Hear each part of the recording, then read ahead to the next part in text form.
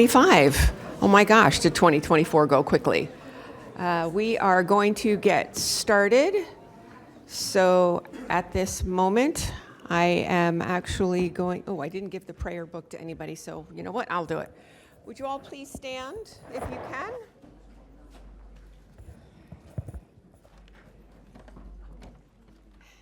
As we enter 2025, let us be humble, let us be thoughtful, let us give thanks. Let us befriend those next to us. Let us say prayers for our troops. Let us say prayers for our new president. Let us say prayers for a peaceful transition. Let us do the work that we've been elected to do here gracefully, cordially, and with that I say amen. I pledge allegiance to the flag of the United States of America and to the republic for which it stands, one nation, under God, indivisible, with liberty and justice for all.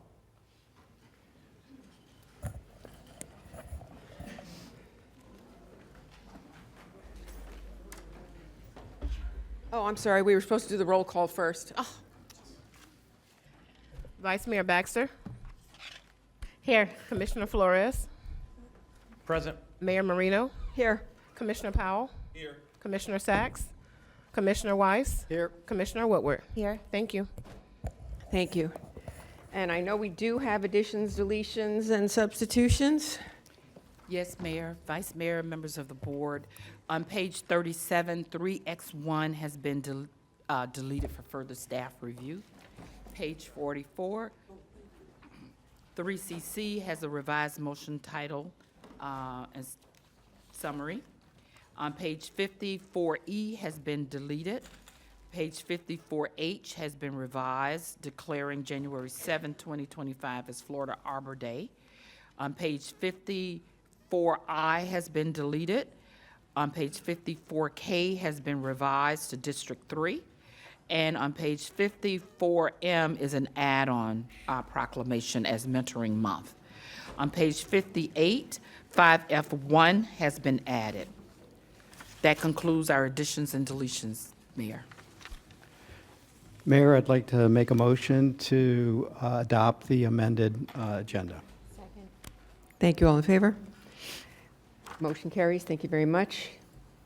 Consent agenda is pages 9 through 49. Does anybody want to pull anything from consent? May I have a motion and a second, please? Mayor, I'll make the motion that we approve the consent agenda. Second. Does the clerk need the people who are saying the motions and the seconds for the record? Do you know who? Okay, perfect. Thank you. Thank you. The consent agenda, all approved? Okay, thank you very much.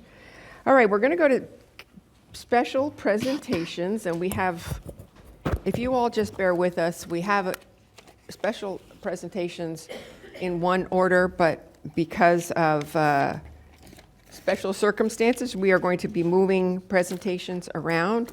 So may I ask Commissioner Weiss and Commissioner Powell to take the podiums. And Commissioner Weiss, why don't you start? And Commissioner Powell, why don't you follow?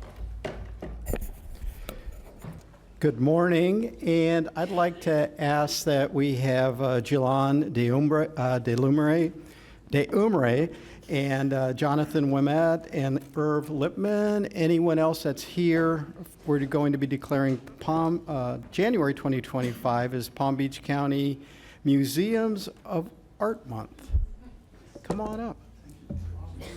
Stuck in the traffic, but so we'll do it on his behalf. The director of the book marathon will represent them. Okay. All right. Very good. Good morning. Wow. Whereas museums of art are a vibrant cultural hub where people of diverse backgrounds come together to be moved and inspired by the power of human creativity. Museums are also guardians of our shared cultural heritage, preserving, exhibiting, and interpreting works of art and for future generations. And whereas Palm Beach County is fortunate to have outstanding museums of art, including the Norton Museum of Art and Boca Raton Museum of Art, And whereas these museums are vital parts of Palm Beach County's cultural fabric, together welcoming nearly 250,000 visitors each and every year with exhibitions and programs that serve residents of all backgrounds, as well as tourists from around the world. And whereas with the support of the Cultural Council of Palm Beach County, the Norton Museum of Art and Boca Raton Museum of Art are engaged in an unprecedented collaboration. Simultaneously, they're going to be presenting complementary exhibitions that together celebrate more than 400 years of Spanish art history.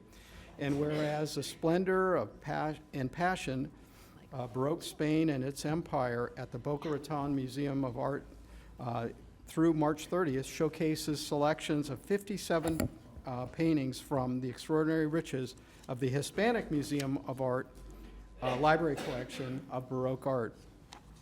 And whereas Sorolla and the Sea at the Norton Museum of Art through Sunday, April 13th, features approximately 40 works of Joaquin Sorolla y Bastida's lifelong connection to the sea on loan from the Hispanic Society for the first time in over 100 years.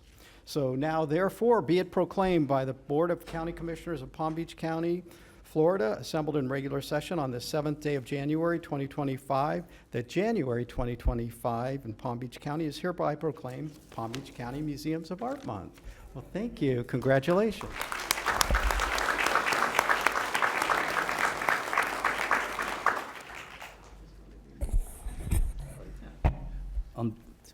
So thank you very much, Commissioner, and thank you for all of the support of the county. We are delighted. I mean, we are all friends as directors, but working together, doing exhibition together, it's really always exciting. And the diversity of the crowd and the impact on the community has been really fantastic. And I'm sure Sam in Boca. Yes, so we invite you to Boca Raton to see the exhibition, but also, since I have you on the dais, many thanks to the county for your ongoing support of the museum, not only through the TTC and the Cultural Council, but your recent contributions for our education programs and also our capital improvements. So we're very indebted to you as well. Thank you. I just want to say how proud we are to have these fine cultural institutions in Palm Beach County. They really do make a difference. When people are looking to potentially relocate or visit, they look to how a community enacts and enhances our cultural programs. And so you all lead the charge. So thank you very much. And let's take a picture. All right.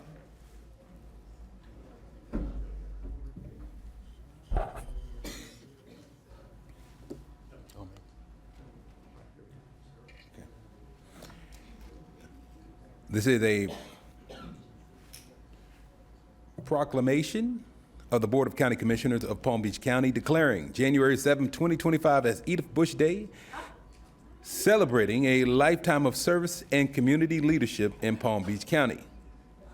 Whereas Edith C. Bush, a lifelong advocate for social justice, education, and community empowerment, has dedicated herself to uplifting the citizens of Palm Beach County, particularly through her work with the Martin Luther King Jr. Coordinating Committee, MLKCC, and she was born in Andalusia, Alabama, and from a young age demonstrated resilience and unwavering commitment to education, social equality, and the well-being of others, even during the days of segregation in the South. And in 1981, Edith C. Bush became the executive director of the Martin Luther King Jr. Coordinating Committee in West Palm Beach, playing a pivotal role in organizing the annual MLK Week celebration, including oratorical contests, art exhibits, and the scholarship breakfast that honors Dr. Martin Luther King Jr.'s legacy of service, peace, and equality.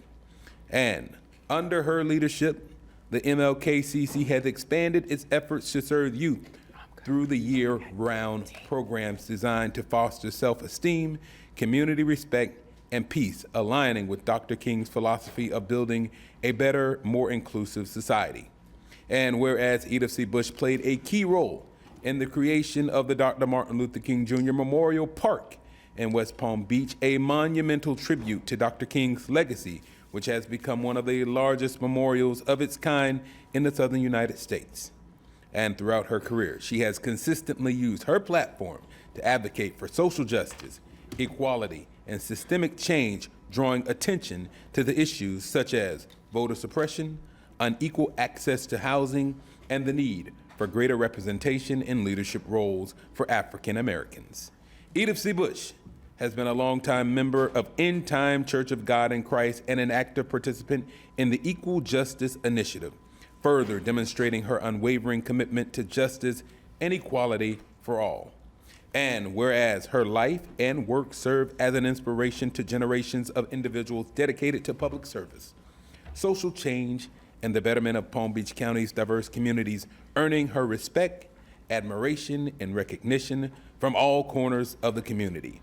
Now, therefore, be it proclaimed by the Board of County Commissioners of Palm Beach County, Florida, assembled in regular session on the 7th day of January 2025 in Palm Beach County, is now hereby proclaimed Edith Bush Day, celebrating the lifetime of service and community leadership to Palm Beach County.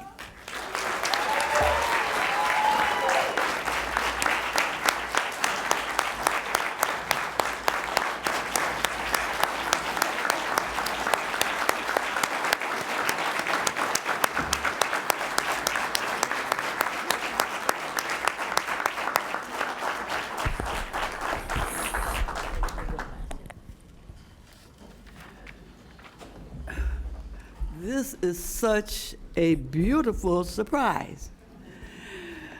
I appreciate everyone in here and elsewhere for your continued support of the Martin Luther King Coordinating Committee and our continued effort to keep the dream alive now more than ever. Thank you to the County Commission. On behalf of our organization, thank you and God bless you.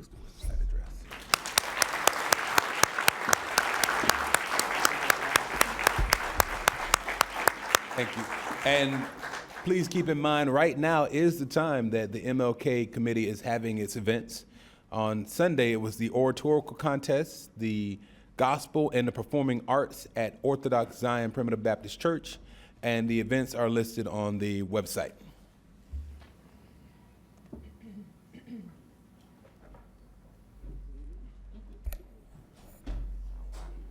While they're taking their pictures, I'd like to ask that Sherry Cole, Cindy Jensen, Leilani Ian, and Angela Bernard please join me.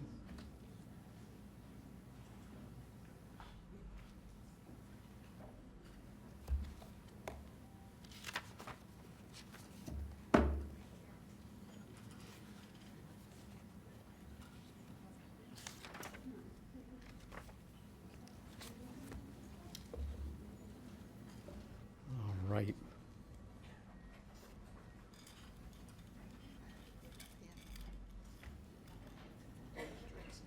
Okay. All right. If you.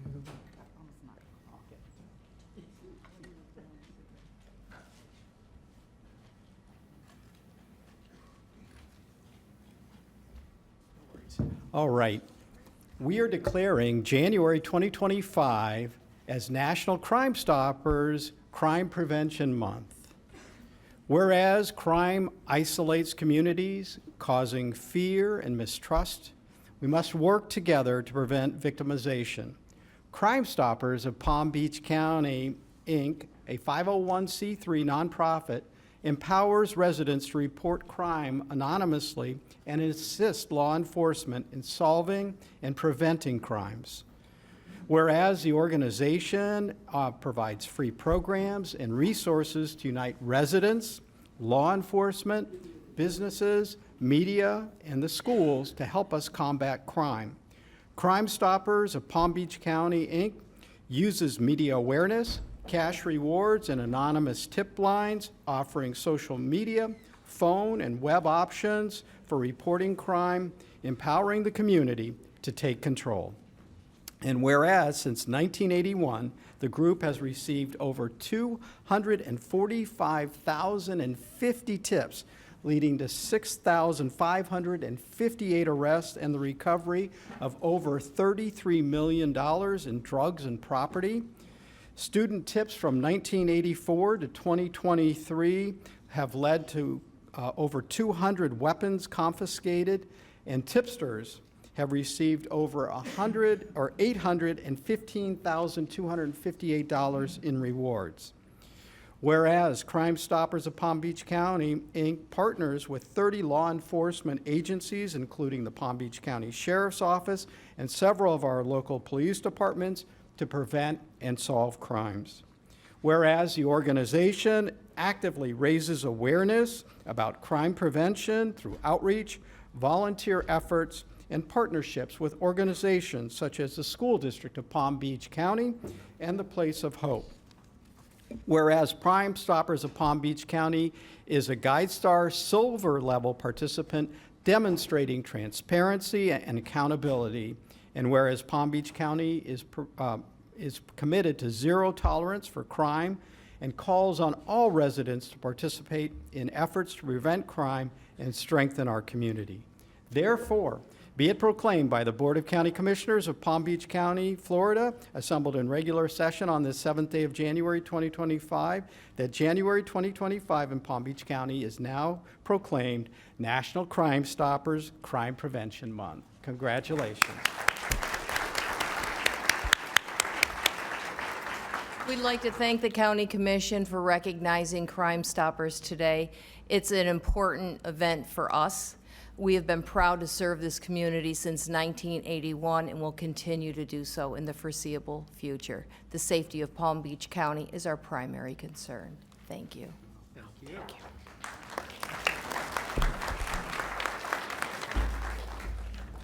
And while they're taking pictures, can I have Dr. Glenda Garrett, Ms. Cynthia Beckton, and Ms. Edith C. Bush once again for a proclamation declaring January 20th as Martin Luther King Jr. Day, celebrating the Martin Luther King Jr. Coordinating Committee of Palm Beach County. Whereas Dr. Martin Luther King Jr. was a visionary leader whose dedication to justice, equality, and nonviolence continues to inspire individuals worldwide to strive for a more just and inclusive society. And the Dr. Martin Luther King Jr. Coordinating Committee of Palm Beach County has been a key organization in preserving and promoting Dr. King's legacy since its founding in 1971, working to foster a spirit of community service, social justice, and respect for diversity. And the MLKCC has organized the annual MLK Week, a celebration that honors Dr. King's life and teachings through art exhibits, performances, contests, religious services, and a scholarship breakfast that brings the community together for inspiration and remembrance. And the MLKCC's efforts have extended beyond the celebration, supporting the well-being of inner-city youth, nurturing self-esteem, fostering peace, and encouraging engagement in activities that align with Dr. King's philosophy of nonviolence and social equality. And whereas one of the most significant contributions to Palm Beach County is the Dr. Martin Luther King Jr. Memorial Park in West Palm Beach that was established in 2004, and it is the largest memorial of its kind in Florida. It honors Dr. King's life, family, and work while educating the public on the history of the civil rights movement. And Edith C. Bush, a longtime leader of the MLKCC, has dedicated herself to uplifting the community and advancing the vision of Dr. King's contributions significantly to the creation of the Dr. Martin Luther King Jr. Memorial Park and various programs that continue to serve people here in Palm Beach County. And whereas on January 20th, 2025, we come together to celebrate the work of the MLKCC and honor Dr. King's enduring legacy, reaffirming our commitment to racial justice, equality, and service to others. Now, therefore, be it proclaimed by the Board of County Commissioners of Palm Beach County, Florida, assembled in the regular session on the 7th day of January 2025, that January 20th, 2025 in Palm Beach County is hereby proclaimed the Martin Luther King Jr. Day, celebrating Martin Luther King Jr.'s Coordinating Committee of Palm Beach County.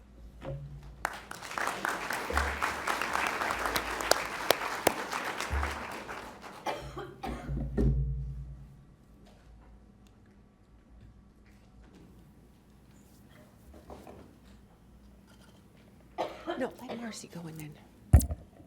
Go right ahead. As I said, we have a lot of goings on today, so Commissioner Woodward is going to go next. Okay, good morning. If I could please have Larry Barzewski, Rich Pollock, Chris Bellard, and anyone else here for Coastal Star.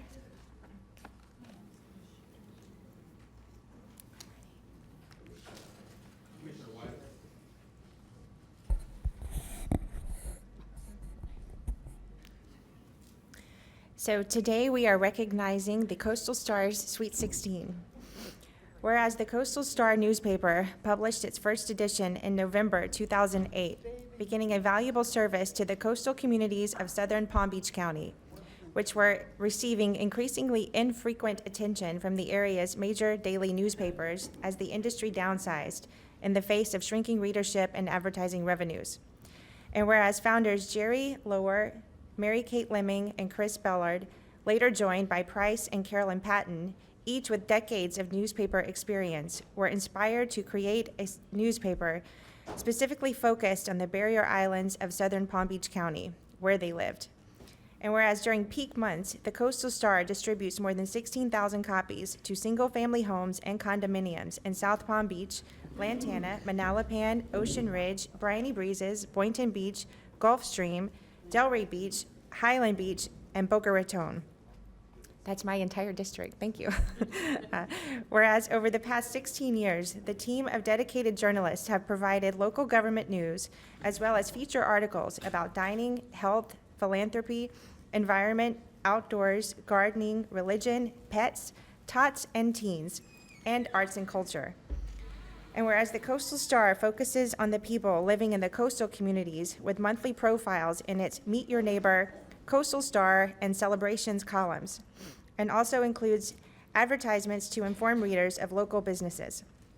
And whereas the publication has won more than 325 awards in annual journalism competitions sponsored by the Florida Press Club and the Florida Press Association, including the FPC's coveted Lucy Morgan Award for in-depth reporting in 2014, 15, and 2023, and the FPA's Claudia Ross Memorial Award for top investigative reporting in 2021. And whereas we celebrate and value the legacy of the independent press in our nation's history and the necessary role it plays in having a well-informed citizenry, and applaud the Coastal Star for fostering a larger sense of community within coastal towns and cities. Now therefore be it proclaimed by the Board of County Commissioners of Palm Beach County, Florida, assembled in regular session on the 7th day of January, 2025, that the board hereby recognizes the Coastal Star's Sweet 16. Thank you.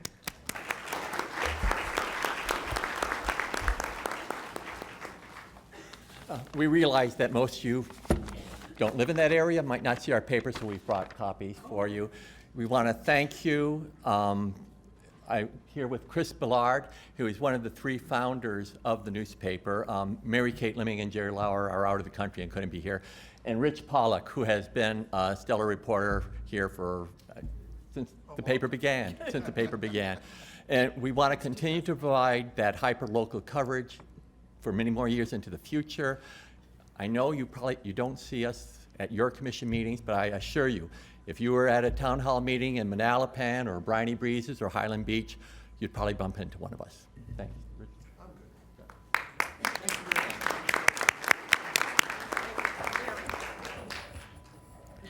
For the clerk, let the record show that Commissioner Sachs has joined us.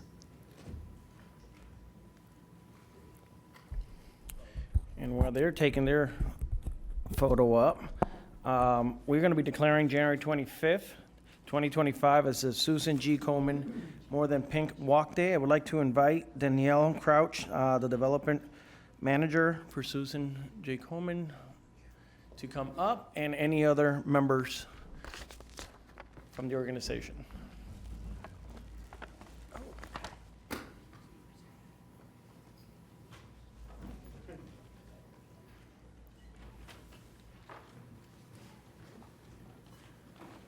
All right, so declaring January 25th of 2025 as Susan G. Komen More Than Pink Walk Day, whereas it is critical to provide support to those facing breast cancer because approximately 1/3 of breast cancer death could be prevented if everyone receives high-quality care. And whereas the Susan G. Komen Patient Care Center is designed to remove barriers and help achieve health equity by providing access to high-quality care to anyone, anywhere in the United States. And whereas the Susan G. Komen West Palm Beach More Than Pink Walk will be held on January 25 of 2025 at the Meyer Amphitheater in downtown West Palm Beach to offer support to those who have been impacted by breast cancer and to further the mission of Susan G. Komen. And whereas more than 5,000 supporters will walk, volunteer, and interact with over 275 teams on site representing West Palm Beach families, friends, companies, schools, and community organizations, and more than 400 survivors, including those living with metastatic breast cancer. And whereas money raised by participants and sponsor advances the research to find new discoveries and more efficient treatment to help provide evidence-based breast health education and direct vital patient services and support in our community.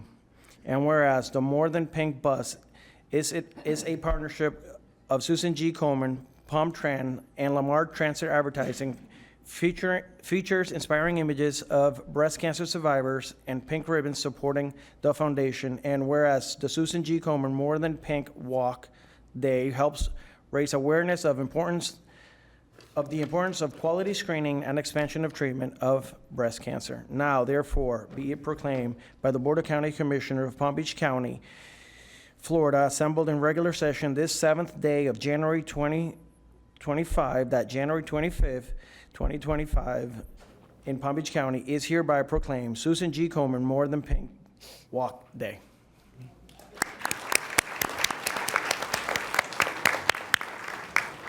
By the way, I volunteered. I've been asked vice chair of your committee.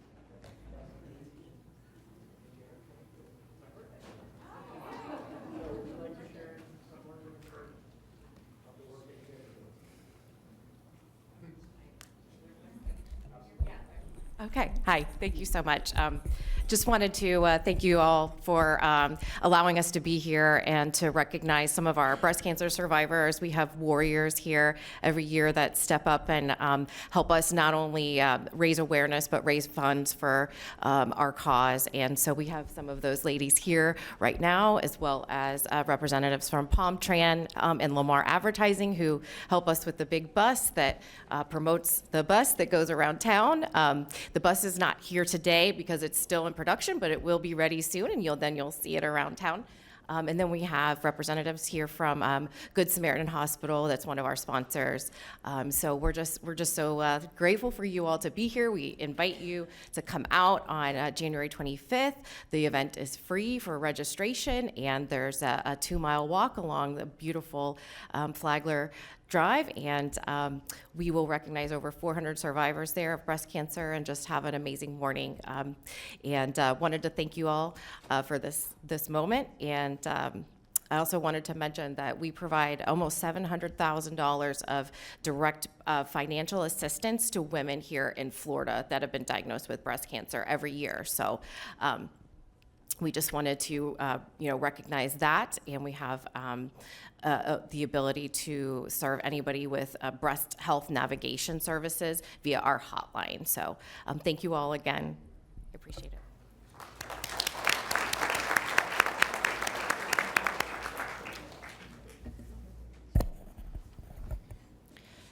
Okay, if I could have Alyssa Kramer, Tammy Fields, Ike Powell, Dr. Seth Bernstein, Gwen Williams, Wen Phils Aim, and any other representatives here for Mentoring Month.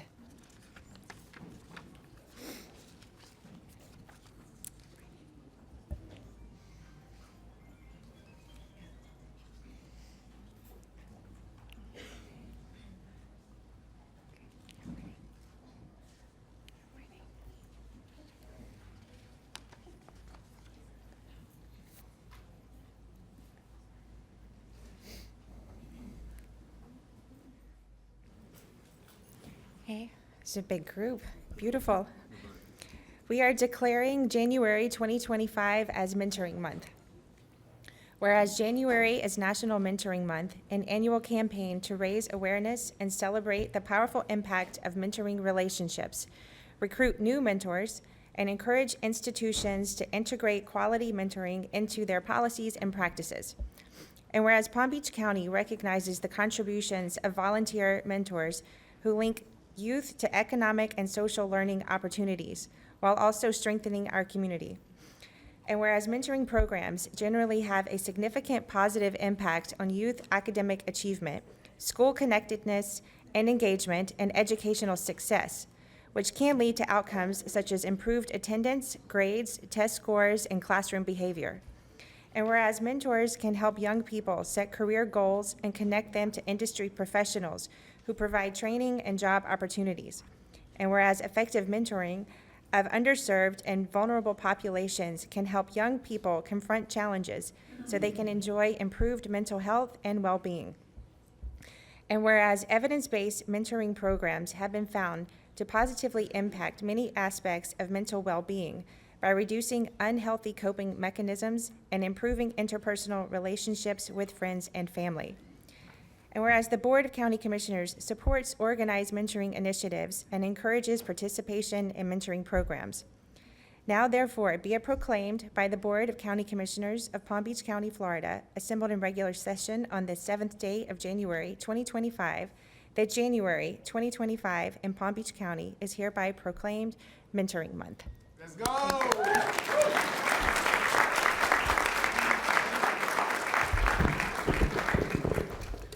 Wow. Good morning, Commissioner Woodward, Mayor Marino, Vice Mayor Baxter, and all commissioners, Administrator Baker, and everyone. I'm Mike Powell with the Youth Services Department, Outreach and Community Programming Division Director. Thank you so much, Commissioner Woodward, for sponsoring this proclamation. We are very grateful for this proclamation declaring January as Mentoring Month here in Palm Beach County. Thank you to the entire Board of County Commissioners and County Administration for your support and all that you do. Mentoring connects youth with a caring adult that listens and develops a relationship, having very powerful impacts on the success of our young people here in Palm Beach County, whether it be their personal, their academic, or their professional situations. Many youth have experienced some form of trauma, and by being connected with a caring adult who provides emotional support, the youth is able to become resilient, thrive, and achieve great life outcomes. The county's Youth Services Department and My Brother's Keeper Network of Palm Beach County, along with various partners, for example, United Way of Palm Beach County, Children's Services Council of Palm Beach County, and a host of organizations across the county foster high-quality mentoring programs for youth throughout the county. We need more mentors. On January 24th at noon, we, along with United Way Palm Beach County, will be hosting a mentor recruitment event for county employees at the county's Vista Center at noon. It's a lunch and learn, and we invite all county employees to attend. I would also like to recognize those that are joining me here today. We have with us several representatives from the various mentoring agencies. Also want to recognize and thank Assistant County Administrator Tammy Fields for her continued support, Youth Services Department Director Elisa Kramer for her support, and everyone for their support. And Seth Bernstein from United Way, our key partner in this mentoring initiative, would like to express his thanks also. So again, thank you all very much. Wow, I don't really know what more I can add to that, Ike. But anyway, my name's Seth Bernstein. I'm with United Way of Palm Beach County, here representing our mentor team. Unfortunately, Dr. Lori George, our president and CEO, couldn't be here today, but we're very grateful, Commissioner Woodward, for this proclamation, and to all of you for your continued support of our mentor initiative in Palm Beach County. I know there's a couple new commissioners. Congratulations on sitting up here. We look forward to sharing more information with you about what United Way does, although I know you're both familiar with it. But for those of you that don't know, we've been in our community 95 years this year, and we're here serving the community through 100 programs and initiatives that we fund and partner with, and we provide access to the basics. And we do that through several initiatives, including our Hunger Relief Initiative, which the county is and a huge partner with, and thank you for that. We also have our Mission United Veterans Initiative. We have our My Free Taxes initiatives for folks with special needs, and then our youth development area. So that's where our Mentor Center comes in. Mentoring has been here in Palm Beach County for about 20 years, and this effort cannot be done without the support of you all and your staff, including support from Children's Services Council. So you've heard about the outcomes of what a mentor relationship can do, and what we say is mentoring changes two lives. So it changes the life of the youth. It also changes the life of the adult who is volunteering their time to help a mentor. We do outreach activities and mentor recruitment activities all year round, and this is not our first time having it here for county employees, and we really appreciate the opportunity to do that. We have a partnership with 60 programs here in Palm Beach County. Many of our friends are right here. Wow, it is a nice big town, isn't it? Lots of friends in this space, and they serve over 5,600 youth, and they're changing their lives each and every day. So we want to thank you all again, and all of our partners and nonprofits that are in this work, and really look forward to years ahead, really serving these youth and changing lives. So thank you again, Commissioner Woodward, and to all of you for what you do to support our youth.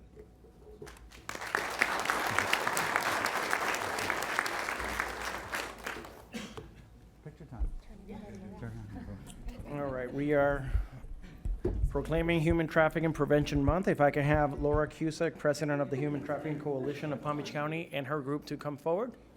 Let's not block that. Yeah.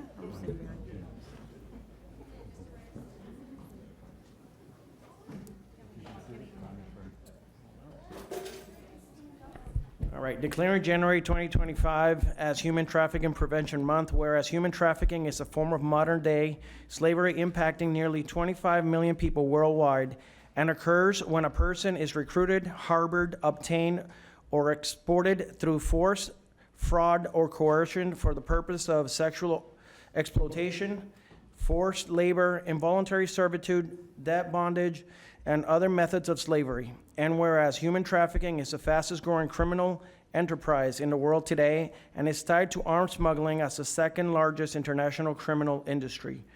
And whereas human traffickers view Florida as one of the most attractive destinations and transit points for the victims and accounts for the third largest call volume to the National Human Trafficking Hotline. And whereas Palm Beach County was the first of Florida's 67 counties to implement an ordinance requiring posting of informational signs at certain types of facilities to inform potential trafficking victims of remedies and protections provided by federal and state law. And whereas reports from the Florida Department of Children and Families indicate that among the calls to the child abuse hotline in Palm Beach County in 2024, there were over 75 reports of trafficking of minors, 30 of which were reports of commercial sexual exploitation of children, and 4 reports of labor trafficking of children. And whereas Palm Beach County is committed to sending a strong message to perpetrators that our county has zero tolerance for all forms of human trafficking. Now, therefore, be it proclaimed by the Board of County Commissioner of Palm Beach County, Florida, assembled in regular session this 7th day of January 2025, that January 2025 in Palm Beach County is hereby proclaimed Human Trafficking Prevention Month. Thank you so much. Thank you so much. It's an honor to be here. Thank you, Commissioner Flores and previously Commissioner Baxter, for sponsoring this proclamation.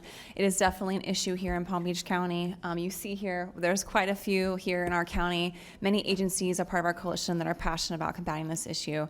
I just want to share, this past year, our volunteers have educated over 11,000 people here in Palm Beach County, middle and high school youth through the school districts, medical staff, hotel staff, service providers, and also drug treatment facilities. So we're very active.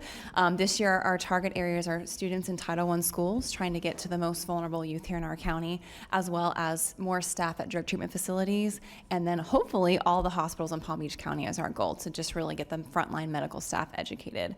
I really want to recognize our task force, who does the work every single day, day in and day out, working with these victims, identifying them, bringing them out of cases, providing direct services. It's unmatched, a model model for the rest of the country. So very grateful for them and the law enforcement advocates there. We also have with us here today County Victim Services, Catholic Charities, Rescue Upstream, Flight, Silo, as well as FBI and PBSO. So thank you for your continued support. And again, thank you to all of our partners here who do this work every day.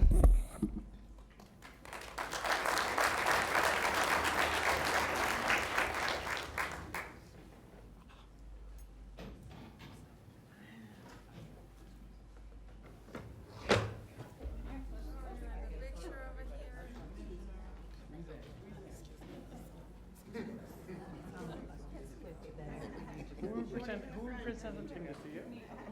Here, in the middle.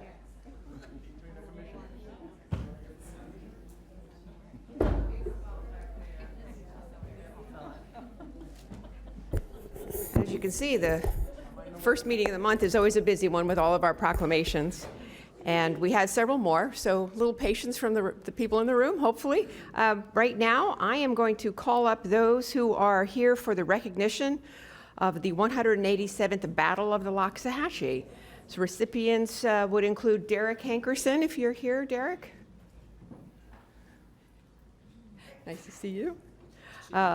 Lori Corey, Dick Kasmar, Tammy Fields, Jennifer Cirillo, Paul Connell, and Cliff Battles, and whoever else wants to take part in this.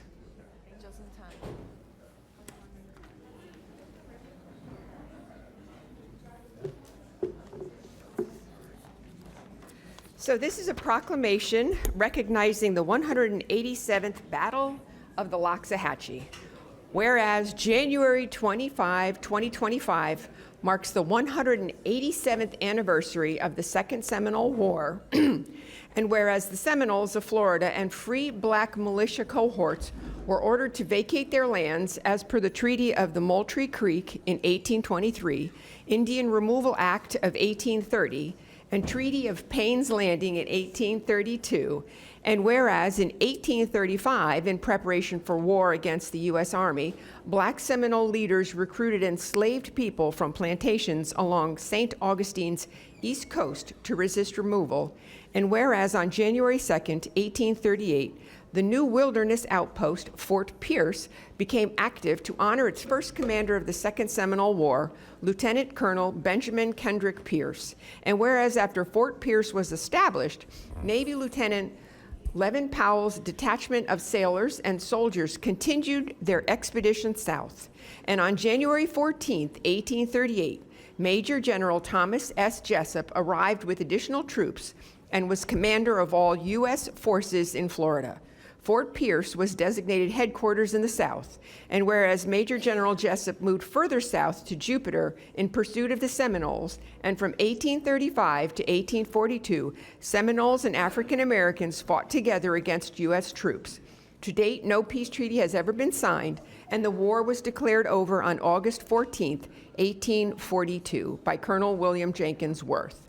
Now, therefore, be it proclaimed by the Board of County Commissioners of Palm Beach County, Florida, assembled in regular session on this 7th day of January 2025, that the board hereby recognizes the 187th Battle of the Loxahatchee.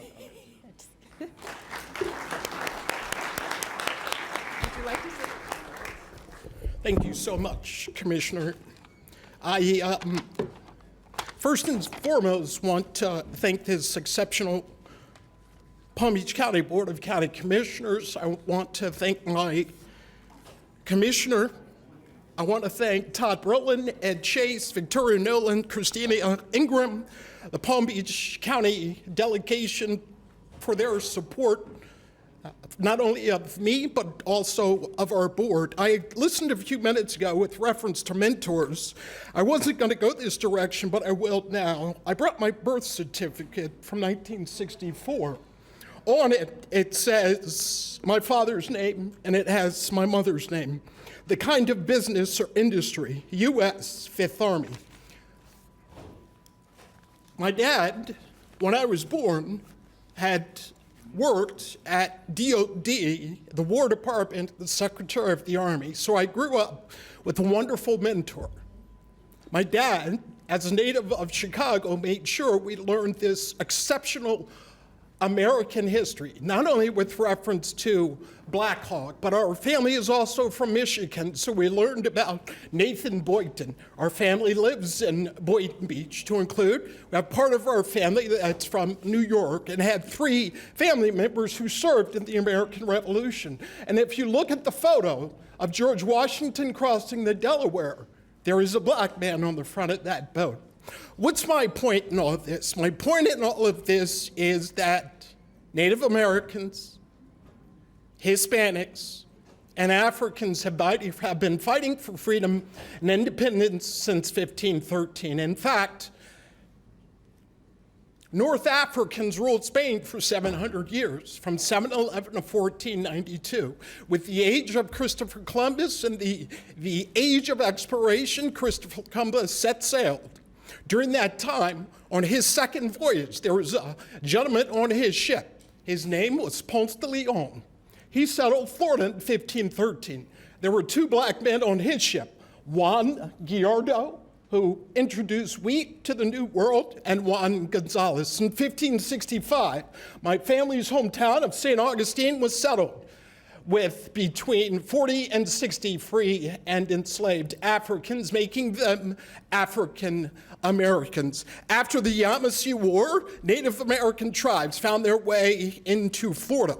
My point in all this is I think to that American song, or that song by America, Oz didn't give the Tin Man anything he didn't already have. The U.S. government, the U.S. Army did not give free blacks, did not give freedom seekers, did not give Native Americans anything they didn't already have, which was freedom and independence. I'm thrilled to be here today with my exceptional board. Also want to thank Jennifer Cirillo. Also want to thank Dick and the Palm Beach County Parks and Recreation Department for this exceptional proclamation. I look forward to working with Palm Beach County, our board, and the citizens of this exceptional county as we build a multi-million-dollar museum to highlight this exceptional history at Riverbend. Thank you and God bless you.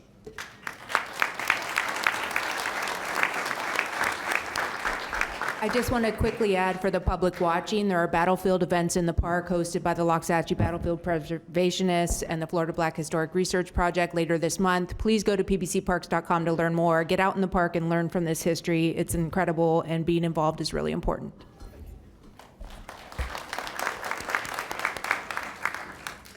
Today, we will be declaring January 17th, 2025 as Florida Arbor Day. So if you are here for this proclamation, I ask that you come forward.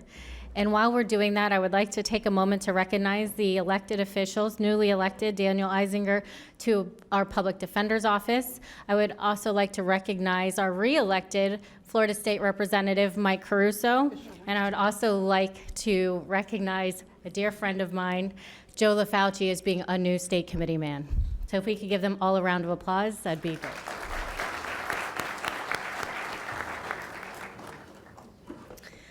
So, for Florida Arbor Day, whereas this year marks the 139th annual celebration of Florida Arbor Day, a statewide event that was initiated in 1886 to recognize the importance of trees and forests for the environment. And whereas trees play a vital role in providing shade, reducing urban heat, improving air quality, and supporting biodiversity. Whereas the citizens of Palm Beach County have consistently advocated for initiatives, including increasing shade coverage to combat extreme heat and enhanced flood mitigation. Whereas the county is working to enhance climate resiliency and sustainability by promoting the plant and care of trees, integrating urban forestry into its climate action plans, and incorporating community input that includes diverse needs and perspectives. Whereas the results of these efforts are being realized through the expansion of tree canopy coverage, achieved through community planting and residential tree giveaway events. Whereas through the county's strategic plan and performance management, environmental protection cross-departmental team made up of 12 departments, environmental stewardships remain integral to the county's strategic priorities that aim to protect, preserve, and enhance natural resources while fostering a sustainable, resilient community.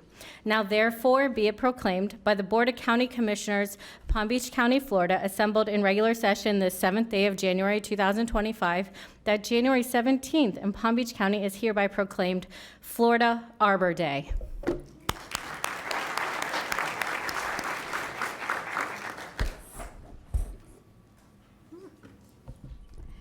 morning, Commissioners, and thank you, Vice Mayor Baxter, for sponsoring this proclamation. My name is Tessie Caceres. I'm an analyst for our county's Office of Resilience.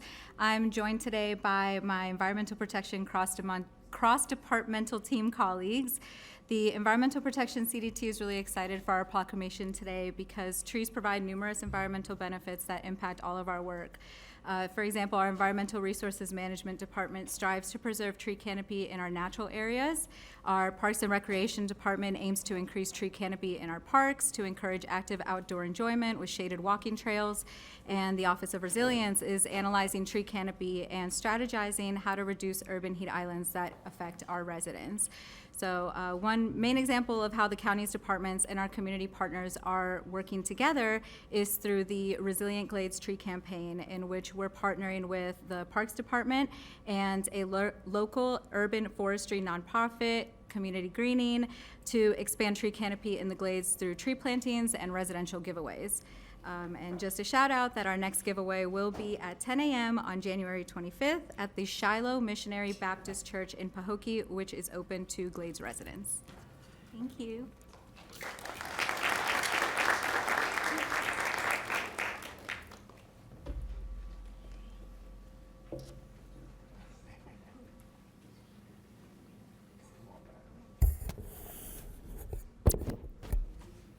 All righty.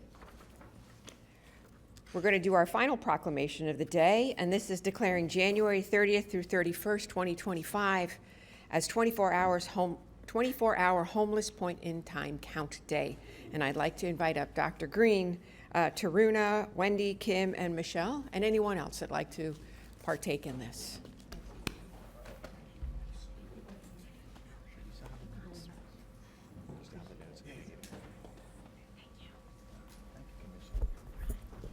Come on up, don't be shy.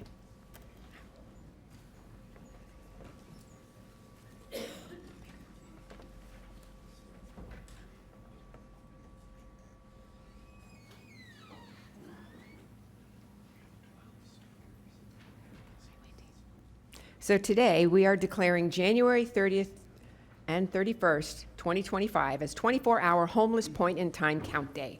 Whereas Florida ranks third in the nation for the highest homeless population, with California and New York ranking as first and second.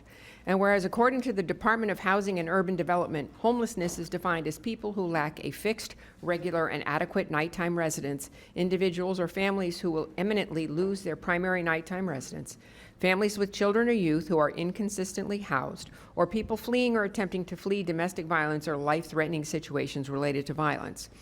And whereas each year, the Palm Beach County Homeless and Housing Alliance conducts the Homeless Point in Time Count to determine the number of sheltered and unsheltered people experiencing homelessness over a 24-hour period in Palm Beach County. And whereas the Palm Beach County 2024 Homeless Point in Time Count identified 2,126 individuals and families experiencing homelessness. And whereas the Homeless Point in Time Count data helps local communities identify and plan services and programs to appropriately address local needs, measure progress in decreasing homelessness, and identify strengths and gaps in a community current homelessness assistance system. And whereas the Palm Beach County Homeless and Housing Alliance has developed Leading the Way Home, a comprehensive plan designed as the next phase of ending the cycle of homelessness in the county. Now therefore be it proclaimed by the Board of County Commissioners of Palm Beach County, Florida, assembled in regular session on the 7th day of January 2025, that January 30th through 31st, 2025 in Palm Beach County is hereby proclaimed 24-hour Homeless Point in Time Count Day. Dr. Green? Thank you. Thank you very much, Mayor, Vice Mayor, Commissioners, Administrator Baker. We are excited about this year's Homeless Point in Time Count.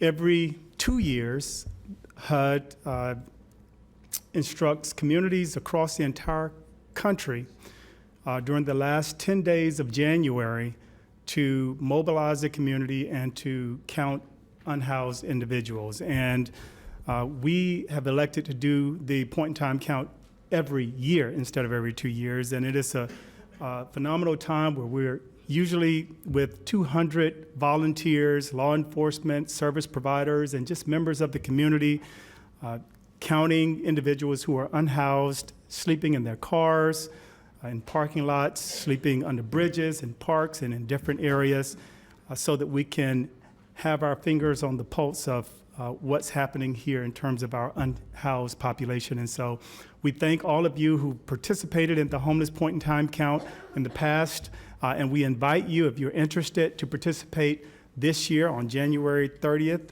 starting at 12 o'clock p.m. If you are interested in participating, I have a number that you can call. You can reach out to us at 561-767-1832 or email Michelle Howell at mhowellp@pbc.gov. And I want to invite our Homeless and Housing Alliance partners here to say a few words. Joey sits on the executive board and has a tremendous story in this space, and so we want to give him a chance to say a few words. Thank you. Thank you. Good morning, everybody. My name is Joey Nieves, and I'm the Director of Homeless Outreach at the Lord's Place. So I want to thank you all for giving me this opportunity to say a few words. Every year I get a chance to be a part of the Pit Count Planning Committee, and let me tell you, it's a lot of work behind the scenes planning this thing. But we get it done every year. And my favorite part of the pit count, yes, the data is very important because we use that for funding streams and to know what programs we need to fund. But the biggest and most beautiful part of it all is that volunteers get a chance to go out and get on the front lines and see how challenging it is to engage a homeless individual who's experiencing unsheltered homelessness, because I don't think that people realize how difficult that is to get them from the street and to agree to go into some type of housing in the first place. But the point in time count is definitely the best opportunity for that. And similarly, when I experienced homelessness in my own personal life, it was a similar count that found me in my vehicle and that got me to the place that I am today. So if you haven't volunteered, I urge you to sign up and volunteer and call that number, because you'll then be able to see what we do each and every day with our partners, the HOT team and the Vickers House. So thank you for letting me share.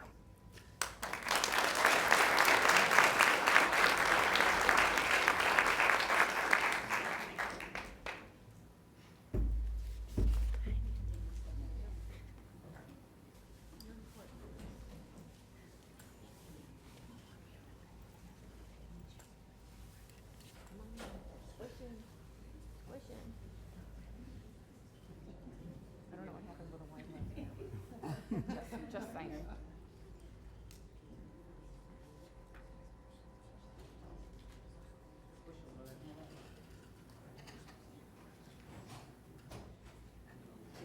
Here's the official one.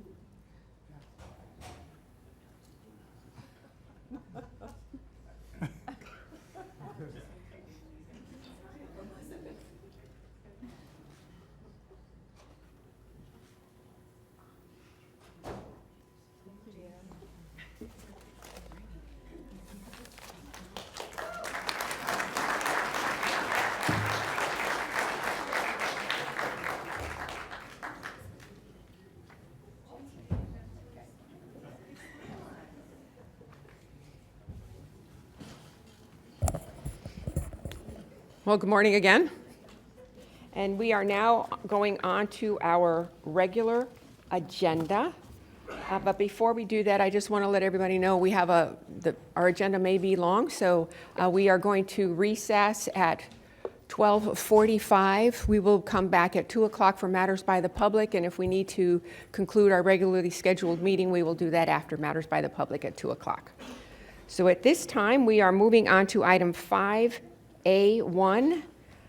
Staff recommends motion to approve a funding agreement with the healthcare district, and I'm sure we have multitudes of presentations and comments. And do we have comment cards? We have 14 speaking cards, so it will be some time. Thank you all for being here. Good morning, Mayor, Vice Mayor, Commissioners. Hold the microphone closer. Thank you. And Happy New Year to you all. This item is something that we've been working on for quite some time. It is an allocation to the healthcare district in order to build a central receiving facility to address the needs of those with mental health and substance use disorders. We have a presentation that we'll share with you. I want to introduce folks at the table. We've got Senior Assistant County Attorney Helene Vizd, as well as Darcy Davis, who is the CEO of the Healthcare District. I'll turn it over to Darcy. Good morning, Commissioners. It's a pleasure to be here. Darcy, pull the microphone closer, Okay, please. and do I have a clicker or? Oh, it's right here. Sorry. Thank you. Technical. All right. Thank you for having me today. It's a pleasure to be here. I'm going to hopefully put a little context around. Thank you. I'll put a little context around the ask and what it is we're talking about, what we'd like to achieve. But first, I want to talk a little bit about the healthcare district and just remind you. So our mission is to be the healthcare safety net for Palm Beach County, meaning we fill the gaps. When we see and when the county determines that there's a healthcare need that's missing, that's when the healthcare district steps in.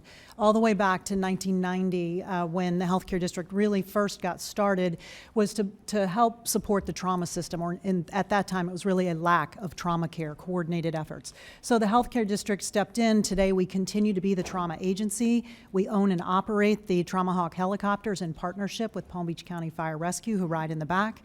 And we've continued to do that over the years as we've identified other needs. So for example, Lakeside Medical Center in 2004, the healthcare district owns and operates the only public hospital in Palm Beach County out in the Glades.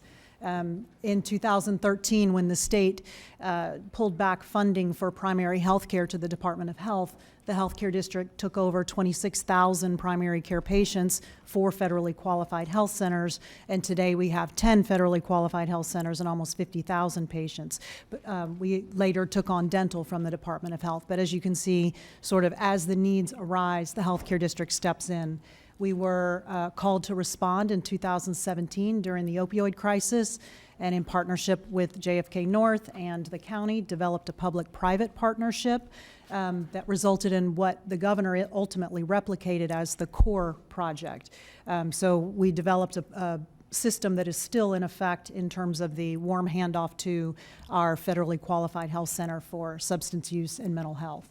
And then, of course, no one can forget the COVID pandemic. Our Army were on the streets. We were the ones that set up the testing sites at the Fit Team ballpark. We were the ones that set up the vaccination sites and, again, ground transport. So today, as you can see the evolution, we step in when there's a need. And today we want to talk a little bit about the perhaps lack of sustainability of the existing partners in the mental health space. It's not a business model that makes sense. As you can see, public or private partners come and go out of the market, and I think that's going to continue to happen until we develop a sustainable solution. So what's actually happening? The data we have in 2022 shows that over 27,000 attempts to seek care in emergency departments and hospitals for adults and children were attempted. Also in 2024, more current data, there were 7,000 Baker Acts in Palm Beach County. By the time it gets to a Baker Act, you're looking at inpatient bed, you're looking at a longer term, more complicated situation. Our goal is to get upstream. In complicating matters even further, you can see that 316 people actually had more than 3 Baker Acts. And I'm sure you'll hear today that that's not uncommon. A number of people, I've actually met several who said, I've had 28 Baker Acts. That's not uncommon. And it tells you that something's wrong with the system, right?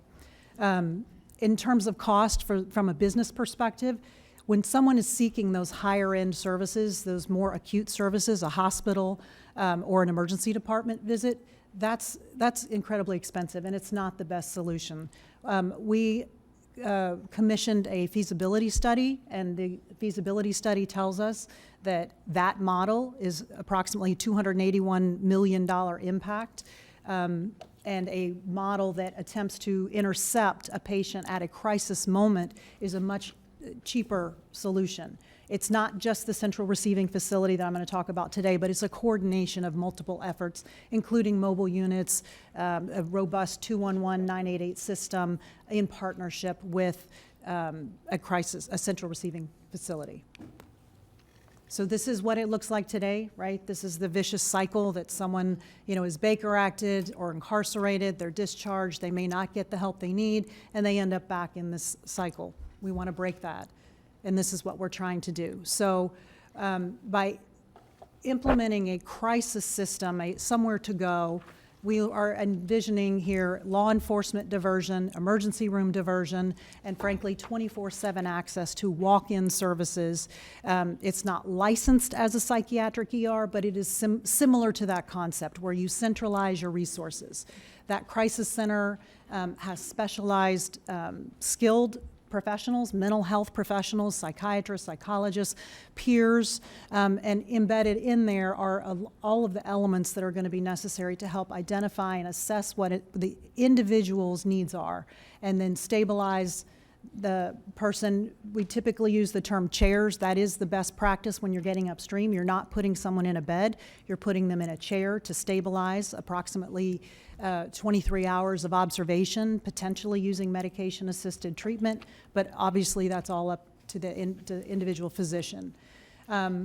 We would move our outpatient location to this facility, creating that warm handoff, that real-time touch point. And then as they exit that crisis center, the central receiving facility, we're looking at this is in addition to the existing resources in the community. We're trying to alleviate some of the pressure on those existing resources so that they can continue to do the good work that they're already doing. And then none of this will be successful if there's not social determinants of health and partners, right? So housing, workforce support, food stability, transportation, if all of these things do not work together, this is just a building, right? So this is a partnership with all of our community providers. So just, again, re-emphasizing 24/7 access, inpatient and outpatient. I focused on the chairs, but there would be a limited number of beds here. I think we know that there was a recent situation with a community provider where certain beds for children were decommissioned. These would have this, what our feasibility study tells us is that we would need 12 adult beds, 10 children's beds, and this whole model is factoring in that there need to be resources for children in addition to adults. There are a number of facilities for adults, but there are fewer for children. This is separated, but they're both addressed in this model. No one is turned away. No one's turned away today when they come to our facilities. And integrated primary care. Because we start with a federally qualified health center model, they would receive that integrated primary care, a medical-centered home where we would wrap services around the patient. So why us? Hopefully the technology works, not only because we're a sustainable solution, but I have a few words from some of our patients that will tell you why us. Maybe? Okay, you got it. They're the best in the world. They really are. I mean, the nicest people, and they make you feel like family. You never feel like you come here and like you're ashamed of anything, ever. Ever. They're just by your side and wanting to help you.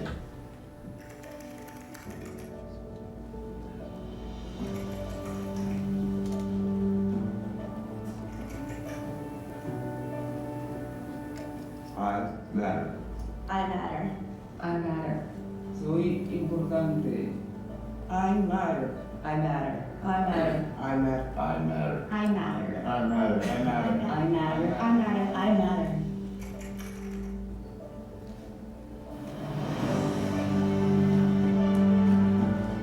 And my life matters.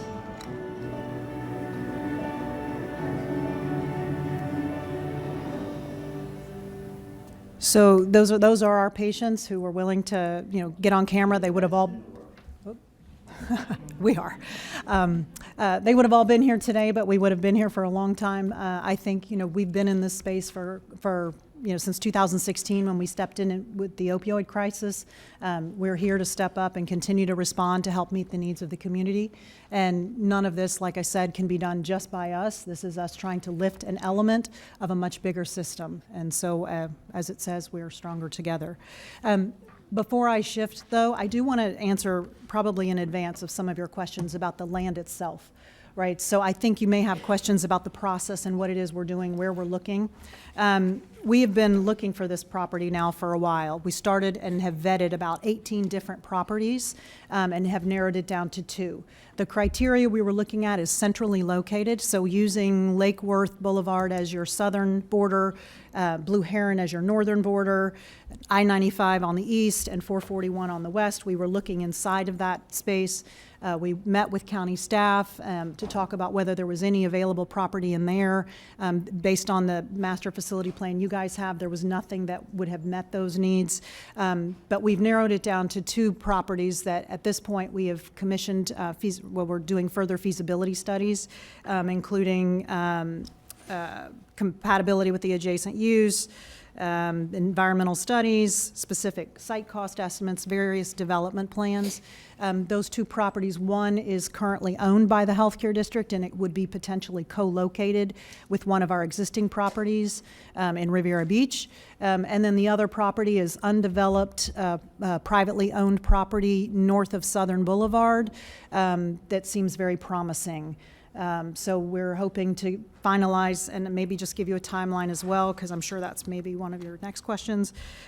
We hope to be able to conclude the feasibility studies and actually procure and obtain the property by fall of 2025, begin completing design and permit by October 2026, complete construction the end of 27, and have occupancy by spring of 2028. So I think that's the end of my presentation, and with that, I'm certainly open to questions or the process here. Well, I see no lights on at the time. Commissioner, Vice Mayor Baxter. Thank you, Mayor. A couple questions. You said that, so if we proceeded forward this, it would be ready by spring of 2028 is your projected timeline? That's the goal. So 3 years or so? Yes. And so you, in the funding agreement, does it state what those dollars should be used for? Yes. The dollars are used first for acquisition of the property. If they went with a property that is already owned, then those dollars would be used for the construction and design costs. We also have included provisions in the contract that if they did not continue to use for this purpose or were to sell the property in the future, that the county would have a right of first refusal, as well having a credit of what we've invested and looking at the appreciation that would occur at a time of sale. So we've included protections within the agreement. And how much money is the healthcare district providing towards this? So we anticipate that the total cost of the building itself would be around $60 million, and not including the cost of the land acquisition. And then at this point, we anticipate that we've done a pro forma that shows approximately $30 million a year to operate.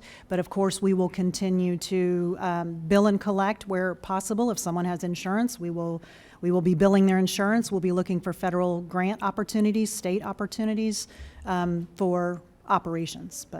And if we don't get any grant or other outside funding, who is paying this $30 million a year? Healthcare district. Solely the healthcare district? You are not coming to the county for any money? We're not. Okay. Also, with the $10 million, did we, and this is more for the administrator, did we look at other companies that would possibly provide similar services? No, we did not. This was a directive from our Board of County Commissioners at the time that we received the ARPA funds.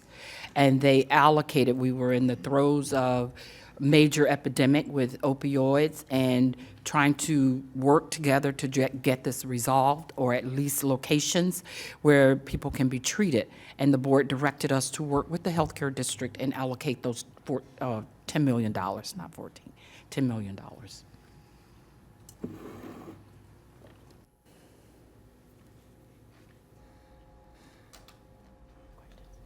I do, just collecting. So I guess I did go through those films, and I did go through the minutes, and I did read. I didn't see where the board gave direction to allocate these dollars or directed staff to give them to healthcare district. And now I'm not saying we shouldn't. What I'm saying is, generally speaking, in the amount of $10 million, there's usually a competitive process this county goes through. So maybe they weren't recorded. But I was just curious to know, because I had read through them, and I wanted to know where exactly it was from.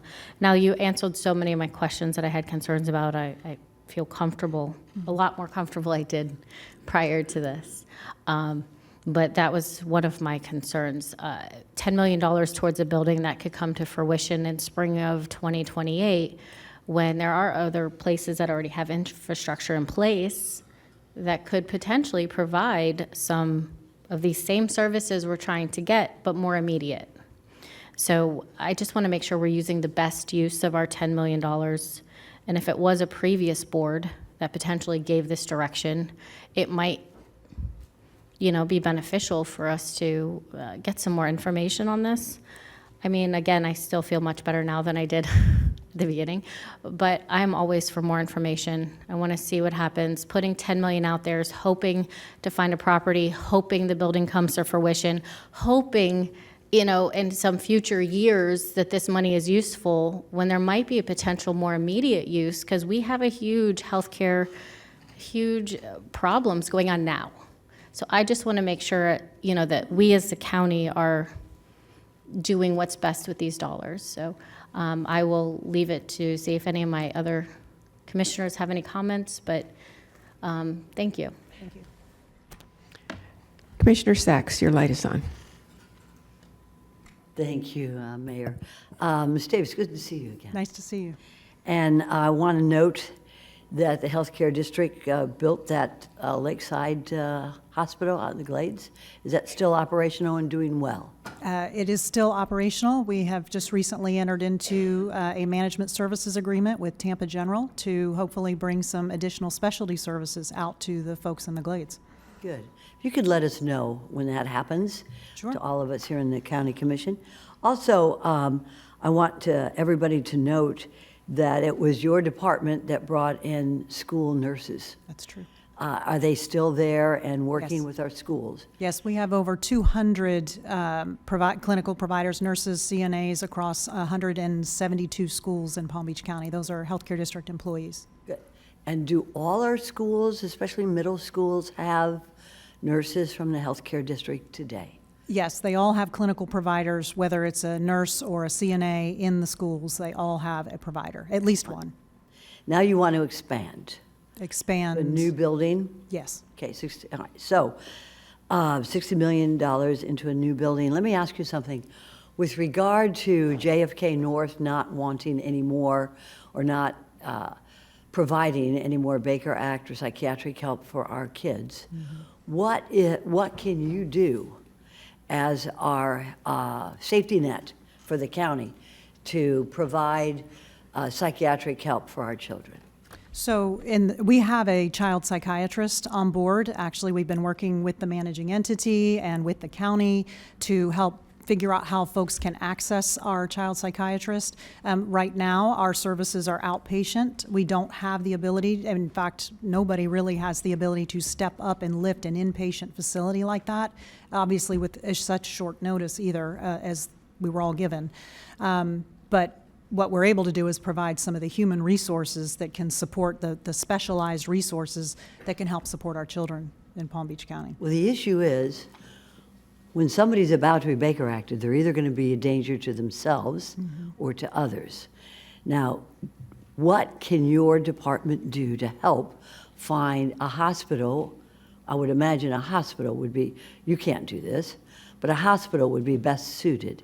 What can you do as our safety net to find some place, some hospital here in Palm Beach County, to help the children who are about to be Baker Acted?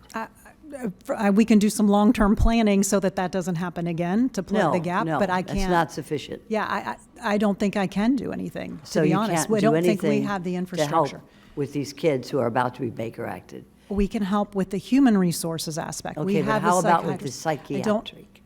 That's what I'm talking about. The We human do have- resources is like, call this number if We have the a child gets to be psychiatrist. suicidal or something. Let me ask you something. You have done wonderful things since the 1990s. Can your group help finding another hospital to work with the county's children who are about to be Baker Acted?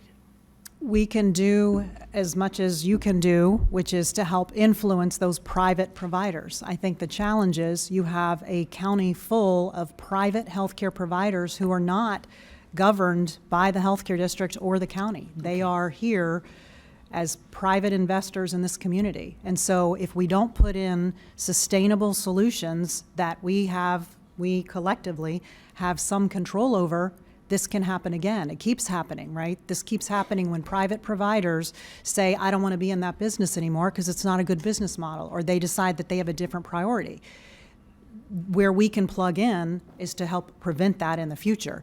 I don't have an easy answer. I don't have if I had the silver bullet, we wouldn't be having this conversation about the children. I think it is a If crisis. you could, would your group, we're about to give you, allow you to build a huge building in a couple of years. Yes. We're going to give you money to help you out. You do good things. Thank you. This is an issue. Yes. This is an issue.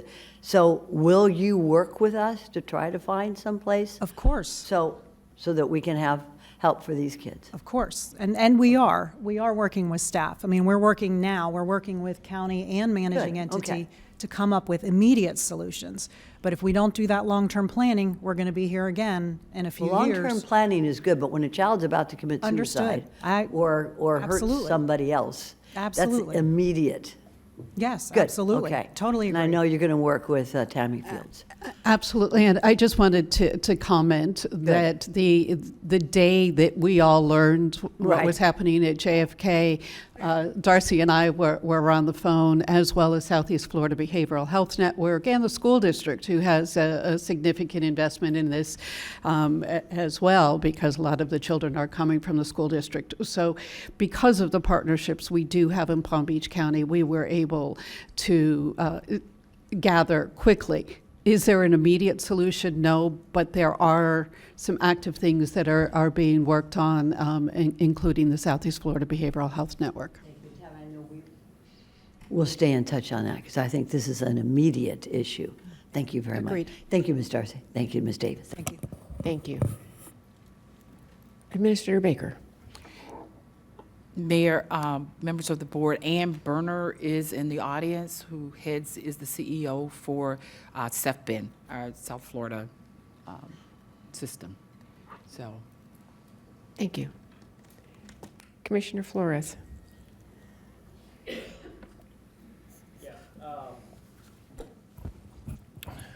So I want to jump on Commissioner Sacks' comments, because this is something that I brought up probably my first or second meeting, I can't even remember. But it is an issue. We can't have our children be sent to Martin County or some other county because we're not willing to provide the service here. And we need to, if we need to hold a meeting with all the CEOs of all the different hospitals in the county, then we need to do that. But we need to provide that service. I understand that hospitals are a business and they need to make a profit, but at the end of the day, we need to serve our people. Absolutely. And it's not acceptable that we are sending our kids, 60 miles north to get the care that they need. It's a shame that we're having this discussion right here, and I'm not directing it at you, because I know at the end of the day that was a private corporation that made that decision. But I'm looking at you for leadership to bring this home for us. Because when I got the call from the school district, first of all, I was embarrassed that this happened in a county of such as ours. And we really need to bring this home. I mean, we need to find a solution ASAP. So, Commissioner Sachs, thank you for voicing your opinion on this. I know that we're talking about a different matter, but this is something that I care about. Mental health should be a priority to everyone here. And unfortunately, there's a lot of people out there that are not getting the quality treatment that they should, especially because they live on the streets, and they can't get the medication that they probably should get. So I look to you guys to lead in this issue. I know that we are investing, or we're looking to make an investment into a new building, and I'm hoping that we can provide the solution through that. And I do have one more concern. It was recently brought up to my attention that there are some issues with a maternity, providing some care there. I don't want to get into the weeds of this, but I just want to make sure that you and the Department of Health come to a solution on providing that care. Because at the end of the day, I want to make sure that future moms get the care that they need, and that nobody falls through the crack, especially because this is in my district. So. Absolutely. No, we have a long history of working with the Department of Health and supplementing and supporting each other in terms of how we provide services.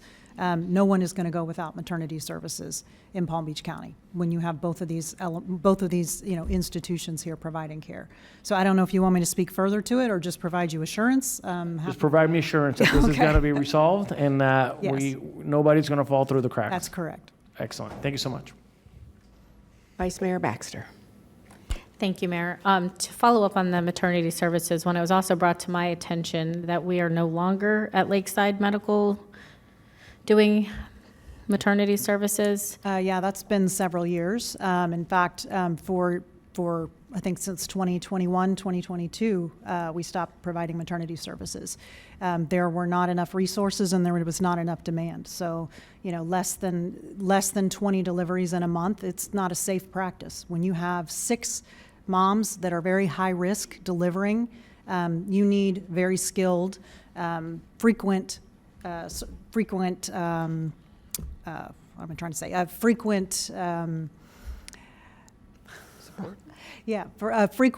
practice to be able to make sure it's a safe delivery.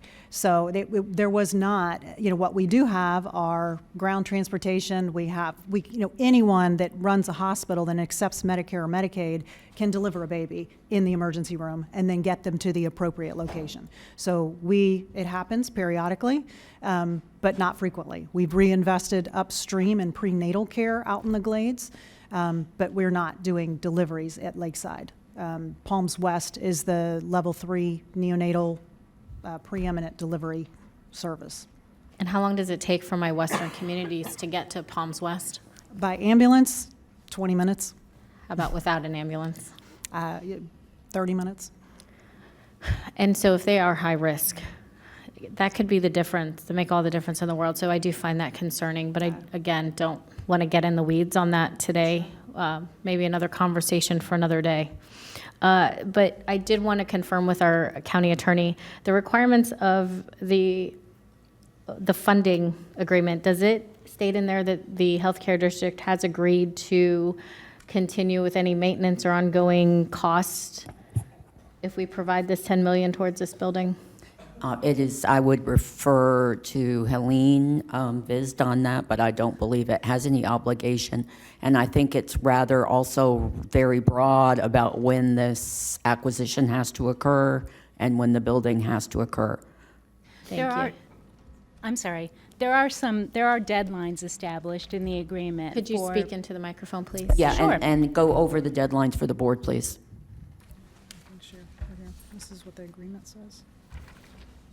Okay. So the agreement, actually, Tammy, former County Attorney Tammy, was pretty intimately involved in the negotiations. But the agreement provides that the land acquisition has to occur within 6 to 12 months. Target dates July 2025 to December of 2025. The BCC agreement date is targeted at March of 2026. Complete design and permit BCC agreement date targeted for March of 2029, complete construction, March 2033. These are outside dates. The targets are earlier. And then occupancy, April 2034. So those dates are contained within the agreement, but the target dates are a couple of years prior to that. So we're targeting complete design and permit by August of 2027. We're targeting completing construction by December of 2028, and we're targeting occupancy by June of 2029. Those dates are in the agreement. I do find it concerning that these dates are very different. From target dates to mandatory dates in the agreement. I mean, it can always come back to us at some point. So I do find that concerning. And I would like some sort of obligation or agreement in there in regards to who is funding this going forward. Who is Who what? is going to pay for the maintenance, the upkeep? That's the healthcare district. And is that in the agreement, the funding agreement? Yes.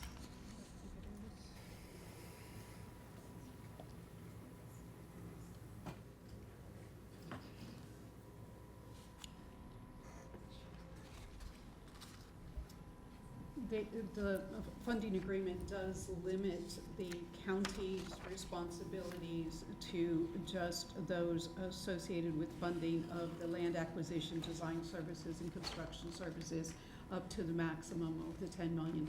Forgive me, Tammy, but that's not my question.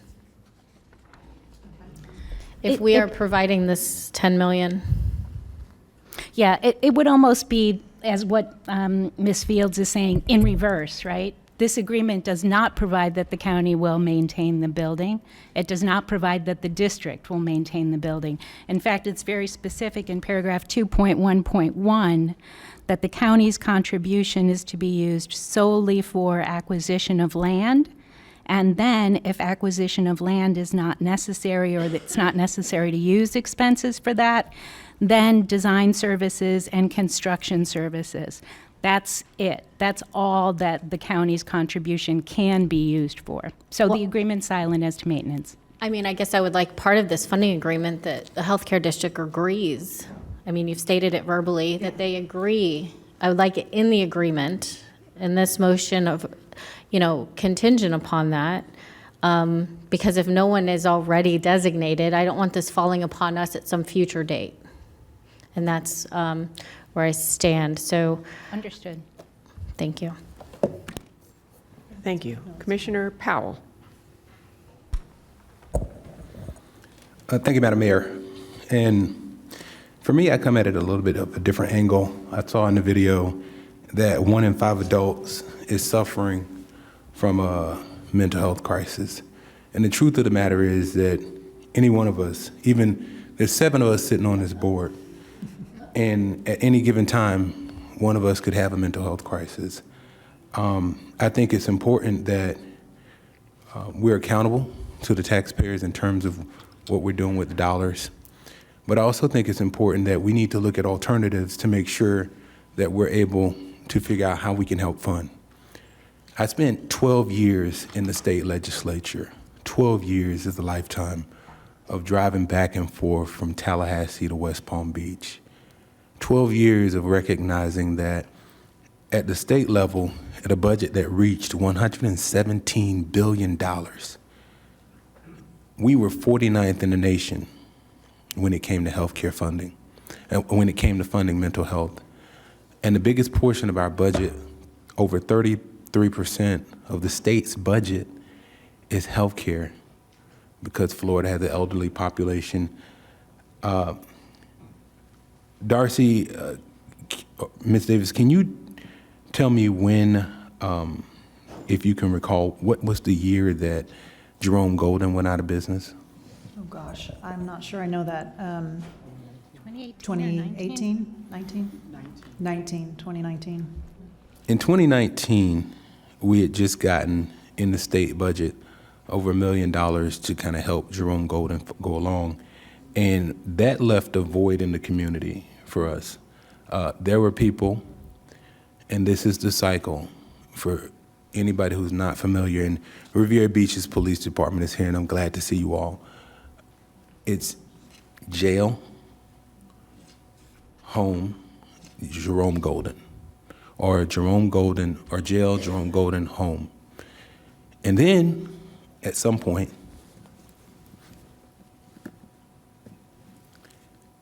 people die. You get a call.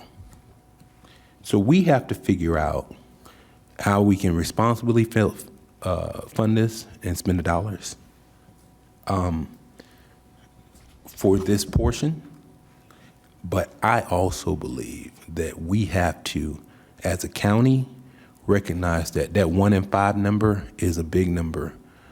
So my angle is, I know what we're here to do for this particular agenda item, but I come from a different angle a little bit, where we have to figure out how we're gonna help people, because 1 in 5 is a lot of people. 1 in 5 is a lot of people. So I don't know if there's a mechanism now. I've visited some of the facilities that are there, but Commissioner Flores indicated that sending our children to Martin County is a problem. I also believe that some of us have children that once you have a child, 28 years old is still your kid. And sending your kids to Broward, to Dade, to Martin County, to Fort Pierce, to Port St. Lucie is not only draining on the child or the adult, but it's draining on the parent. So my angle is, I want to make sure that we're funding what we're supposed to be funding today, but we as a board have got to figure out how to find additional funding to help people who are suffering. There's 14 people speaking on this item, but if this was done a little bit later in the daytime, there would probably be 140 people, because people are really suffering, and we have to figure out a way to work this out. So for me, my angle is, where do we get additional funding to be able to help as a county to alleviate this issue? Commissioner Powell, one of the things that happened just before you came onto the board was the approval of the Behavioral Health, Substance Use, and Co-occurring Disorders Plan. And I'll make sure that the entire plan is shared with your office. What will be happening next is, with some of the opioid settlement dollars that the county has received, we will be doing some notices of funding opportunities in conjunction with our financially assisted agencies to address some of the substance use issues that that's what the opioid dollars will be used for, as well as the financially assisted agencies will be addressing some of the other mental health dollars. So that will be upcoming in the spring. They're working on those notice of funding opportunities right now through the Community Services Department, and at the same time, the Health and Wellness and the dollars that have previously been expended for youth with the financially assisted agencies are going to be going out with the Youth Services Department to do more targeted concentration on our youth. Prevention, education, early intervention is one of the keys that I don't think other funding sources have concentrated on. There's been a lot of concentration on deep end. And one of the things that happened with the behavioral health plan that the board approved was including the social determinants of health and looking at the entire continuum, starting with prevention, early intervention, and education, as well as the need for treatment, and then post-rehabilitation care instead of a treat and street approach.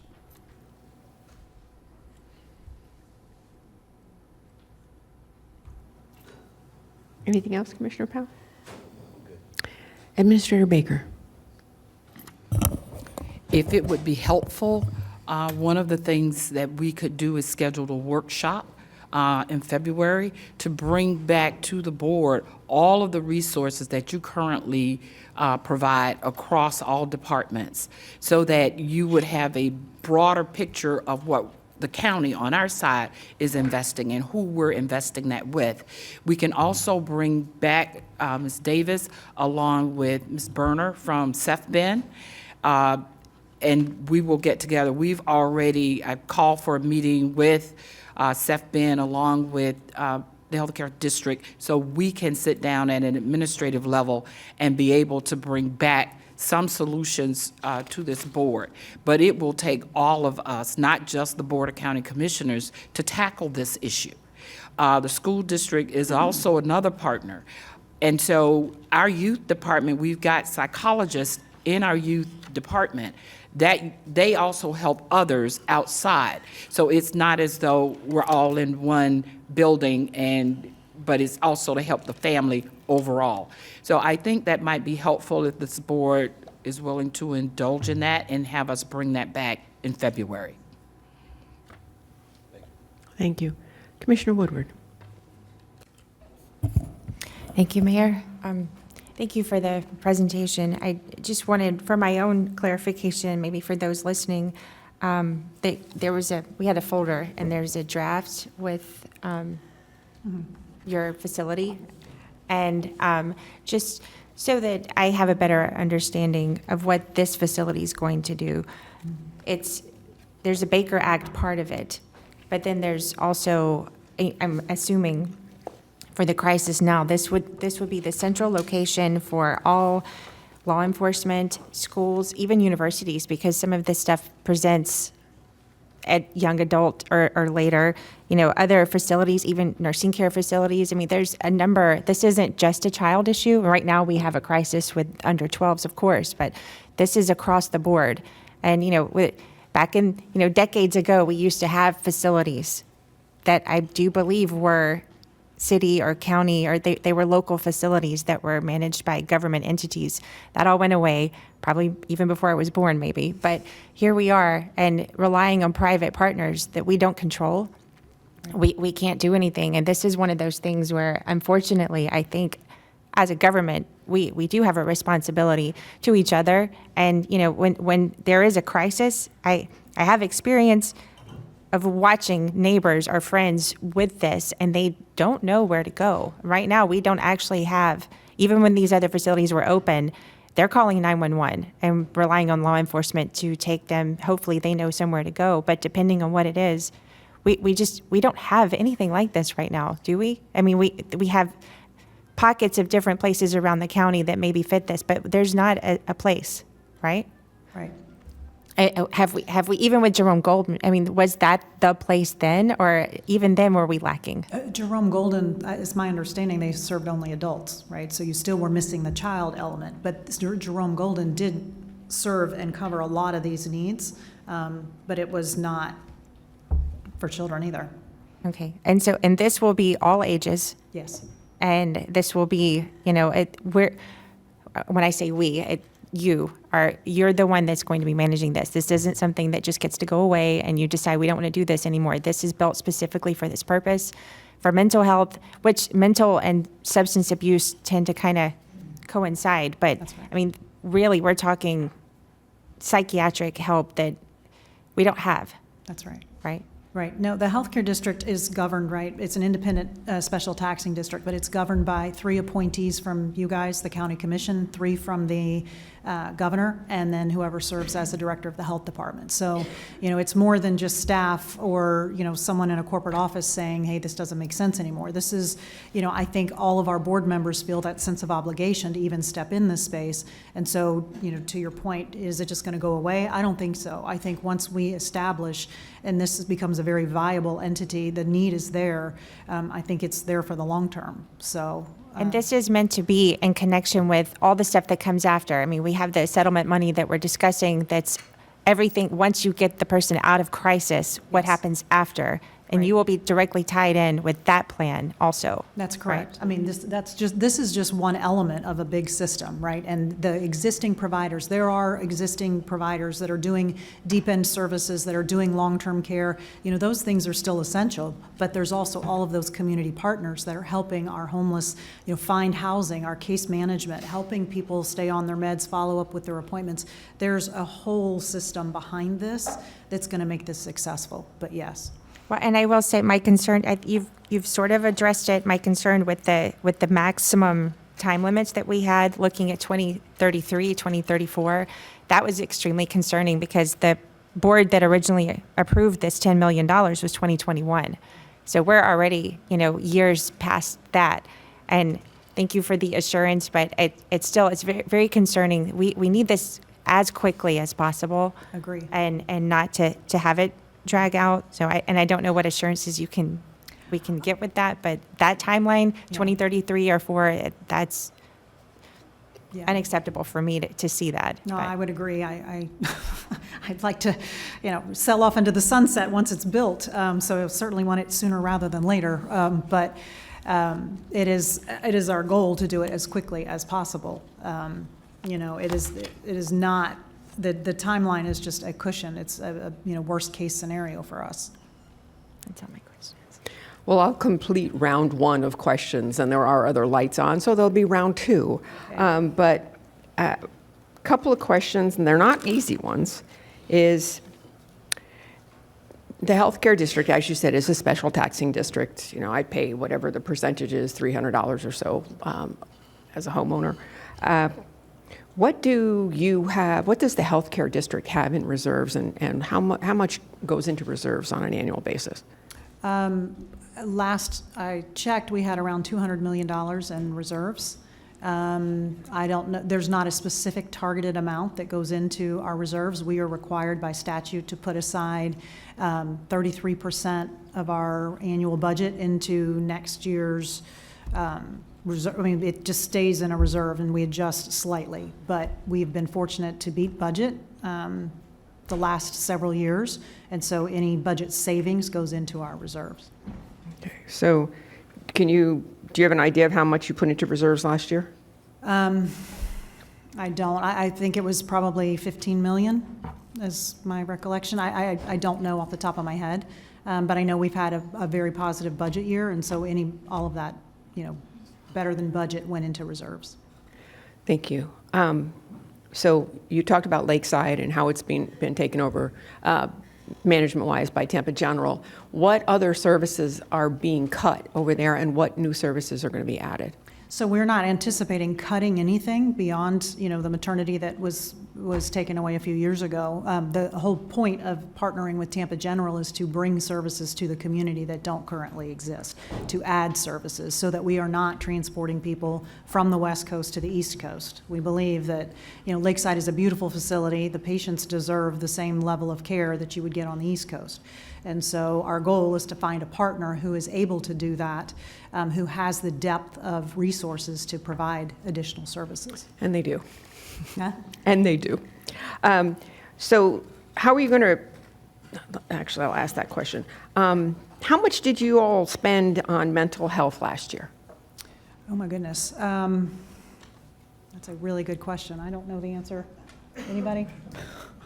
I don't know the answer. I apologize. I'm not prepared for that question. I don't know. The reason I can't answer it, maybe this helps you a little bit. The reason I can't answer that is because our mental health is embedded into all that we do with primary care. So behavioral health is integrated into the way we take care of a patient.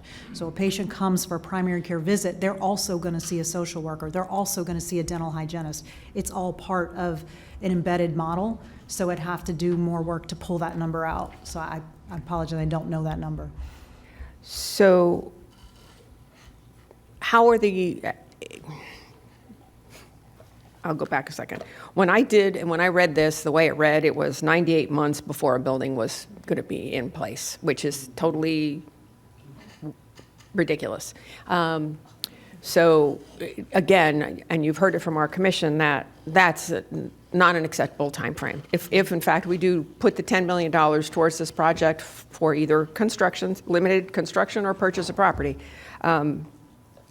a 98-month window is not acceptable. It has to be sooner than that. So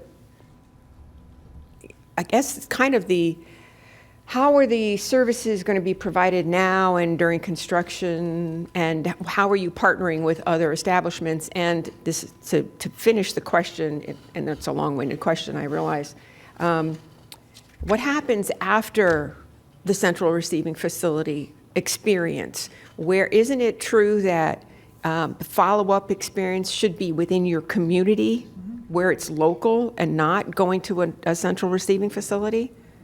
So the central receiving facility is really that crisis element to de-escalate and do the assessment to determine what's the best treatment plan for the individual. And we do have those resources in the community. Before a patient leaves, we're going to work with them to determine, do they have housing supports? Do they need food assistance? Do they need transportation? What is the appropriate clinical next step? Is it a warm handoff back to an outpatient clinic because they can stay, they have a home and they can stay in their home? And they have all that they need in terms of support, or is it more intensive? All of that gets done in this assessment center before they're leaving, so that we can make sure that we're not continuing this vicious cycle. Early on, you said something about mobile units. Is this a possibility in the future? So today we have 3 mobile units, and those mobile units are out in the community. We go to St. Anne's, we go to the Lord's Place. Actually, we don't go to the Lord's Place anymore, but we go to St. Anne's. We go all over the community, and we have social workers on the bus. We have primary care providers on the bus. We are taking care externally, but we're also, in the different locations across the county. So to your point about what are we going to do in the meantime, in between, that's what we're doing today. We're lifting off. We have several pilots underway where today West Palm Beach Police and Riviera Beach Police have signed MOUs with the healthcare district. If they see someone on the street that is maybe it's a nuisance, it's a person that's sleeping in front of a storefront, they don't know what to do with them. They're not a danger, but they don't really know what to do. We have an arrangement. They bring them to us. They bring them to the healthcare district, and we work with them to see, are they off their meds? Do they need assistance with housing? Do they need some sort of resource that we can help provide to them? So we've been working on elevating that and adding additional police departments. So we're already seeing these patients. We have over 2,000 patients that are on, that come just to our Mangonia clinic that are getting mental health and addiction treatment. That's 4,000 or more visits a year just for this particular issue. Thank you. And I do see our men and women in blue in the audience, and if any of you put a card in to talk, we'll hear you in a moment. We've done one round of questions. We have 15 speaking cards. I have several more lights on. Would you like to speak now, or would you like to speak after cards? I'd like to speak now. Okay, Commissioner Sachs, you were next. Thank you, Mayor. Mayor, you brought up a very good point. Of course I did. Of course you did. And I want to shine a light on it, Mayor, and that is small local clinics. You have a big, big facility. And I tell you, if I was a little bit crazy, and sometimes it could happen, walking into that facility would be overwhelming for me. However, if a small clinic in my community, where I know where the school for my kids, the church, whatever, is a lot more comforting. Now, we could go on for days on this, because what's happened in this county is wrong. And everybody here knows it, that the largest healthcare mental health provider in this county is what? The jail. It's a county jail. It's a county jail. And we're having law enforcement take care of folks who haven't committed a crime, but maybe the crime is that they're just mentally ill, and that's not a crime. So we can't put that on our sheriff, can't put that on our men and women in blue. I think what Ms. Baker said is correct. We need to get a deep dive. I need to know where your funding comes from. Commissioner Powell talked about, we are 49th in the state and the country for funding of mental health. We need to know. We have a lot of questions. It's not going to be handled right now.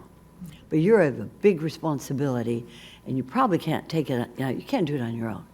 and you haven't been able to. Homelessness increased 37%. So we're swimming, and we're not treading water right now. So if I may suggest that Ms. Baker's idea of a deep dive into our mental health, but I'd like to request that we have from the homeless group that we know, maybe Ms. Fields will be there, but I want to report also what we're doing with the homeless population for mental health. I want to know what we're doing with the opioid money, and we have, I don't know from the attorney if we've already received it or if it hasn't come in yet. It has. That's a bulk of money that we need to look at. I want to know why the heck JFK North. And I wish I had subpoena powers. So if they're not going to do it, who is? And we better damn well find some good hospital to take that up. Otherwise, I'd love to invite the CEO of JFK North here and our health department. We have so many departments that we fund, and also somebody from the sheriff's office to help us out, or any city municipality or any municipal police departments to come in and talk to us about it. So, Ms. Baker, whatever, I certainly second that idea of being able to have that, because you can't answer everything right now, and you've got a big lift, and maybe and everybody's a little concerned about it. So, thank you, Mayor, for allowing me to speak now, but I'd like to work towards that at some point in this discussion. Thank you, Ms. Davis. Thank you. Commissioner Flores. Yeah, so I'd like to echo the administrator's comments about doing a workshop, and I think it needs to be very inclusive of everyone that plays a part in this space, in the mental health space, to include the CEOs of the hospitals. There should be a special segment where they get to come and talk to us and find out exactly what they're doing, because it's concerning to me that they're able to pull out and not provide a service, and then we're left to try to pick up the pieces. And, it was a comment made by the administrator that at one point, we have facilities that were public that provided some of these essential services to our residents, but private industry comes in and they said, oh, we could do it better. And then these people, whenever they want, they can choose to pull out. And so to me, that's an issue. If we're going to be a partner, then we're going to be a partner. If you're going to have to provide a service that you may not make money on, then you're going to have to do that for us, because we created a partnership with the private industries, and that's why they came into the space. I'm pretty sure at the end of the day, these hospitals are not losing money. Maybe they're losing money in this one, but guess what? That's what being a community partner means. That you're going to do the right thing by everyone at all times, not just because it's going to affect your bottom line. So to me, it's important that we really come to the table, that it's not just the responsibility of the county, it's not just the responsibility of the health district, but we have to talk to the private industry, to the nonprofits, and I am going to look at the League of Cities, because this is not just a county, this is also a city issue. And we need leaders to step up and lead in this particular issue, because a lot of our residents, and that's why we see all these craziness happening in the news. We've been blessed that we haven't been devastated here in our county. But there's a lot of people out there that need help. And we don't have nearly the resources. I'm a veteran. I've seen it firsthand. My fellow soldiers come back with PTSD.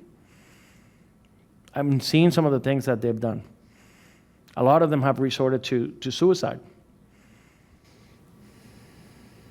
That can't happen. I believe it's 21 soldiers a day commit suicide. So, and the veterans get great care at the VA hospital, and I can attest to that. Imagine if they resort to suicide because they can't get that that care. Imagine your average citizen or resident of Palm Beach County that doesn't have access to the care and the quality. So we need to do better. And I love the conversation. I commend all the commissioners that we're expanding upon this topic. I know we're getting a little sidetracked, but we like to do that here. But when we do this workshop, I want all of the participants in the space to be part of this. And I also want other municipal entities to be at the table. And I hope that we can partner with the League of Cities. I thought I saw, there he is with Richard, to make sure that we have some representation from the municipality. So thank you. Thank you. Commissioner Powell.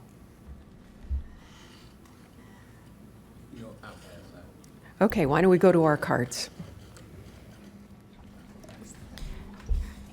Read the first four. Melissa McKinley, Dr. Kenneth Shepke, Tammy Bigelow, and Lady Goldwire. We have 2 microphones you can go to. Good morning, Melissa McKinley for the record. I'm here just as a community advocate. Good to be back. I just want to listen to the comments from the board, and I just want to address some of those. Everything that you've suggested, those conversations have taken place. That is why we're here today. A little walk down memory lane. The whole decentralization of mental health in the state of Florida began under Lawton Chiles, actually, when they closed HRS and they created DCF. Those conversations, which led to the managing entity, and I'm sure Senator Sachs will correct me, began under Jeb Bush when he was governor. What we have today in the state of Florida is a model where the managing entities, and Ann Berner does a fabulous job in Palm Beach County, they are given the funding that they then provide to those entities within a county's borders that provide those services. We no longer have those entities for the managing entity to provide that funding to provide those services. We don't have the hospital system. We've tried it. We don't have the hospital system because they are a private business that we don't have control over that are able to provide those services any longer.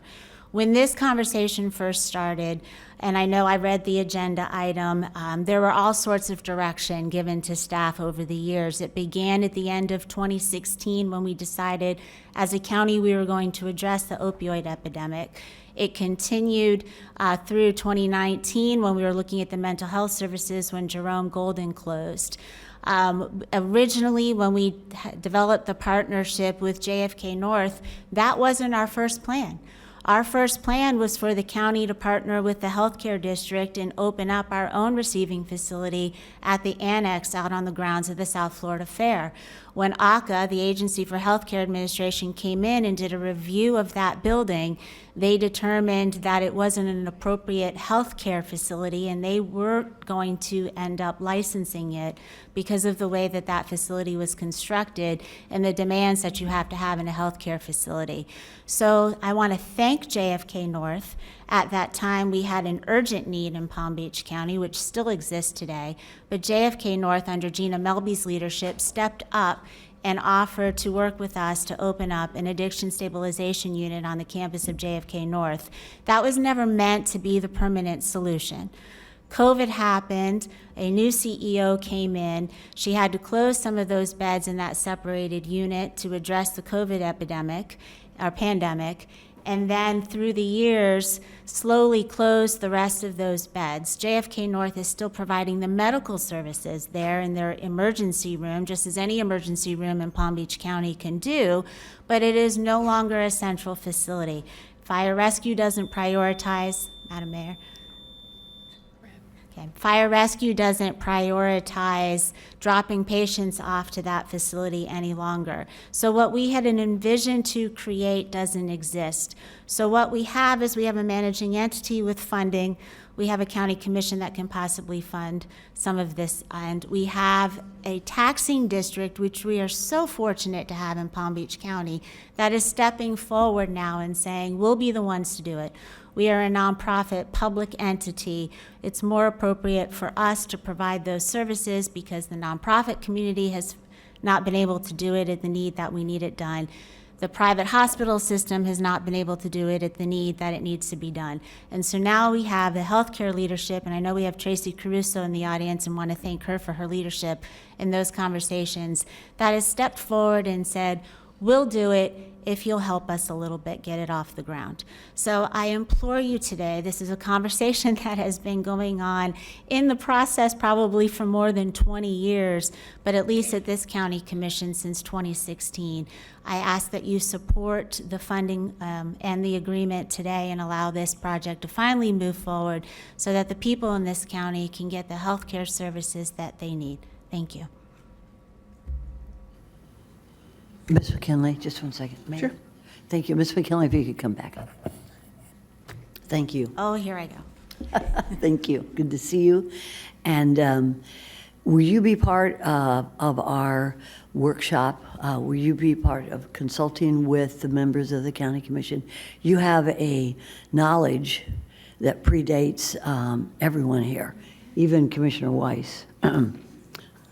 But, and you know so much. And I remember when you opened up that section of the hospital because something had occurred and your staff. And there is a place named after you in the Glades for mental health. So if you would work with our administration in giving us some background in consulting, counseling, it would certainly be very helpful. I'd be happy to do that, Commissioner Sachs. And that was when Johnny Easton, who was my chief of staff, lost her daughter after a 12-year battle with addiction to an overdose. And Johnny is watching her first county commission meeting since I stepped down today. So good morning to Johnny. Thank you. Thank you. Next. Hi, Dr. Shepke was unfortunately not able to be here today last minute, so I will be reading his comment on his behalf. My name is Dr. Kenneth Shepke, and I am a board-certified emergency medicine physician who is lucky enough to call Palm Beach County my home. I have worked closely with the Healthcare District of Palm Beach County on utilizing evidence-based strategies to respond to the opioid crisis right in our backyard. Through joint efforts between first responders and sustainable behavioral health care, this successful care model was expanded by Governor DeSantis through the Coordinated Opioid Recovery Network, also known as CORE, in 29 of Florida's 67 counties. As a result of comprehensive efforts like these, Florida reduced the rate of overdose deaths more than any other state in the nation between 2021 and 2022. Behavioral health challenges are widespread, and I've seen firsthand how critical it is for individuals to receive timely and specialized care. Emergency medicine physicians often encounter individuals experiencing significant emotional distress, psychiatric conditions, overdose, and substance use disorders. In many cases, patients who need ongoing psychiatric support end up relying on emergency rooms as a stopgap measure. This not only strains emergency department resources, but also leads to a cycle of crisis that does not address the root causes of their conditions. The Healthcare District's proposed Crisis Center for Mental Health and Substance Abuse will break this cycle and connect critical patients in a crisis to a centralized location that can offer specialized treatment, support, and ongoing care for all. This model will improve patient outcomes across our communities, and the Healthcare District has my full support. Thank you. Commissioner Powell, your light is on.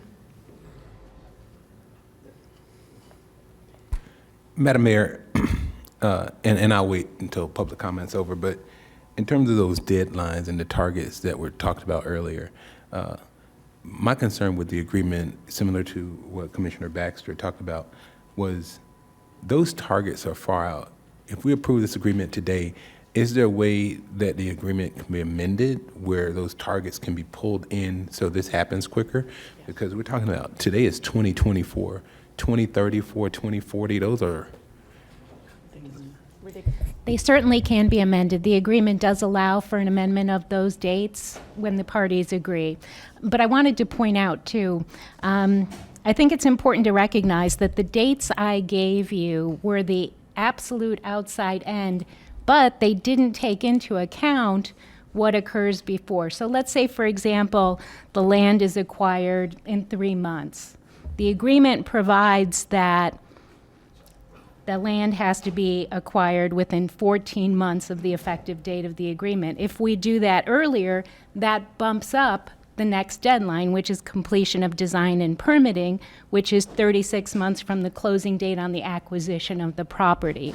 So just so that that's clear, if the ball gets rolling quickly, all of those next steps are moved up. So we're not pushed out to the very end of the agreement, which is 2035. That's the end of the agreement. But yeah, the parties have the right to amend these dates when they agree.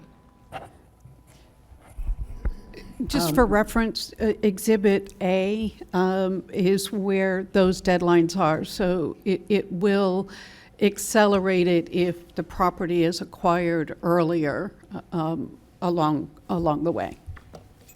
That's the Mayor. reason why we put in milestones, so that they have to meet those target milestones along the way. If I could be recognized. Sure. I just want to point out that the board has the right to amend this agreement right here, right now. You do not have to accept the deadlines that they have proposed. You can determine what is the absolute end date when they need to have a fully functioning building that is up and running. And the board can do that after you have a workshop. The board can do it today.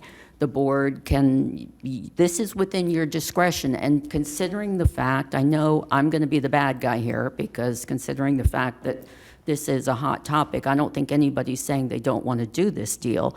I think what I'm hearing from board members is we are concerned that the obligation under the contract is very far out there. There's a lot of goals that sound good, but what is the contractual obligation to address the current need today?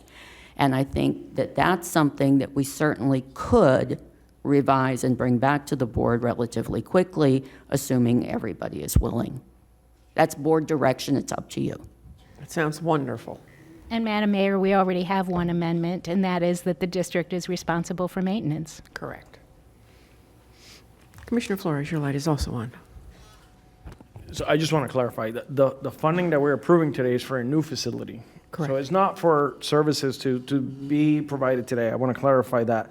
Two, I think the timeline is a little out there. I will agree with that. However, in this county, it takes about 18 months to get anything approved. So if we want to say that we want this to be done faster, we also have to commit to expediting this particular project. And I am 100% in favor of making sure that this project gets expedited through permitting, especially since we want it. Well, that'll depend on where the property is purchased. If it's within the county, unincorporated. So if it's in the county, And it if should be it's expedited. a city, you guys, you hear what's coming from the board here? Okay, expedited permitting, no matter where it ends up. Thank you, Commissioner Flores. All right, let's continue with our comments. Hi, good morning, or sorry, good afternoon now. I want to thank you, each and every one of you, for allowing me to speak on behalf of the Healthcare District MAP program. I'm sorry. And identify yourself, please. Can you hear me now? Yes, and your name, please. My name is Tammy, I'm sorry. I am speaking on behalf of the Healthcare District. I am a patient at the MAP program and have been for almost 4 years. I'm honored to have the chance to share my testimony. I was in total despair as a rare moment of self-awareness had kicked in.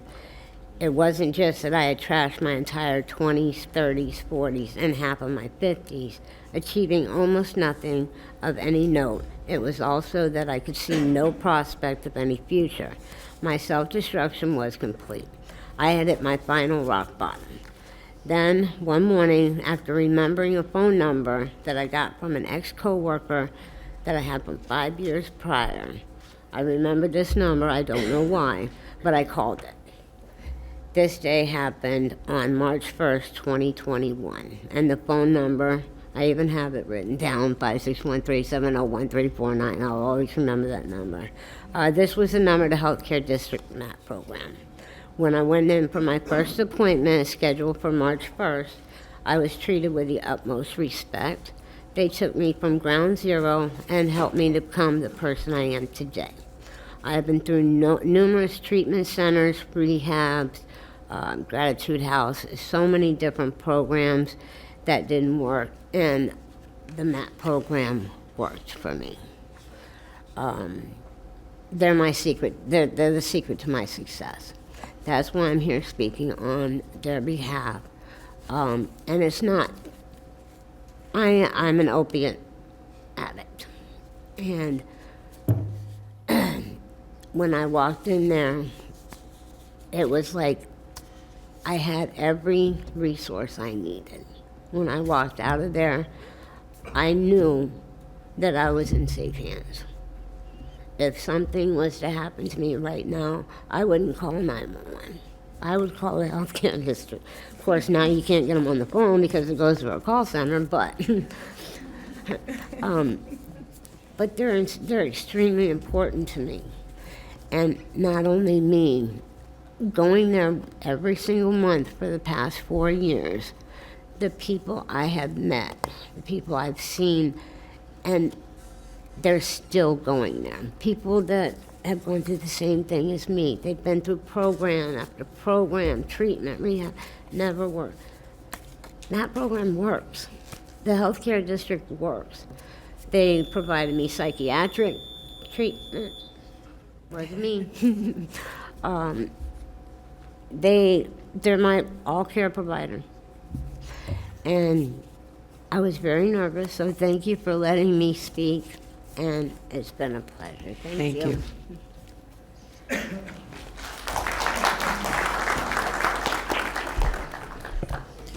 Good morning. I speak often, but I'm very nervous today for some reason.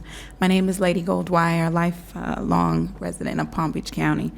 And I'm here this morning or this afternoon on behalf of my son, Donnell Elam. I don't really know how to squeeze the last 11 years into 3 minutes, but I'm going to try. Today, I'm in full support of the $10 million request for Belma and our staff at the healthcare district. Their compassion and understanding of mental illness and addiction, it's unparalleled.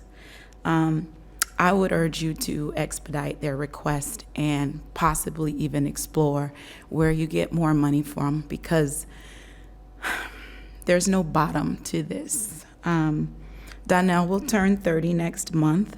The past decade has been a blur. It's been overwhelming.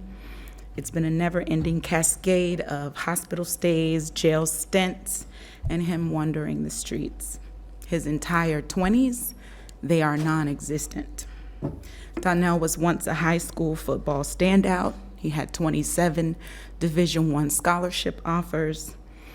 He had a promising future and a beautiful smile, but a brain disorder and the lack of adequate resources to treat it has taken that away from him, taken even his smile.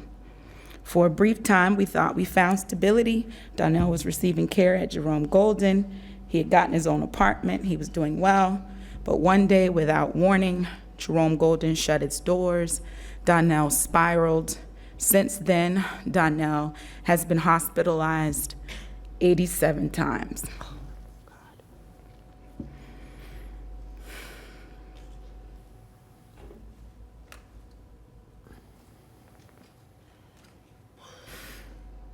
Take a deep breath. I'm sorry. It's okay. It's all right. Take a deep breath.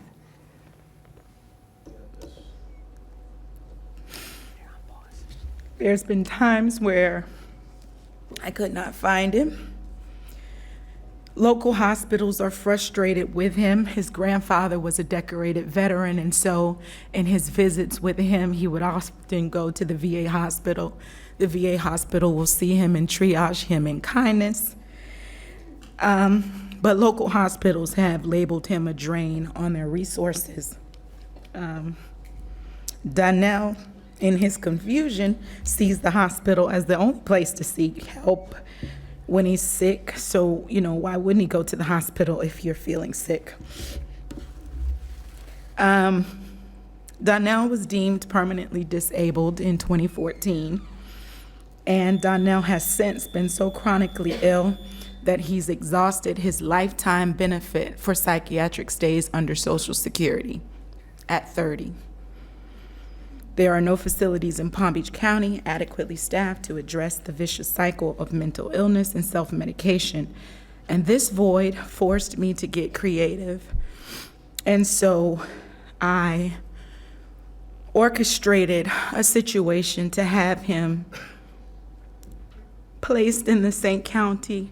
Lucie County Jail just to access their mental health care services there. I have not visited him because I can't face him. I chose to have him incarcerated for a mere loitering charge because there is just nothing here and their mental health system there seems to be intact. That is where Donnell is today. No Christmas, no New Year's, irrespective to political parties, race, religion, gender, socioeconomic statuses. Mental health illness impacts us all some way, somehow, and Palm Beach County is one of the wealthiest counties in the nation, yet we lack humane solutions to our mental health crisis. It's agonizing as a mother to feel so helpless, especially when I pride myself on being a warrior. I hear him speak often of wanting to take a nap that he never has to wake up from. And I feel defeated in my growing space of emotionally understanding and feeling despondent to wanting to take the same nap with him. Can I ask you, I know this is very emotional, but we do have a 3-minute time understand. limit. And I I'm would just really love you to asking for just, support, and that's the end of my comments. I appreciate it. Thank You're you. welcome. Vice Mayor Baxter. Thank you, Mayor. Administrator Baker, when we do this workshop, would you mind finding out and maybe seeing if somebody would be willing to come down here from St. Lucie and see what we're doing different and if there are some good suggestions on how we might improve ours? Thank you. Okay. Okay, the next 4 names, we have Daniel Eisinger, Andrew McCausand, Tony Spartura, and Richard Jones. Good morning, Mayor, Commissioners. My name is Dan Eisinger. I'm the public defender here in Palm Beach County. Today's my first day, but I'm here to underscore how important this topic is and this initiative is. I have a few things waiting for me at the office, as you can imagine, but this is so imperative. That young lady's story and her son's story, that is not unusual for what's happening in our jail. We have people in our jails who don't want to go home because there is no home. And so they get a few meals a day, they get maybe a little medication, they'll feel better after a couple of weeks, and then they'll ask to go home.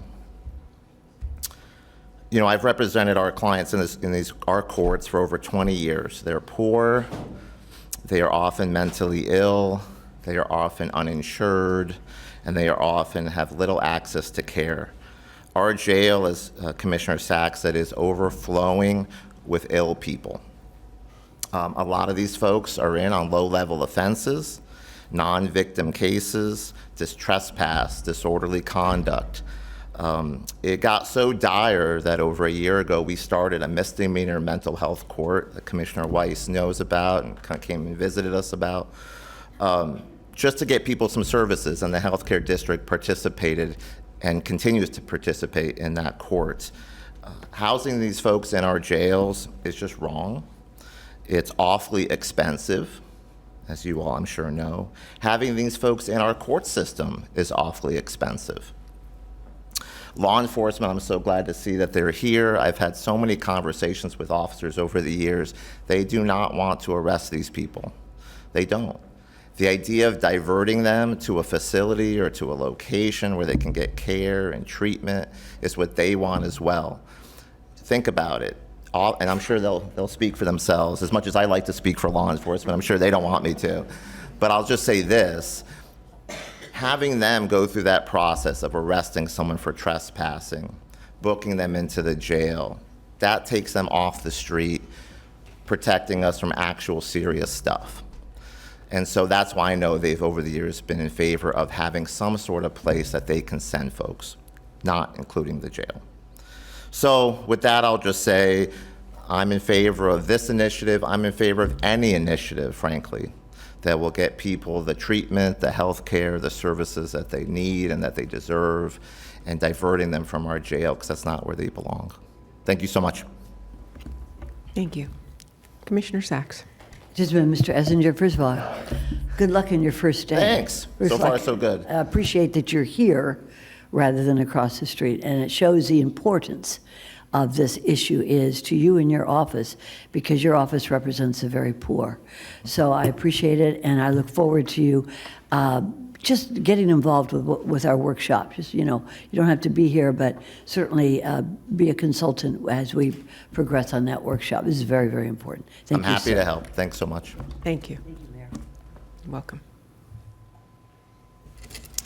Good morning. I'm Andrew McCausland. I'm the CEO of Mental Health America of the Palm Beaches, and we've been in the community for 75 years advocating for mental health issues nationally.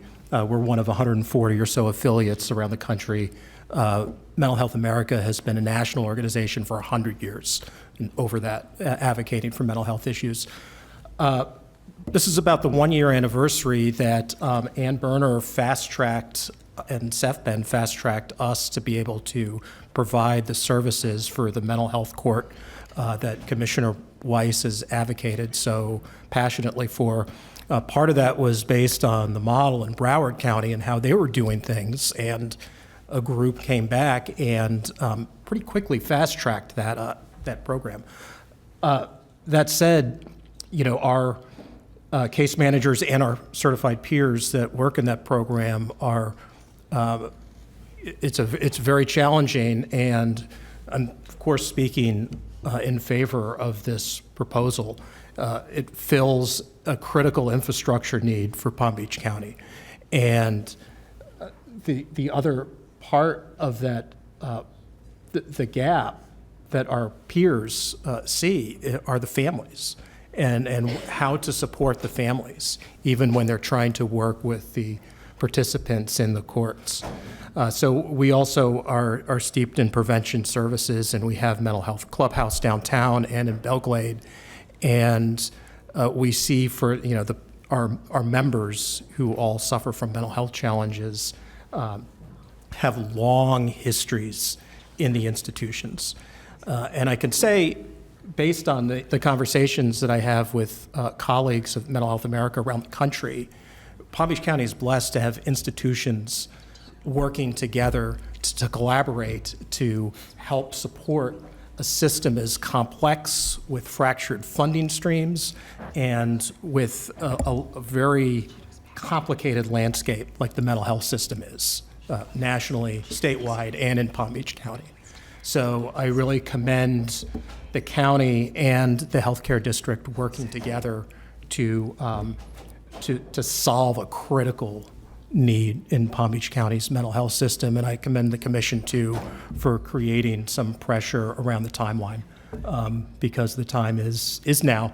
And thank you for your time, and thank you for your support, and thank you to the managing entity for thinking ahead and getting peer services started too, which we are also training the certified peers that are connected to the Crisis Now model that the healthcare district is unwinding. Thank you. Mayor, Commissioners, thank you. Tony Spatera, Assistant Chief with the West Palm Beach Police Department. And I think it's no secret that there is a void of mental health assistance in Palm Beach County. It's been said, you know, it's kind of left up to the police to deal with the whole gamut of issues. We're not psychologists or psychiatrists, but sometimes we expect that from our law enforcement officers. We partnered with the healthcare district in a pilot program, meaning the West Palm Beach Police Department did, to slightly address it, but that doesn't answer what needs to be done. This central receiving facility is absolutely necessary. The revolving door of arrest and Baker Act and emergency department trips are you know, heartbreaking. I fully support funding something, you know, that approaches the central receiving facility, and I agree the timeline was yesterday, not next year or years from now. You know, I don't want to take up too much of your time, but I just appreciate it. Thank you. Thank you, sir. Chief, Vice Mayor before Baxter. you sit down, please. Do you If you had your choice and there was some infrastructure already in place today that you could take them and drop them off to prior to this receiving facility being available, would that be a preference? Short term, yes. Long term, no. You need wraparound services right away. If you just take someone just to treat them for the symptom of the Baker Act, they're going to stabilize them, release them, and we're going to deal with them again. It has to be a collective collaboration of individualized treatment to resolve it. I mean, obviously, we need a solution now, and right now it's Baker Act or arrest.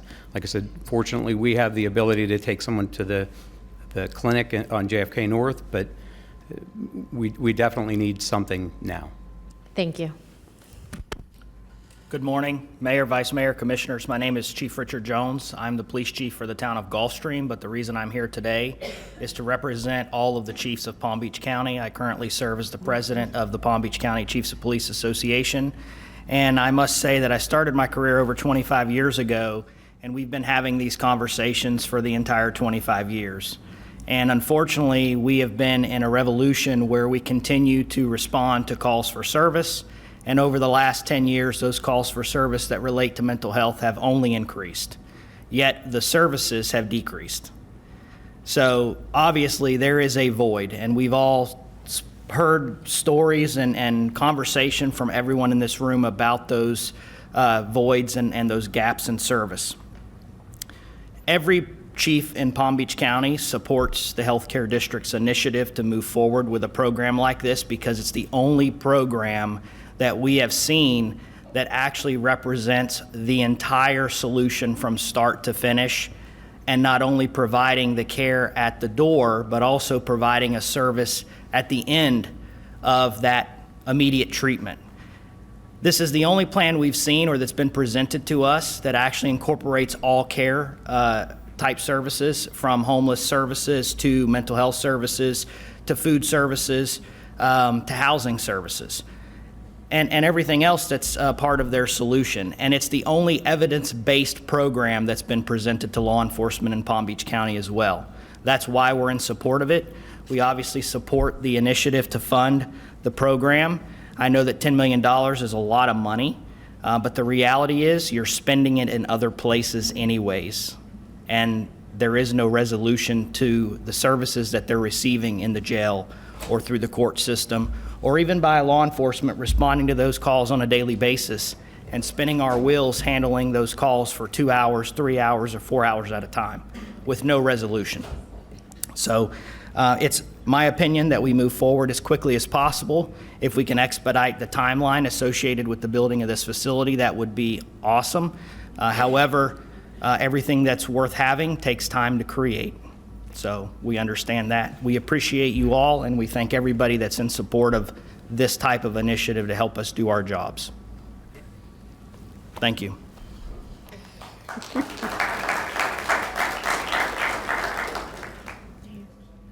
Commissioner Flores, your light is on.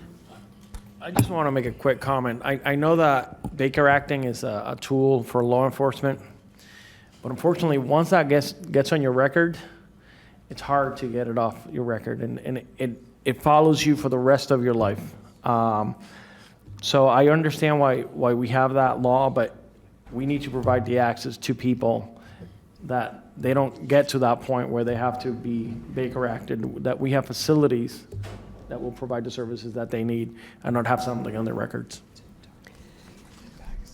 Commissioner Sachs, you put your light on, but can you be quick and then we can get through the because we're cards? hungry. Nothing's worse than a hungry commissioner. Police Chief, I'd like to have you work. No, you can stay there, but I'd like for you to work with us when we do our workshop, because you represent all the city, the municipal police departments, and I think that's as important as when we do have this with the sheriff's office as well. And to the healthcare district, $10 million for infrastructure is what you're asking. I want you to come back with us on the workshop. Tell us what you need today to help you help those who are what we have just heard about today. We need help for people today. So I'd like to have a little report ready from your district office when we have the workshop as to what you're doing, what you need, and what we can help you with. Thank you, Mayor. Thank you. Thank you. We still have 7 cards. Alexandria Larson, Representative Mike Caruso, Catherine Murphy, and Lissa Franklin. Once again, we voted on the healthcare district in 1988 for the working poor of Palm Beach County. Somehow, we keep going into different buckets and really screwing up. And I apologize, commissioners, but that's what happens. The ag preserve, environmental land, we keep looking for different buckets of money. And it should be what we voted for. The healthcare district didn't start in 2016. It started in the late 80s. And it was for the working poor of Palm Beach County. That's what it was for. I don't know if Obamacare messed it up, but it was really funny when Harvey Orr said we had no talent in this county. That's why 25,000 jobs walked out of the county. Now we got mental illness. When you tell the numbers, we probably got 250,000 to 300,000 crazy people walking around this county because they said 1 in 5. Now I'm wondering on each table and in each row who the mentally ill person is. I'm very curious because we keep doing this. We don't need to reinvent the wheel, but we do need to have a jump start for this. It's an excellent conversation. You're going to have a workshop. You are working on it. But I don't think the healthcare district, as per the vote of the taxpayers, is exactly where they thought they'd be today. Go back to the vote. That's what we voted for. For some reason, I get drug out of the coffin because I have to come out and give you some history. And the history did not start in 2016. We got to go back to the beginning and know what the voters wanted and ask us what we want. How about that? In this day and age, it doesn't have to be, it can be pen and paper. Send out a postcard to everybody. How do you want us to spend your money? Because what I hear on the street is not good, commissioners. I'm going to start recording it. I'm going to ask them, can I record this? And then I'll bring in the recordings. And that way, you'll see my point of view. Because it's really hard. It's very hard and very difficult. And I try to be very brave and not come up here and cuss like a sailor, because everybody knows what colorful language I have when I'm angry. And this is when I watch this stuff, hours of it. And how much money, how much. We have a huge budget, commissioners. We really do. So maybe we should start looking with a fine-tooth comb going through that budget and finding the money that we say that we need. That's all I'm asking you.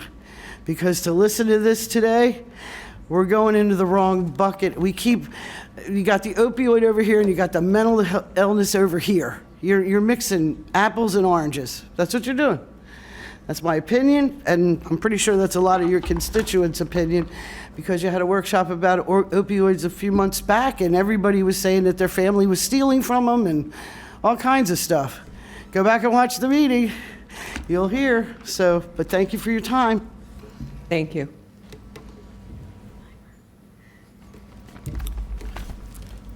Does Mr. Caruso want to go first? Go right ahead. Oh, Go okay. ahead.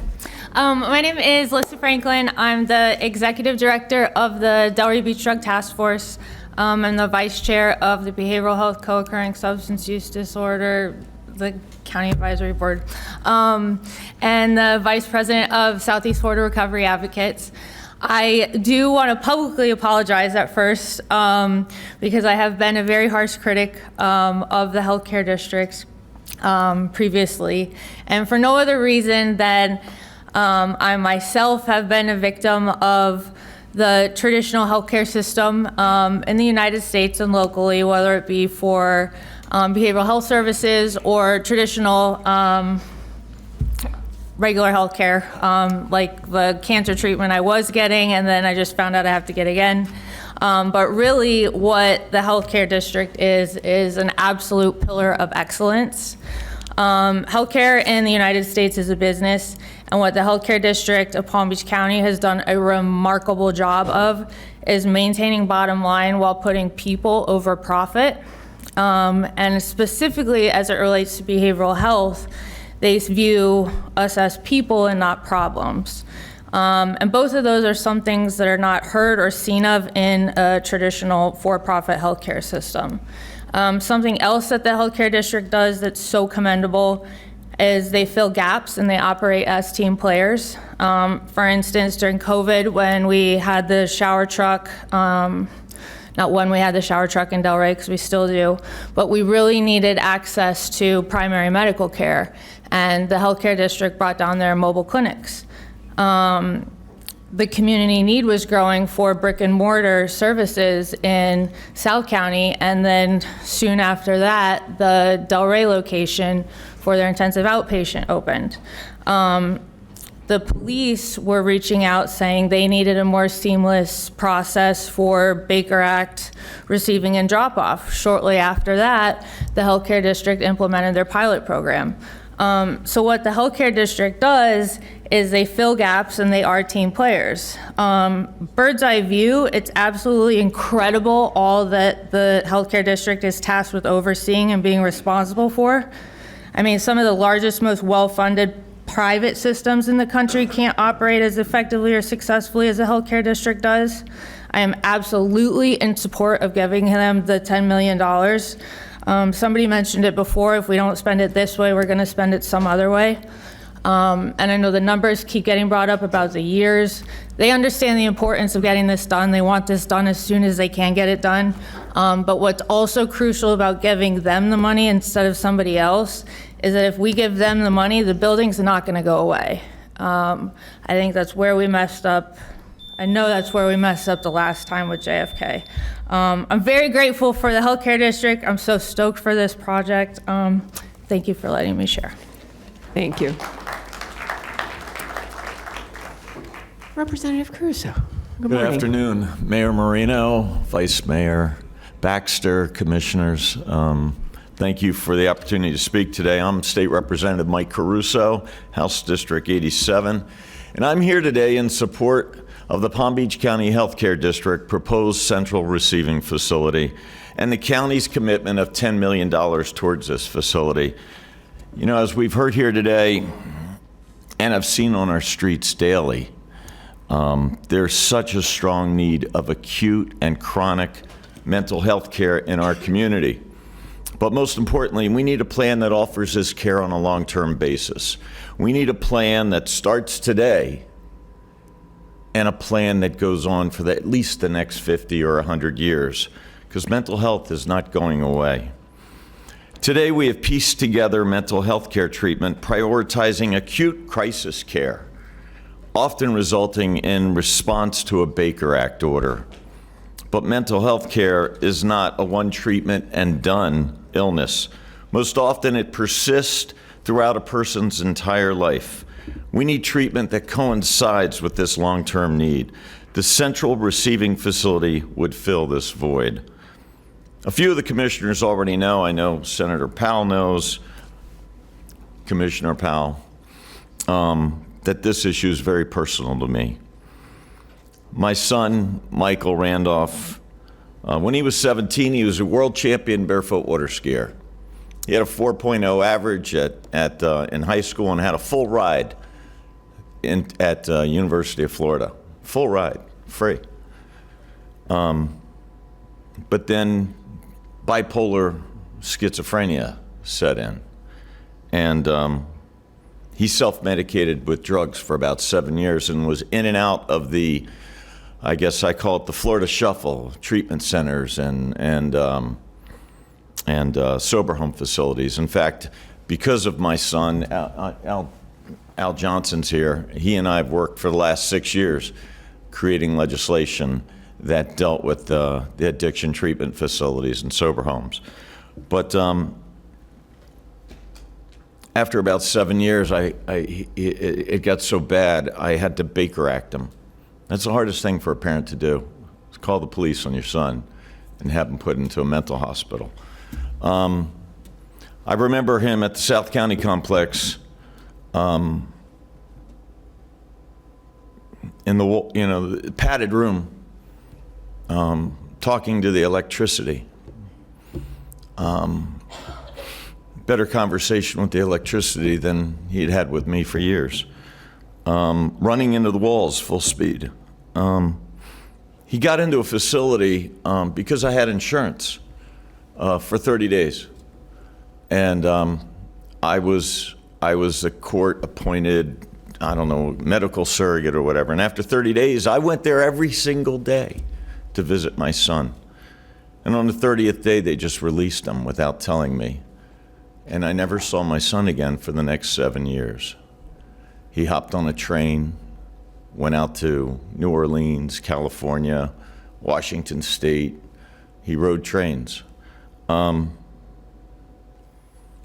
He walked back across the country and got picked up walking down I-4, not on the side of the road, but right down the middle of the road along the white dotted lines with cars going 80 miles an hour on both sides of them. And I get a call from a judge. He says, Mr. Caruso, I got your son here. Tell me about him. So I start to go on. He says, Mr. Caruso, you've got 20 seconds. And I said, well, world champion water skier, bipolar schizophrenic. He needs mental health now. He says, okay, thank you. And he hung up. He put him into a mental health facility for 2 months. And there he finally got treated for the first time for his bipolar schizophrenia. Got a drug called Invenga Trienza. And it didn't cure him, but it helped with his diagnosis. It helped with his ability to function. And as a result, you know, a lot of you know my son. You've met him. He was my campaign manager, got me elected 4 times. He just won a national championship in barefoot water skiing at 39 for an old man in the water skiing industry. But today, as I stand here today, he is suffering from breakthrough symptoms of psychosis. Today. You can't imagine what I dealt with when I walked out of the apartment today. My son's in crisis. Today, Palm Beach County is in crisis. 911 is not the answer. Baker Act treatment is not the answer.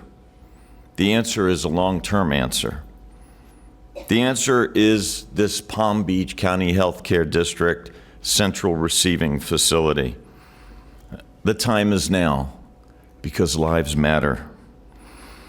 I know the healthcare district is all in, and I hope the county is all in. Please support this project. As the video inferred, Mikey's life matters. As a gentleman said, as a commissioner said, our veterans' lives matters. That young man who's in St. Lucie prison, life matters. All people suffering from mental health issues, their lives matter. Please vote yes on this. Thank you. Thank you.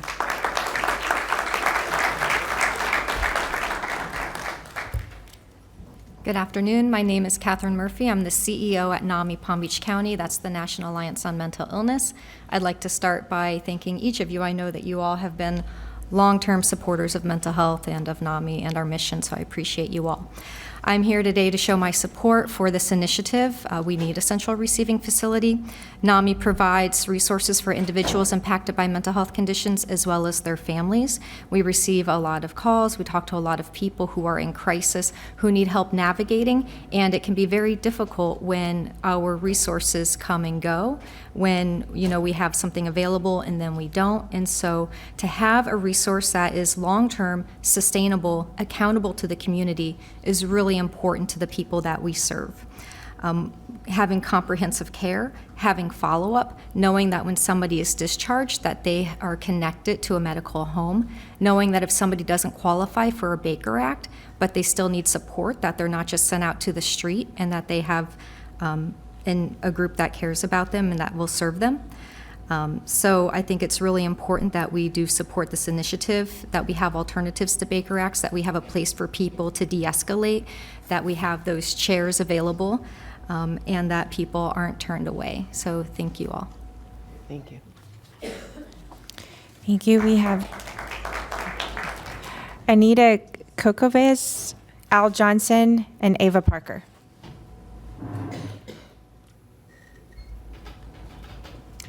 Good afternoon. I'm Dr. Anita Kokovas.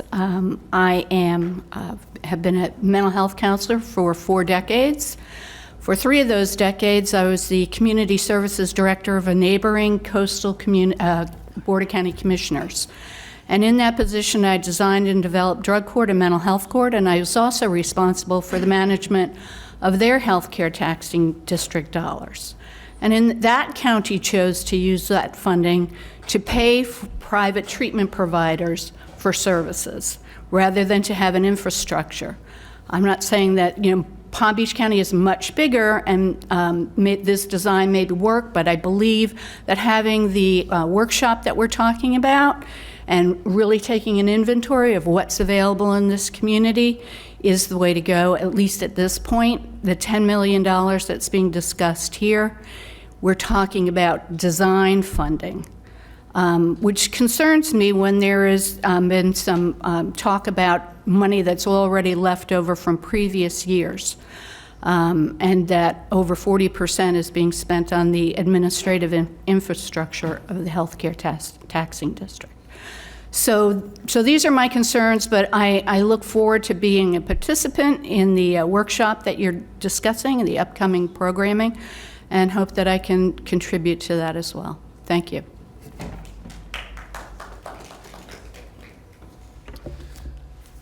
I was going to say Madam Mayor, but I guess I've got an empty chair. But Commissioners, my name is Alan Johnson. I am a Chief Assistant State Attorney. I'm here not only on behalf of myself, excuse me, but also Dave Ehrenberg, the, as of today, former State Attorney in Palm Beach County, and Alexia Cox, who I had the pleasure of being sworn in under, who is now your State Attorney in Palm Beach County. Both Dave and Alexia support this project, as do I. Many of, if not all of you, many of you know that for the last 8.5 years, I've run what was originally the Sober Homes Task Force, which is now the State Attorney Addiction Recovery Task Force. And I want to tell you that we've made a lot of strides in those years, and for the entire time that we've been in existence, the Healthcare District has been part of the task force, as well as Southeast Behavioral Health Network. Ann Berner's group has been part of this task force. I'm giving a shout out back, although he's not here now, to Representative Caruso, because he's been taking our legislation to the state. And I don't know if this has ever happened before, certainly not by some entity that doesn't have any political power or money, but for the last 7 of the last 8 legislative sessions, we have passed legislation through the Sober Homes Task Force. Also, Senator Gail Harrell has been a champion of the task force. I'm here, again, to support this project, but I applaud all of you for bringing up other issues. And there's more to be done. But as I always say to the task force, I'm a big believer in half a loaf, and I'm a big believer that perfection is the enemy of the good. And that's how we've governed ourselves, because you never get everything you want. There's always going to be people. Melissa Franklin, as a matter of fact, was violently against the healthcare district for some time. And the JFK thing that happened, that is a perfect example of what happens when you don't control the facility, because you're going to have a business model that is all going to pull the rug out from under you. So keep that in mind. We're here about this project. Accelerate it to the extent that you can. But this project is an excellent project. It will help. It will both for mental health and for substance use disorder. It will pay great dividends for this county. Wholeheartedly in favor of that. And I want to leave you with a little factoid. Just got a report from the medical examiner in Palm Beach County. It looks like the numbers are decreasing 40%, 24 over 23. We've reduced our opioid overdose now. We've been going, we were the worst in the state, the worst numbers, 647 back in 2018. I'm sorry, I'm going a little over, but just want to let you know that There's more work to be done, but we have been successful. And with your guidance and your leadership, we'll continue to be successful. Thank you. Thank you. Dr. Parker. Good afternoon. My name is Ava Parker. I'm the president of Palm Beach State College. Mayor Marino and commissioners, I kind of coming at this at a different, I guess in a different way, to let you know that we certainly support this initiative. This would create great training opportunities for my students to actually work in concert with the healthcare district, but also know that we are actually training students right now who will be qualified to come in and serve. So know that it's not that once we grow, we won't have the infrastructure or the people infrastructure to support the additional services that would be provided. Your local public college is standing in and we're ready. Right now we have over 300 students in our bachelor's health services programs, and they can be there to support the doctors in this endeavor. And what I'd say to you, particularly as I work at a public institution where we have a lot of students who suffer from mental health issues, that it is a systemic problem and requires a systemic solution.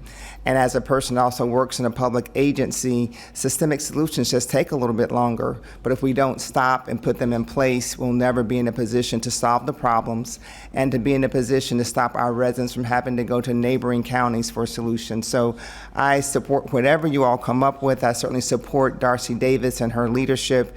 Really hope that you're in a position to give her the $10 million. And if we can find something in the meantime to support it, know that I'm ready to provide the students and the workers to support the interim solution, but certainly support the long-term solution of the healthcare district. Thank you very much. Thank you. And there were 11 non-speaking cards, all in support. Thank you very much. Commissioner, Vice Mayor Baxter, your light is on. Thank you, Mayor. I believe we're going to start round two. We are starting round two. But I am going to make it brief. I absolutely support having a receiving facility. I think it is critical. I think that isn't my hesitation here. And I guess the question is for you, Darcy. It is, if we do not provide 5 or 10 million of these dollars, let's say today, is the healthcare district not going to look to purchase land and provide a receiving facility? I think we would carry on. It may take us more time, but we would continue to pursue this. Which I think it is absolutely critical that we have one. And I do like the idea, even when we go to the state level, they require us to always provide matching dollars. And so there's something to be said, not in the full amount, but there's something to be said for us as the county to contribute. But my concern, in addition to timelines, is that, if we could use even half of that money towards a more immediate services. I believe it was stated that this has been a discussion since 2016. I am out of time, just kidding. Since 2016, and they made the mistake of going with JFK instead of kind of pursuing another path. So I'm wondering, what does that look like if maybe we split the difference, where we take 5 million of this and try to get us some more immediate services with maybe some private partners, and then take the 5 million and put it towards the infrastructure of this building with those timeframes, and not to exclude that we can always come back in a few years when you say, hey, we've spent this 5 million, we've gotten to this point, and then ask us for the other 5 at some future date. This is so fun. I don't want to come back. Just kidding.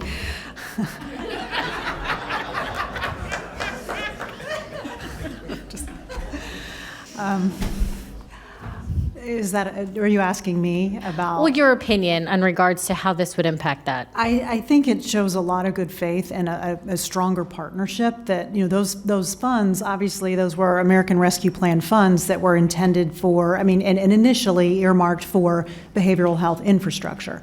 I think this is probably. Forgive me. So was it specific to behavioral health infrastructure? Or That's just my behavioral understanding. health? And does infrastructure just include buildings and capital improvements, or are we also talking services? I think it was always intended to be infrastructure. I'm looking at Commissioner Weiss. It was always intended to be infrastructure, is my understanding from American I guess Rescue. I want a clarification. Is our attorney over there? on infrastructure. What is behavioral health infrastructure defined as? What does it say in the agreement it's defined as? Because terminology is based on how it's defined and how it's explained in the agreement. Although I think there's probably a common terminology among behavioral health experts, of which I am not. All right, Helene, go ahead. Yeah, the agreement does not define infrastructure. So we all know in these circumstances, we refer to Merriam-Webster for a definition of infrastructure. I have the Google here. Let me see.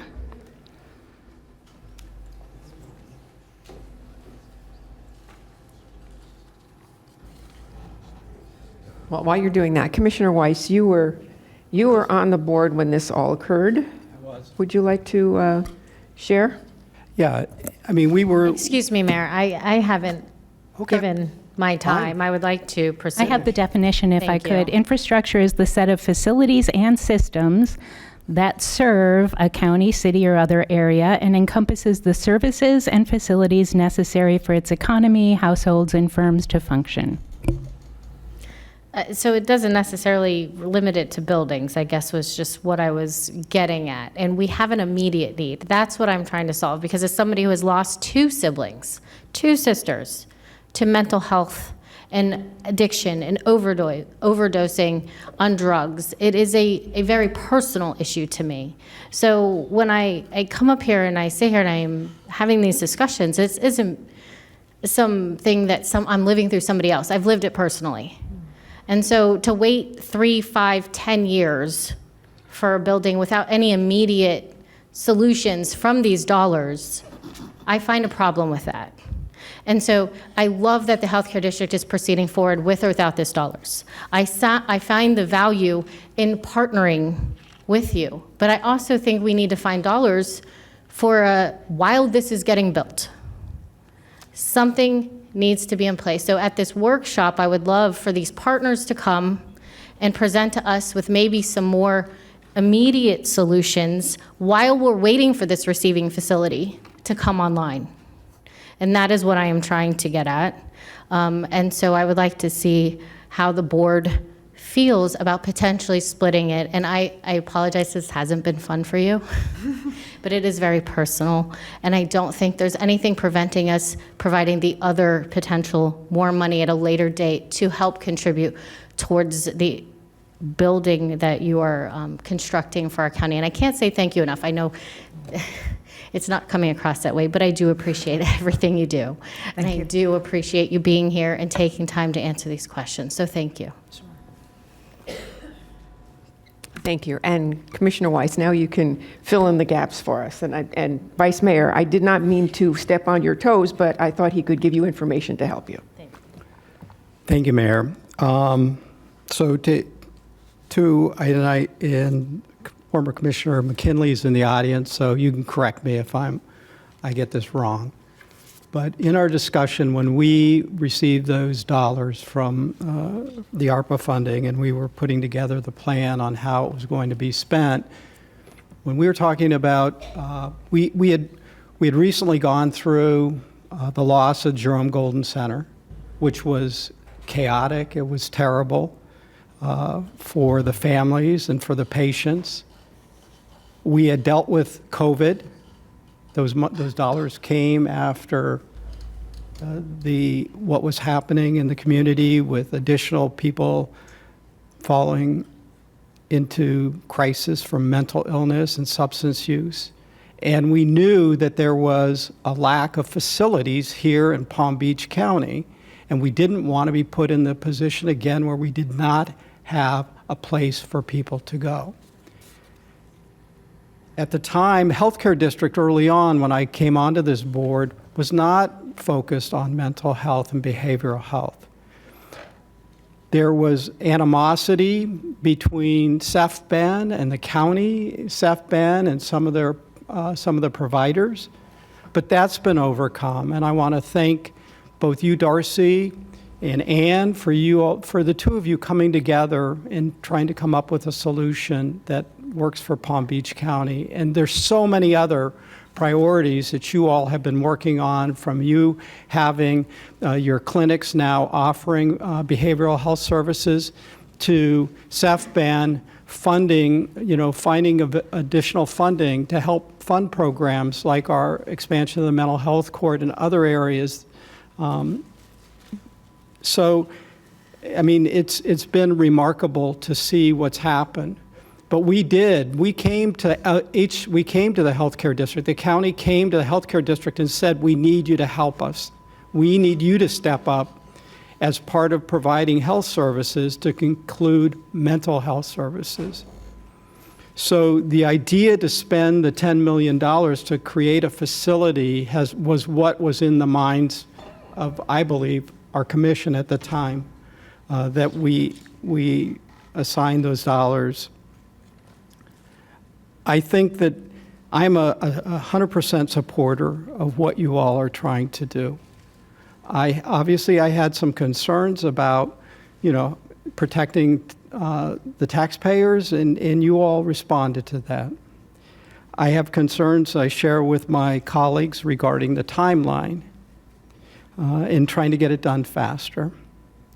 And I think it's something, but this is something that's going to be there for the next 20, 50, or as Representative Caruso said, 100 years, that we are, as a community, providing what our residents need. So with that, Mayor, I'd like to make a motion to approve this with the amendment regarding the contract that HCD provide the O&M for this facility that was discussed by Commissioner Baxter. I'd like to include shortening that timeline. It was originally being proposed in totality as 98 months. We'll shorten that to 60 months. I'd like you to come back with the breakdown, but let's see if we can get this done in 5 years. If you can't get it done in 5 years, come back to this board and explain why. But I'd like to see it get done sooner. So that's my motion, Mayor. Okay, so we have the motion by Commissioner Weiss. We have the second. I'll give it to Commissioner Flores. He piped in just a moment sooner than Commissioner Woodward. But I do have more lights on. I think there might be a couple of more comments. So Commissioner Woodward, your light is on. Thank you. I did want to go back. You had mentioned, I think you said you were in a feasibility study for the two properties. Could you just give us a little bit of information on where you are in that process? Yes, so they have been engaged to perform due diligence, sort of a does it fit study, including preparation of conceptual development plans, to conduct environmental studies and testing, prepare the site-specific cost estimates for the development, analyze site-specific or extraordinary development operating costs and or savings, and site-specific conditions that may affect the time to secure the site, design, or construct.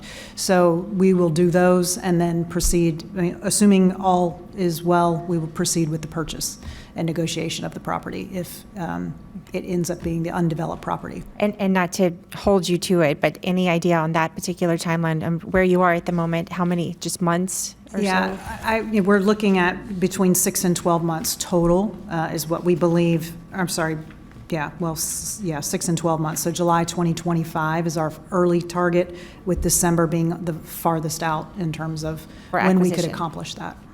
Okay, and so, and I agree, I obviously tried to second with the expedited timeline, and I guess you'll have to answer for that, but I do support that, and I understand that we do have other needs. I don't think splitting the money from this, when we need to do the workshop, and if there's other funding that we need to look at, or, any of this, we do, but I do support the 10 million that was originally allocated from ARPA to continue with this project. And that's the end of my comments. Darcy, just a quick question. What size, what acreage are you looking for? So if it's undeveloped land, we're looking between 6 and 8 acres. If it's the space near our facility or existing facility where we might be able to share some infrastructure, shared parking, water, wastewater, then we would probably only need 3 to 4 acres. Thank you. Commissioner Flores. So originally I had my light on to make the motion, but Commissioner Weiss did that, and I actually, no, I thought he provided some good, clear points on his motion. But I want to echo what the Commissioner, Vice Mayor Baxter did mention is about providing some additional dollars to provide the services early. And one, I think we need infrastructure to be able to provide those services. It's not like we can do this in a bench park unless we're providing therapy. But if we do find some of the temporary facilities and there is a way to start providing the services earlier, I think that's something that we should explore. And if we need to do some financing in the meantime, then this board can perhaps look at that in a future date. But I want to emphasize the importance of the workshop to find out exactly where the gaps are, what's the current infrastructure in place, what we need, and how do we start providing this as early as possible, because waiting 5 years, it is a long time. So I also understand that side of the coin, but I think the workshop should lay out a good starting point, commence the dialogue, but I think the players, all of the players, need to be at the table to really get a good understanding of who's doing what and where does the ownership go into, and then figure out a timeline to start providing services as fast as possible. Thank you. Thank you. Commissioner Powell. Thank you, Madam Mayor. In agreement with the motion that's already been made. Question for Ms. Davis-Darcy. The other location that you're looking at, you say you've narrowed this down to 2 different locations. Yes. Potentially. Is that other location between 6 and 8 acres? It is. Okay. And then in terms of funding the facility, I heard it's probably cost about $60,000. 60 million. I'm sorry, 60 million. 60,000 would be good, right? You can't even get a house for 60,000 anymore. That'd be Can't get the land.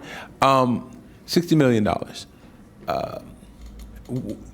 What do you anticipate the size to be? And you're talking about 6 to 8 acres of land. How big a facility are you potentially looking at? Initial estimates are about a 60,000 square foot facility. Now that includes, right, everything. What you have in your packet shows some of those elements. We're envisioning a multi-story facility that would have sort of that emergent crisis on the first floor with less acute as you went up the floors to include our existing facility. So we currently provide mental health and substance use services. I know you came to visit us at the Mangonia location, not to be confused with JFK North, but we are currently located in JFK North. That's about 10,000 to 12,000 square feet just by itself for outpatient care. So we would also put that in the same facility. So 60,000 square feet inclusive. Okay, thank you. And my fellow commissioners, Vice Mayor and Commissioner Flores, were talking about additional funding or dollars. I guess when we do this deep dive into mental health, we can potentially locate funding for if there's an opportunity to do something immediate, whether that be in coordination with dollars that the healthcare district has or with funding that we locate. But I mean, I think, in my opinion, for this moving forward, $10 million for the land acquisition or for the infrastructure is a start, but there's nothing, in my opinion, that makes up for that cost of getting that phone call and the phone call of, we know, I talked about it,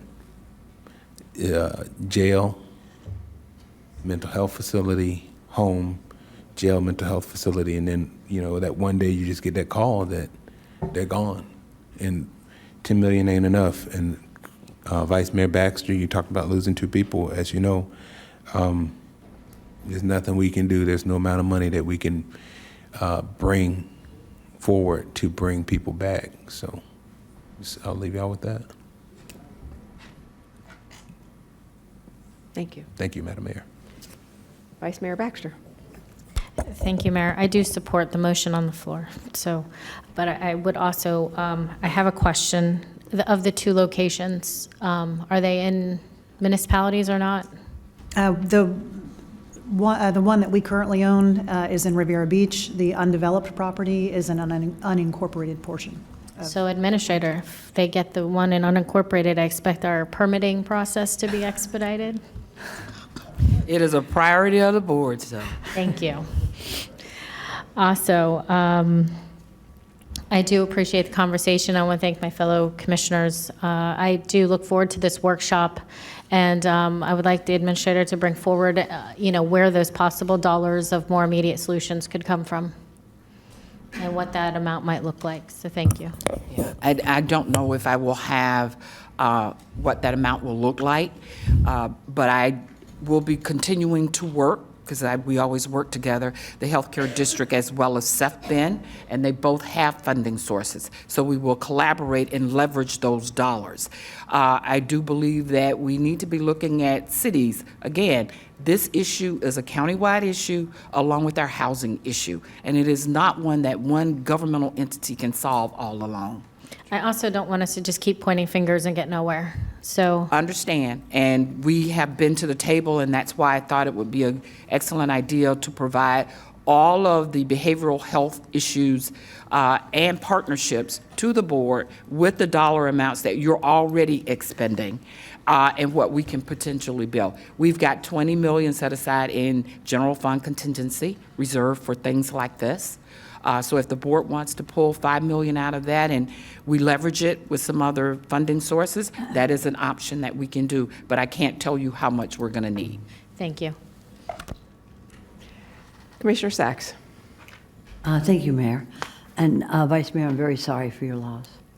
And to everybody here, Representative Caruso, Commissioner McKinley, anyone who's lost a family member or a friend.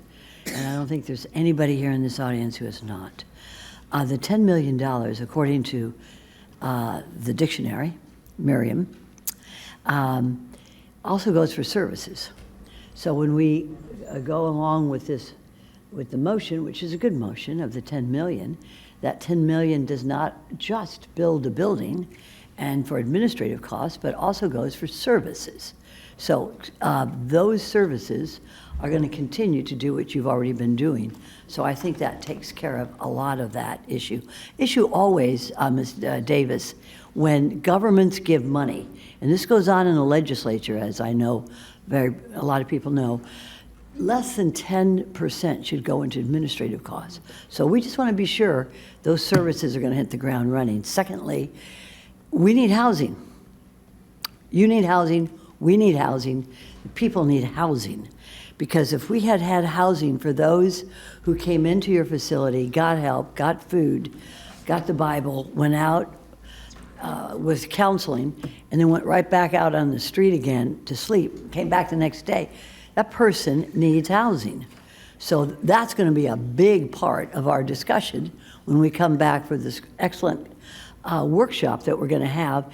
You have 6 acres, okay?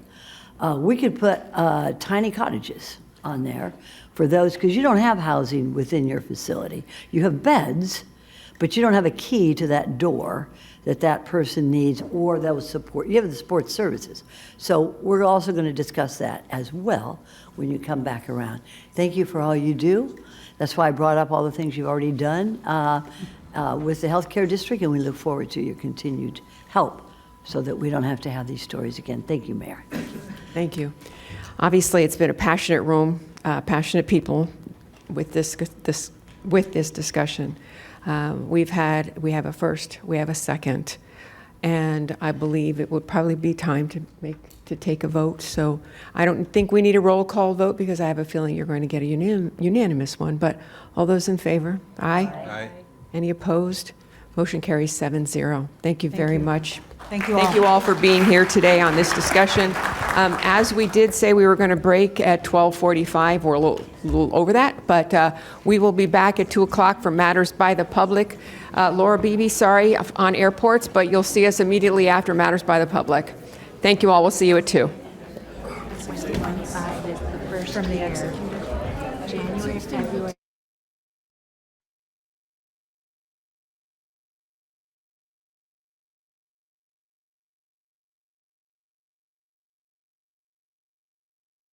Thank you for those of you that have returned. We are going to call to order matters by the public.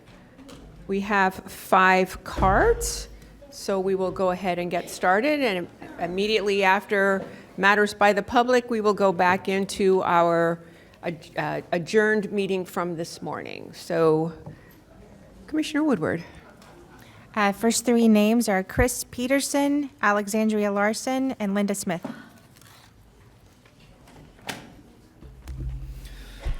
Good afternoon, Mayor, Commissioners. Happy New Year to you, everybody, and congratulations to the 2 folks that aren't here on their election of the Commission. I'm here today in hopes of resolving an issue that Fortify and many of our Palm Beach County borrowers are experiencing here in the county. In April 2023, Palm Beach County brought a civil action against the Florida PACE funding agency, the FPFA, seeking to enjoin FPFA from financing PACE home improvements with property owners in Palm Beach County, unless and until FPFA entered into an interlocal agreement with the county. This is in addition to the Supreme Court action, in which Palm Beach County is a claimant. Fortify and Home Run Financing, the companies that finance residential PACE assessments for FPFA, ceased financing assessments in Palm Beach County in 2023. Simultaneously to these actions, Fortify was expending significant resources publicly supporting the passage of SB 770, an overhaul of the Florida PACE statute, including a provision requiring an ILA to operate in any county. Our efforts were successful, and we helped to solidify PACE-related home rule provisions as well as a host of consumer protections. SB 770 was enacted on July 1st, 2024. We understand that home rule and proper ILAs are important for counties who choose to allow PACE. They're also important in our efforts to rebuild a positive long-term relationship with Palm Beach County. Along that line of rebuilding relationships, on November 6, 2024, I met with Palm Beach County staff, including a representative from the county attorney's office, to discuss reauthorizing Fortify and home run financing through an ILA between Palm Beach County and FPFA. During our meeting, it was communicated that the county would not entertain an ILA discussion due to ongoing litigation with the FPFA. As I mentioned, the litigation seeks to have the FPFA stop writing business in Palm Beach County, which occurred in 2023, and to require an ILA for business to recommence, which was the purpose of the meeting. It appears that the litigation is now unnecessary because the business was stopped and we assisted in passing legislation at the state level that requires ILAs. The county was successful in achieving the objectives of the lawsuit. Also, the executive director of the FPFA, Mike Moran, has resigned effective December 31st, 2024. FPFA legal counsel has reached out on several occasions to try to discuss resolution of the county's lawsuit, but has not yet received a response. Fortify, Home Run, and the FPFA are seeking reauthorization in Palm Beach County through an ILA. Actually have an FPFA executed Palm Beach County ILA with me today. PACE in any jurisdiction works better with all 4 financing providers, as that level of competition promotes lower financing rates, higher service levels, which benefits your residents. We also believe the county's resiliency staff will confirm that historically FPFA's level of property owner satisfaction in response to property owner inquiries warrants inclusion of the FPFA as a choice for PACE financing for Palm Beach County property owners. So I thank you for your time, and I really hope we can explore a resolution to the situation and move forward. So thank you very much. Thank you.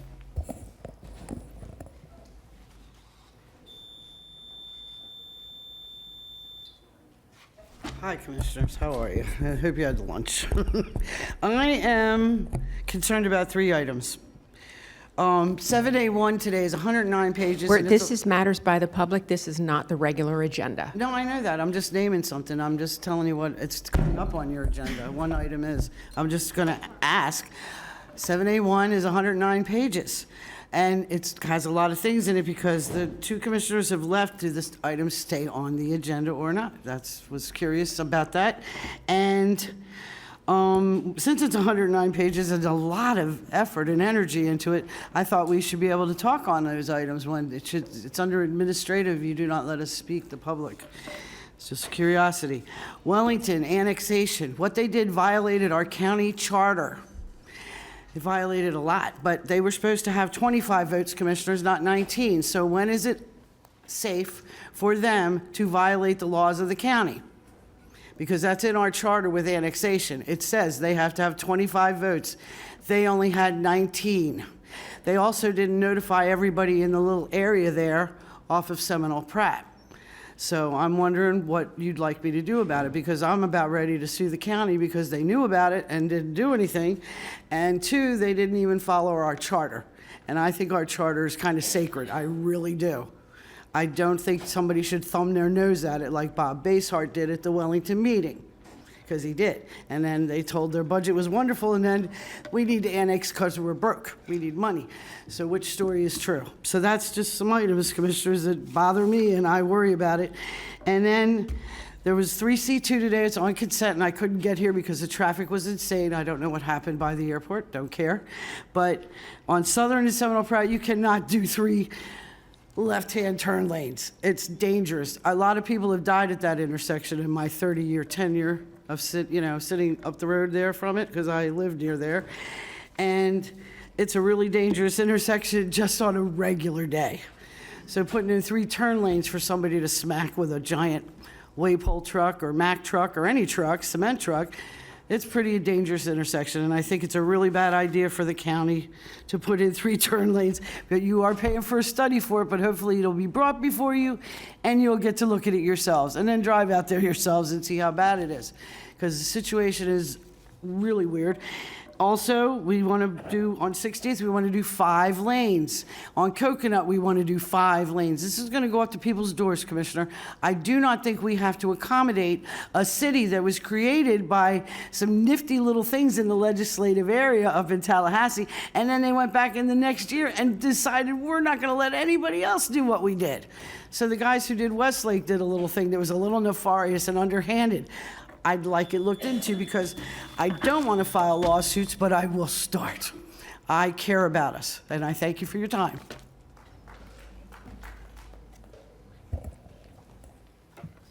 Want to go ahead and call some more names? Yes, Celine Tybalt, Luna Lampert, Aaron Atkis.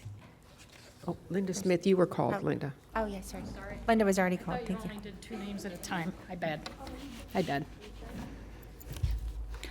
Okay, Linda Smith, Jupiter, current Sierra Club, Waxahachie Group Chair. Again, welcome new commissioners, and the Sierra Club looks forward to working with all of you on environmental issues. So let's talk trash.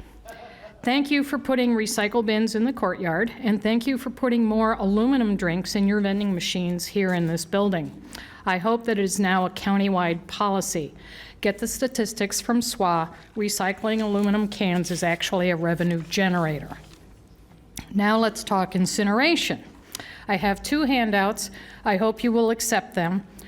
They're publications that I have highlighted to make it easier. I know you're busy folks. Each one is highlighted. First, never refer to incinerators as waste-to-energy facilities. They are waste-of-energy facilities. A small fraction of the waste is actually processed into energy. Incineration is the most expensive type of electricity production to build and to operate. No energy company in their right mind would choose trash burning. So ask FP&L. Go ahead, ask them. Would they suggest burning trash? Ted Michaels, in the publications, president of the Trash Incinerator Industries Trade Association, admitted to Congress that incinerators are primarily waste facilities, not power plants. He also admitted that incinerators are more expensive than landfills and dirtier than a coal-fired power plant. So why do it? We don't have to. Next handout, if you had them. West Palm built an incinerator in 2015 for $272 million. You know that. That is 6 times the cost of building a gas-fired power plant. 6 times.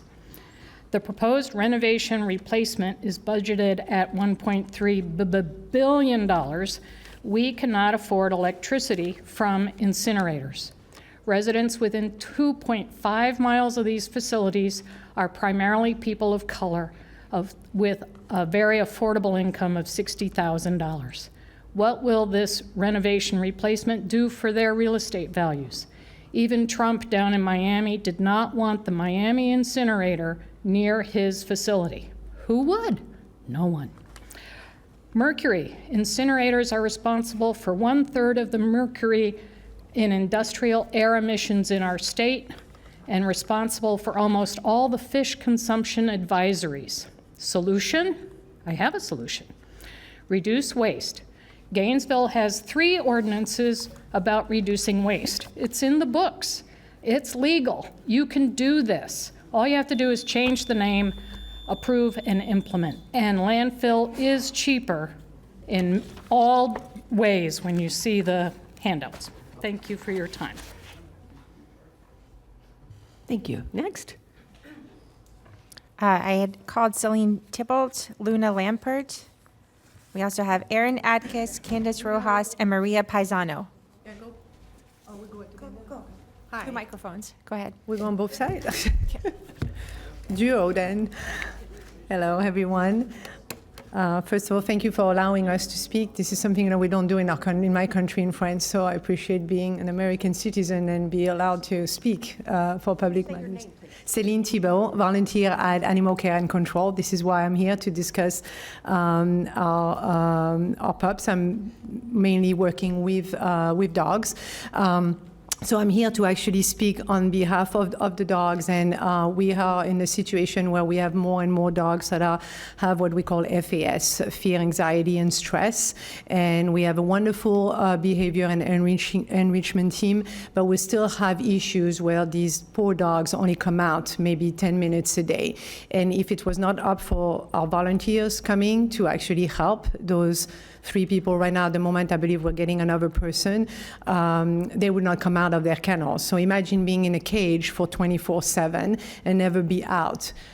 Nobody, no dogs, no human beings could actually bear being in there for so long. So as a result, they experience what we call fear, anxiety, and stress. We give some medication to some of them, and unfortunately, they don't do any better sometimes, or they do better, but then also decline when you're there for a couple of months or so.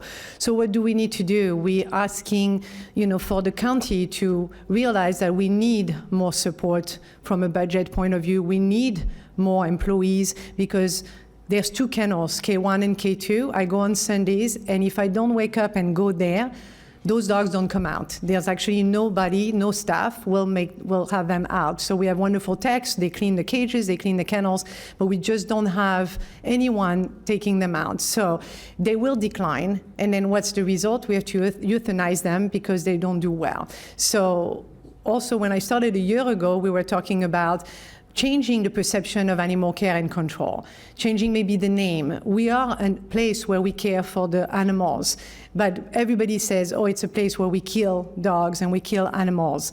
Well, we need to change that, and we need also employees, someone who's in charge to make us known as a positive environment where people can come and adopt. Right now, people think they can just dump their animal, or we find them on the street, and where do you go? You go to Animal Care and Control because they can say no, and they take all these dogs and these cats. So we have 200 cats, we have 120 dogs, and it's like we're continuously, we save one, we have another one coming in. Actually, we save one, we have 3 more coming in. And the community has to know, so how do we change that? With advertisement, we're the only ones really, volunteers are the only ones who are actually advocating online, and this is how we save the dogs. So can we do something? Can you create more budget for us? Thank you.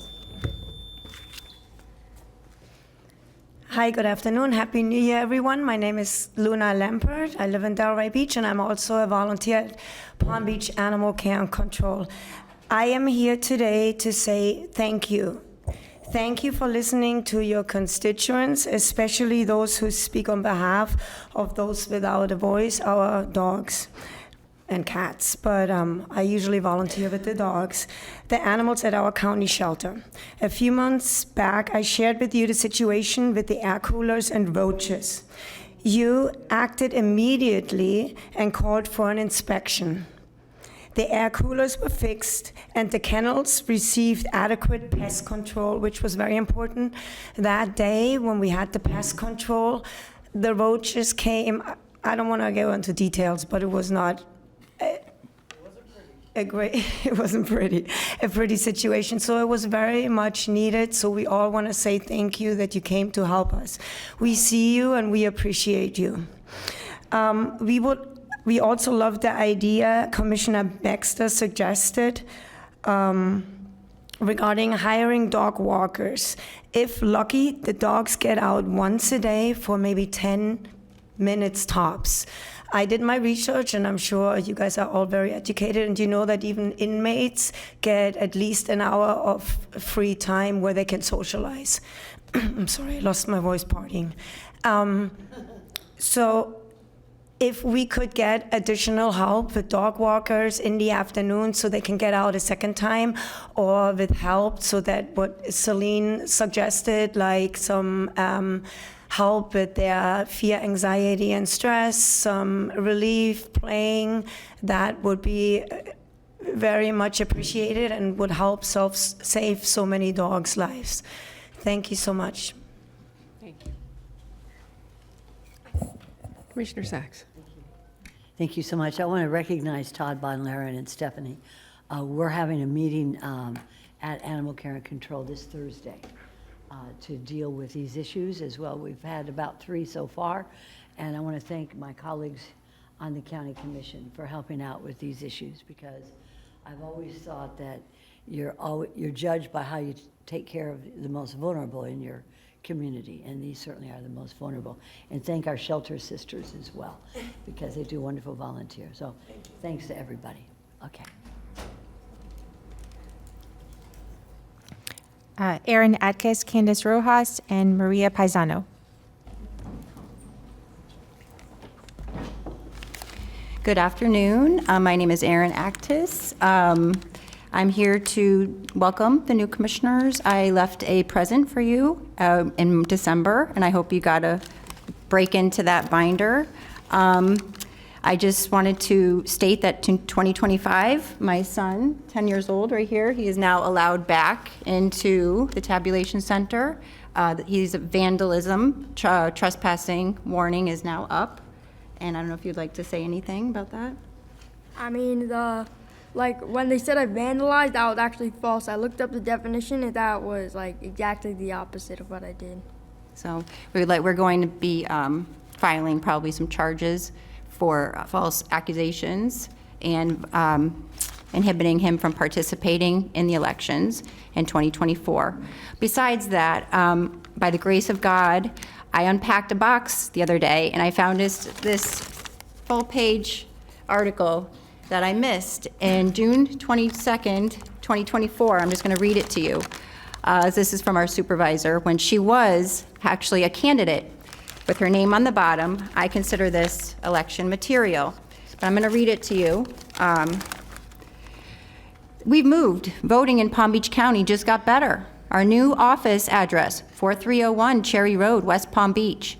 Greater transparency. Our new location is designed to enhance transparency in every aspect of our operations, from spacious public areas to advanced technology. We're opening our doors wider than ever before. Enhanced security. The safety of our staff and voters is paramount. Our new office features cutting-edge security measures to safeguard your information, protect the integrity of our elections, and keep voters voters and staff safe. Improved efficiencies, we're streamlining processes to ensure a smoother experience for you and our elections team. From registration to tabulating votes, everything is designed with efficiency, accuracy, and convenience in mind. Cost savings. As responsible stewards of taxpayer dollars, we're proud to deliver cost savings by optimizing resources, realizing greater efficiencies, and maximizing the value of every penny. Now, we're going to do some deep diving to see how much this small facility cost.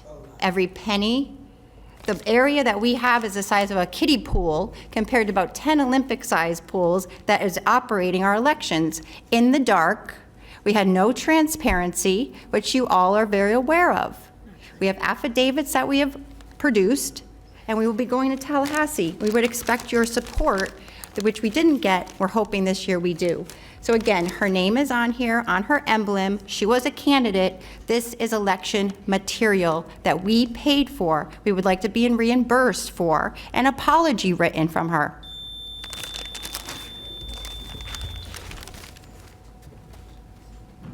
Good afternoon, Palm Beach County Commissioners, and welcome to the new commissioners. My name is Candace Rojas. I'm chairwoman of a very small PAC called the Palm Beach Patriots. So happy New Year. I understand freedom is coming this year, January 20th. Can't be here soon enough. And many of the conservative podcasts that I watch say we must take America back at the local level, which is all of you. The front line is the local level. That means you're our leaders, and as well as the municipalities. So we are going to rely upon you to actually work for we the people, not for yourselves. So everyone must take a stand, and it's going to take courage, and be courageous and bold in order to exercise our legal constitutional authority, and not block freedom of speech, because all these podcasts that have millions of viewers are telling people like me, just regular Joe Blow people, to come and speak, and we should not be silenced. So if we are, I feel like people are gonna get in trouble this year. I don't know. So I just need you guys to know that I have been asking in 2024 about the budget and how we can access the funding to start grand juries for 2025. I've called, emailed, left messages, and I'm trying to begin the process, and I've been completely ignored by many of you because I copy everybody, but I don't get any response. So I was hoping that when I send an email this year, if maybe somebody can respond back, because I understand you guys set the budget and there's money in there for a grand jury. Number two, I just want to reflect on 2024. Our own unconstitutional Palm Beach County Sheriff's Department was hard at work, violating our rights and physically removing soccer moms, children, grandmothers from the public viewing of our elections, which seems very sketchy and strange. So this is the same department that covered up for Epstein crimes and pedophilia and let him out of prison. We need to change this immediately and stop them from weaponizing and intimidating and harassing soccer mothers. That's not acceptable. So we're going to need your help this year. Next, please be aware that there's committees that are getting together with smart people, not like myself, but way smarter than myself people.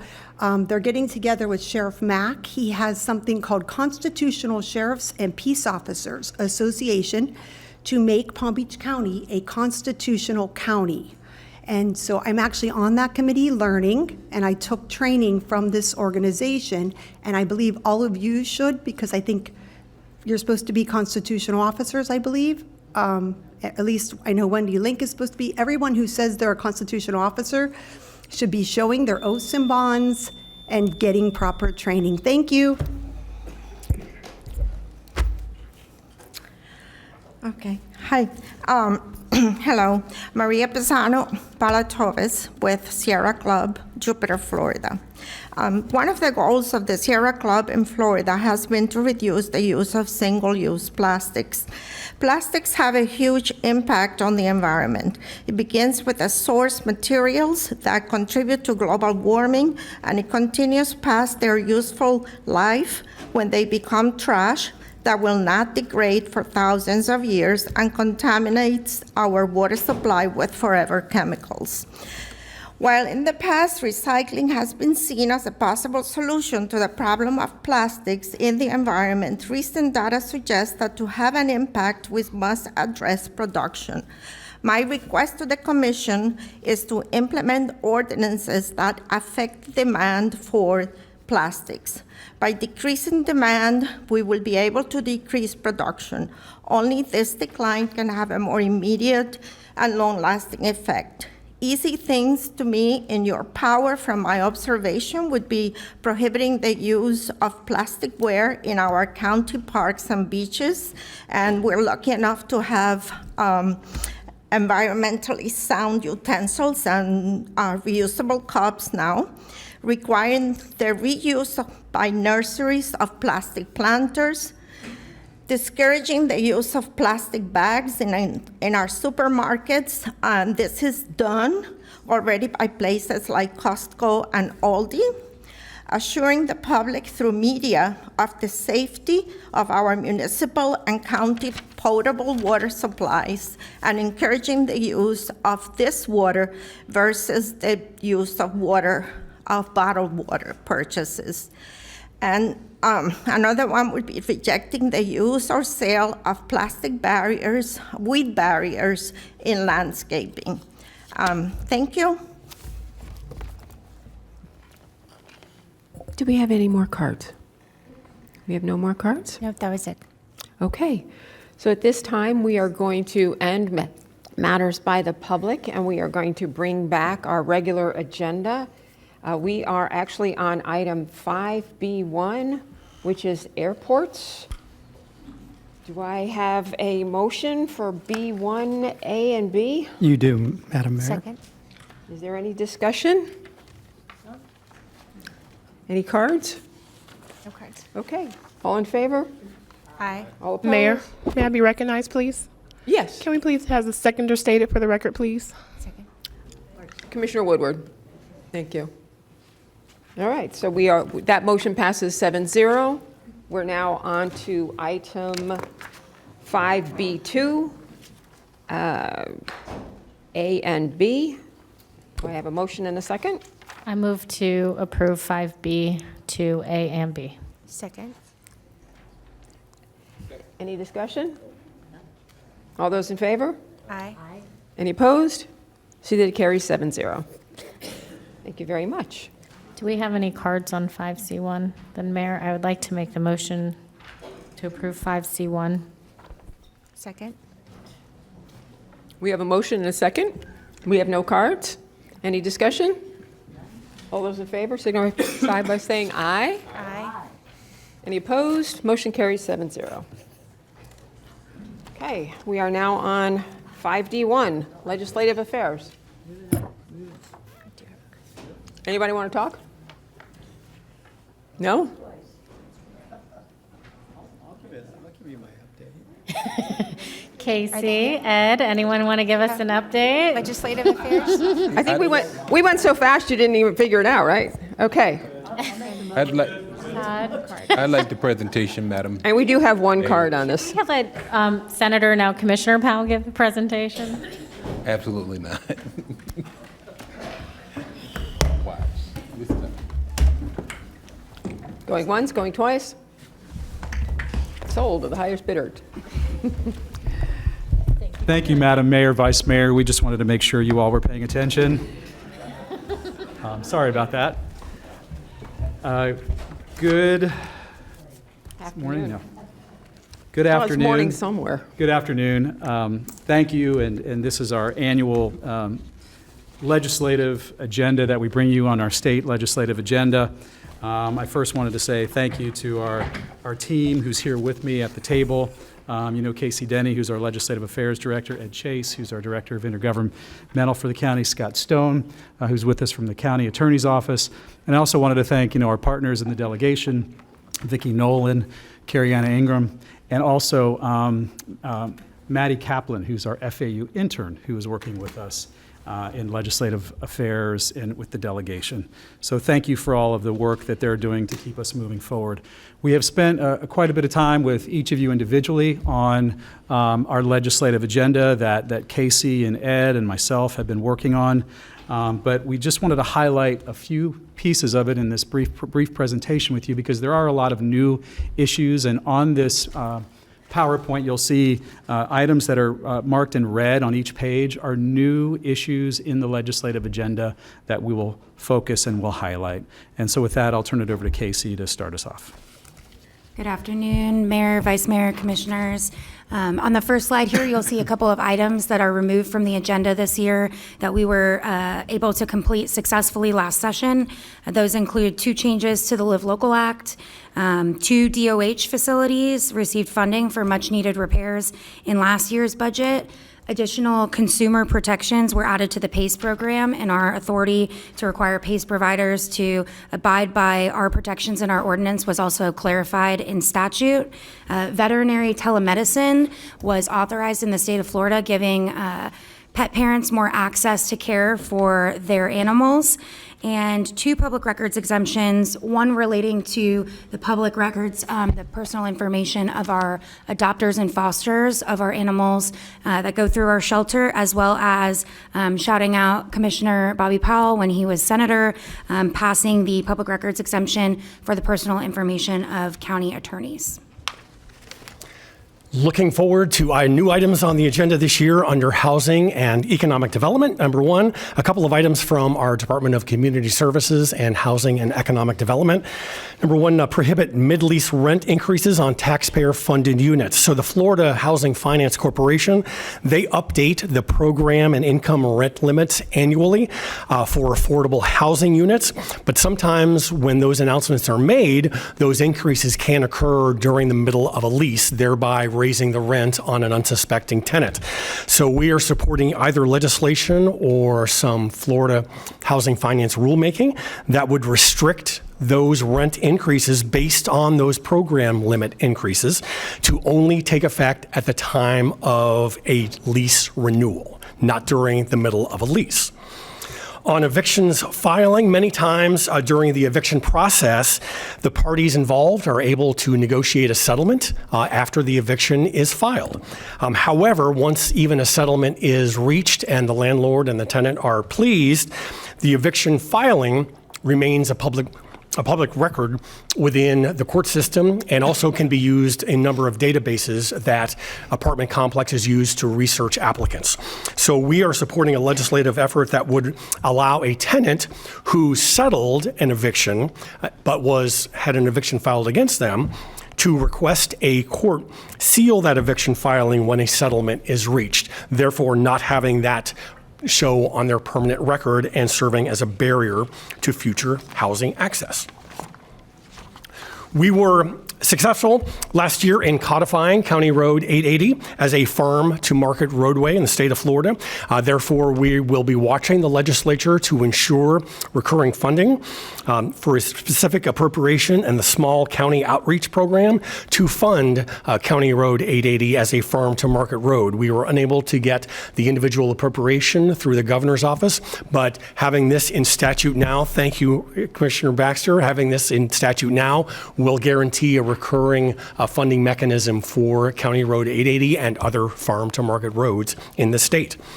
We also support full funding for Visit Florida and the removal of that agency's sunset provision.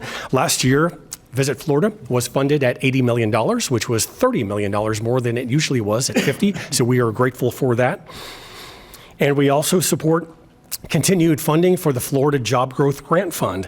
The way that we look at it, especially in the Glades area, we are there to support the development of infrastructure and workforce development related to the expansion of economic development in the state of Florida. Substance use and mental health. I know Al Johnson was here earlier today. The State Attorney Addiction Recovery Task Force has informed us that they'll have 2 changes that they're going to be seeking in front of the legislature this year. The first is a glitch bill that removes loopholes in the required certification of recovery residences, which was passed in a bill last year. And the second proposal is actually legislation based on a statewide study that we were successful in gaining funding for in 2023 that will help other local jurisdictions be able to properly zone and site for community residences without violating any federal protections and ensuring that they have a template or a roadmap to do so. We'll also continue to support funding efforts for additional beds and treatment programs, trauma-informed care training, and youth suicide prevention. With regard to Health and Human Services, guardianship oversight will continue to advocate for the protection of vulnerable adults from fraud and abuse. There are actually some bills that have already been filed for consideration this session on this topic. We'll also continue to advocate for funding through the Transportation Disadvantage Program. And you'll see a few new items in this area. The first is related to House Bill 1365 regarding public sleeping and camping. That was passed last session, funding for expanded services for the county to continue to provide those, and the repeal of the civil cause of action against local governments as they try to grapple with how to comply with this law. Palm Beach County Department of Health buildings. You'll see the South County Administrative Complex is still up there. We'll still continue to work on gaining funding for the redevelopment of the DOH building there. And 45th Street parking lot repainting and waterproofing is actually a new item that was included in the Department of Health's legislative budget request, a little over $2 million for much needed repairs to the 45th Street facility. These are new repairs in addition to, and new funding in addition to what we received last session on that. As part of our substantial public safety and criminal justice agenda, we've got a handful of some new items on there. One that actually you helped fund earlier today with a grant for our victims, 5 of our victim advocates. And these are victim advocates that work extremely closely with some very sensitive and high-risk situations. We're looking to provide some public records exemptions from their identities and identifying information just because they are in some compromising situations, and making sure that offenders and other parties are not trying to find that information to get back to them. Likewise, with our assault of code and animal control officers, we see more and more in the field that we're dealing with individuals that feel like it's okay to confront a lot of our officers, and sometimes some very difficult situations. So we're trying to do similar to them with that. The issue of firearms in sensitive locations, obviously a sensitive issue in Tallahassee, but particularly and specifically here, our homeless shelters and our family counseling centers, where we're dealing with some very, very sensitive mental health issues. We just want to make sure that we can safeguard everybody that's in those facilities as best as we possibly can, and we'll ask the legislature for consideration of that. The blood testing of screening for certain diseases through significant exposure. This is for law enforcement, and oftentimes law enforcement on the street, there is an exchange of sometimes fluids between folks that they're confronting, and we want to make sure that there are some codifications to practices that we do in law that will allow for rapid testing of blood and other kinds of liquids to make sure that we're getting quick and proper treatment to anyone exposed by that. And finally, I know our chief judge is very excited about this, but for the first time in a long time, we haven't had a new judge in Palm Beach County added in 19 years. But the Supreme Court's recommendations this year are recommending funding for 2 additional circuit judges and 2 additional county judges. And so the chief has asked us if we would include this as part of our legislative agenda to support the efforts to get those funded this year. So, Casey. In local government and administration, impact, mobility, and multimodal fees, we're going to monitor any legislation that comes forth related to any 3 of these fees, and continue to oppose any legislation that would adversely affect our impact or our ability to collect those fees. We'll also support efforts to restore the county's ability to deny proposed developments that would create a significant negative impact to the surrounding transportation infrastructure. We'll also support the restoration of anonymous code complaints so that residents can report any violations of the county code without fear of retribution from neighbors. And there are 2 new items with regard to utilities in local government rights-of-way. The first is to support requiring utilities that fail to timely remove or relocate their facilities within our rights-of-way pursuant to agreed-upon schedule to pay the county reasonable damages for that, as it can cause project delays and other issues. And the second would be to support allowing permits for new utilities to be contingent upon the payment of those damages for failing to relocate or remove according to the schedule, or if there is damage to our infrastructure when they are doing so.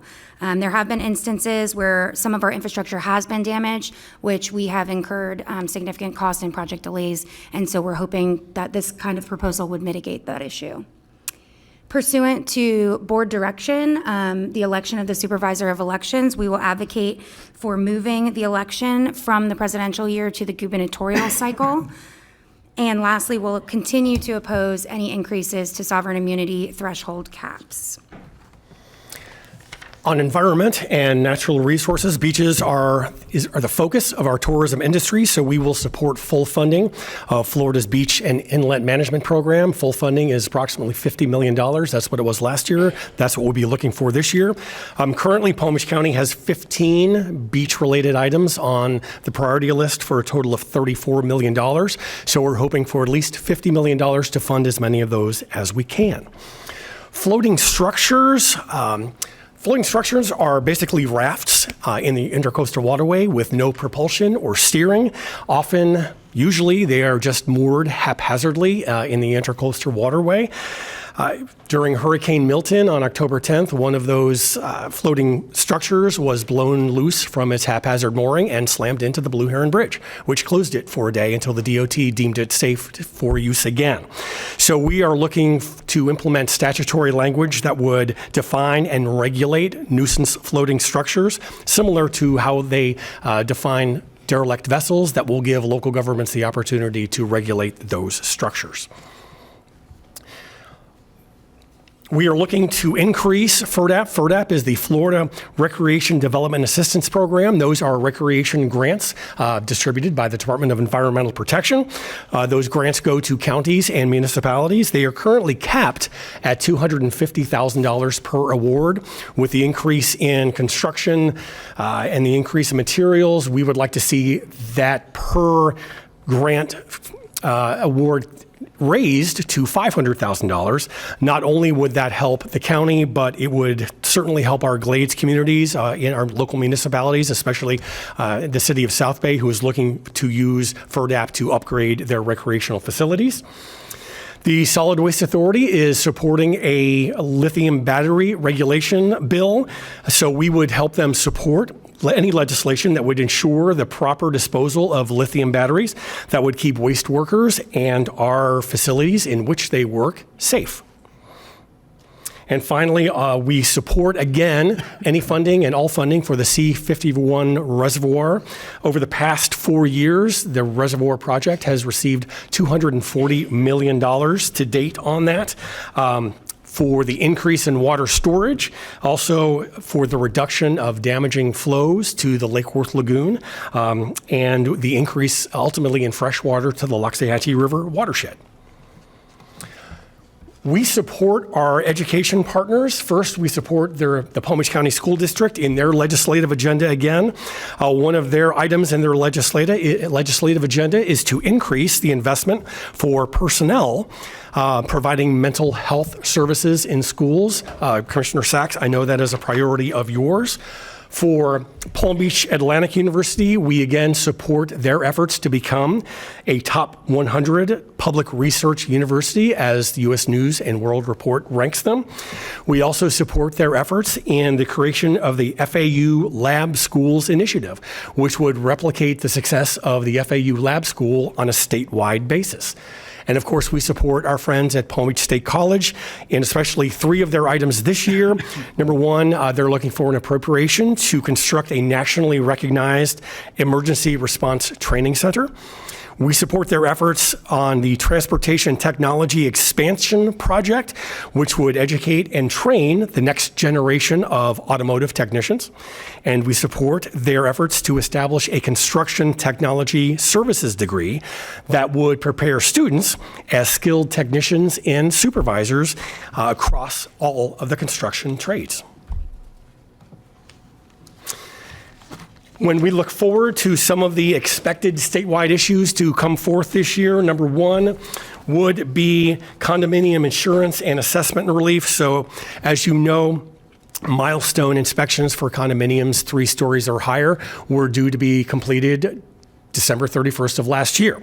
Now it is dependent upon condo associations. They must now plan to fund and repair any items found on those inspections. That funding can be extensive, and as we've heard from many of our constituents, many of your constituents, that may be very difficult for associations to do. Going forward, there are really just a couple of ways going forward to offer some possible assistance to those condo associations. Number 1 would be an extension on the deadline for them to raise those funds to plan ahead for those repairs and maintenance, which is certainly a possibility. Another suggested possibility was to offer statewide interest-free loans, much like Miami-Dade offered over the past couple of years. They've done it on a small basis. Some folks are looking for the state of Florida to offer those on a very large basis, very large statewide basis. We know that Speaker Perez, during his incoming comments as Speaker, specifically said that he does not believe that the state of Florida is interested in providing statewide no-interest loans. So we will keep a very close eye on how the state of Florida moves forward on that assessment relief. Condos are also facing an insurance issue as well. So as those milestone inspection reports come forth, insurance companies are raising their rates and sometimes non-renewing those policies based on the findings of those milestone reports. Those are two issues that we will look forward to monitoring closely. On disaster recovery efforts, Florida had 5 named storms hit the borders over 2024: Beryl, Francine, Debbie, Helene, and Milton. So we support disaster relief legislation that allocates resources for all affected communities, including Palm Beach County. We will also keep a very close eye on Department of Emergency Management plans that would plan to create regional emergency operations centers and see how we can be involved in that process. On the issue of state park use protection, there is a single bill filed by Senator Gail Harrell in the Senate that would do a couple of things to protect against uses other than planned uses for state parks. It would mandate an expansion of public hearings prior to changes of land management plans. It would prohibit certain activities in state parks, and it would prohibit the installation of lodging establishments in state parks. This is the only bill filed on this issue so far. It currently has no House sponsor. We will follow the direction that you offered in the letter signed over the fall with respect to Jonathan Dickinson State Park, and we will monitor this issue very closely. And finally, on budget expectations, the state of Florida came out in October expecting a $2.1 billion surplus in 25-26, but they say that that will likely very quickly turn to what could be a $7 billion deficit in revenue by the fiscal year 27-28 if spending growth does not remain unchecked. Rising costs in education and rising costs of Medicaid, are the main factors on those issues. Speaker Perez and President Albritton and the individual chairs of the budget committees in both the House and Senate have warned individual members to expect much higher scrutiny in spending this year. And with that warning, we will move to appropriation requests. Thank you for those rosy expectations, Ed, on what we can expect from the budget in Tallahassee. That being said, we do have a few items that we just wanted to highlight, some existing and some new appropriations. Our fire rescue water vehicles for hazard mitigation that was vetoed last year, we retooled that a little bit, and we're going to try that again this year in working with the governor's office. The George Bush Boulevard Bridge replacement, we're working with engineering right now on estimates for those numbers, and we'll get that to you shortly, but we have a placeholder for that appropriation. Our Murakami Museum Japanese Garden, Emanashidate, I think all of us can use a little Emanashidate every once in a while. This is what's known as the Heavens Bridge in Japan, located in Miyazu Bay, just north of Osaka, and it's part of a project that the Murakami is looking to bring forward. So really exciting stuff going on in some of our gardens. Peanut Island, to continue some of the historic restoration we have there, we're asking for another $2 million, and then some affordable housing, the Patriot pilot program in Palmtran, and then our Restore Reentry program, and then as well as our Lake Worth Lagoon and Locks River requests that we've given for many of the past few years. Casey? And lastly, local bills that are impacting Palm Beach County. There was only one local bill submitted for consideration to the legislative delegation. It's the Building Code Advisory Board of Palm Beach County. This was submitted through Legislative Affairs for Planning, Zoning, and Building and authorized by you all in December. This changes the definition of a local building official only as it relates to this very specific board in order to expand the pool of qualified and eligible applicants for you all to decide who to appoint to this board. It helps to reflect industry trends in hiring more part-time and contracted staff, as well as private providers. The current definition in Florida statute right now for this board says that they have to be a full-time employee of a government, and with the industry shifting, that has significantly narrowed the pool of qualified applicants.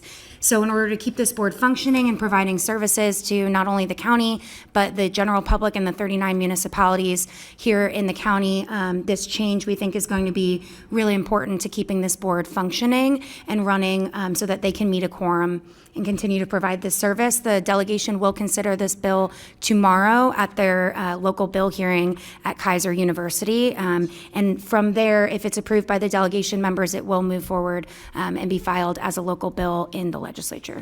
Before you go on, Vice Mayor Baxter, your light is on. Mine was for when she was finished. And with that, we want to thank you for your indulgence in our presentation. And fire away, Vice Mayor. Thanks, Todd. And thank you for the presentation, Ed Casey. Great job. I wanted to, with the support of my board, add something to the education portion of our legislative agenda. I'd like for us to also try to pursue some sort of student bill of rights that basically codifies the right for a student to defend themselves against physical violence without facing the harsh repercussions of disciplinary action, without the due process of the school administration. Currently, right now, if a student is being bullied, physically bullied, and somebody defends themselves, they just kick out both students and they don't ask questions. Have a nice day. Well, that ends up on a student's permanent record, and when they go applying for colleges or any further education, it becomes a huge problem. So I would like us to see if there's somewhere where we can work with our legislators to get something to protect them as well. Without objection from the rest of the board, is that okay? And do we have further discussion? Commissioner Flores.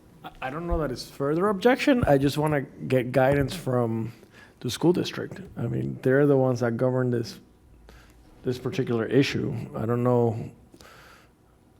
I don't know. I just a little blindsided, and I guess I'm looking for more information from the school district. Commissioner, we're happy to get together with the school district and come back with a proposal for you on that, and we can bring that back separate if you like, something that's tight and maybe has some language for you if you prefer to do that. That'd be great, but not just for public schools. We're talking all Understood. schools. Got it. Thank you.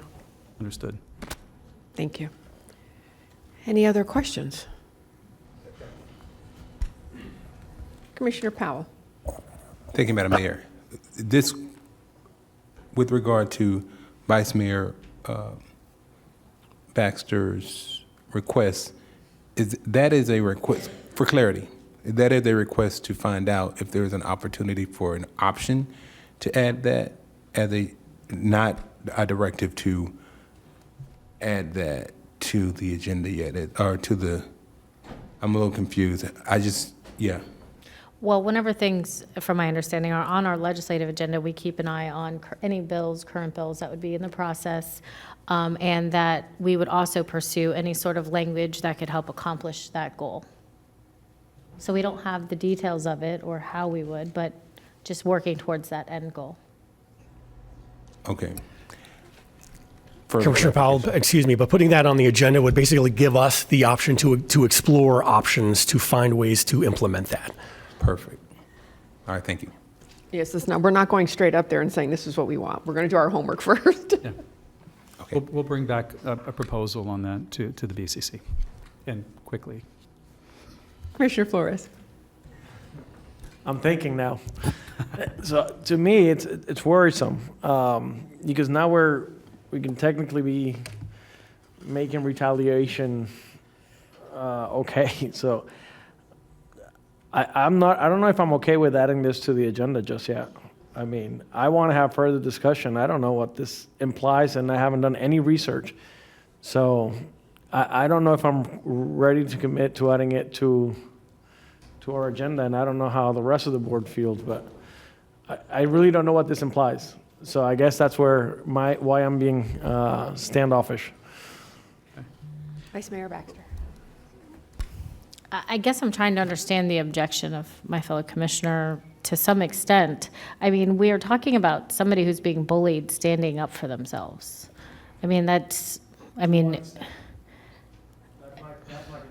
The ability to defend yourself. As an adult, we have laws on the book that say we have the right to defend ourselves if somebody's attacking us. I just believe that students should have that same ability without school repercussions. I guess that's where this was going. I mean, what's the alternative? To just allow them to continue being bullied, and that's how we end up with high suicide rates in school. So, I mean, kids cannot keep continuing to be bullied. They need the ability to stand up for themselves without risking their future or having to live in fear of going to school. That's where this is coming from.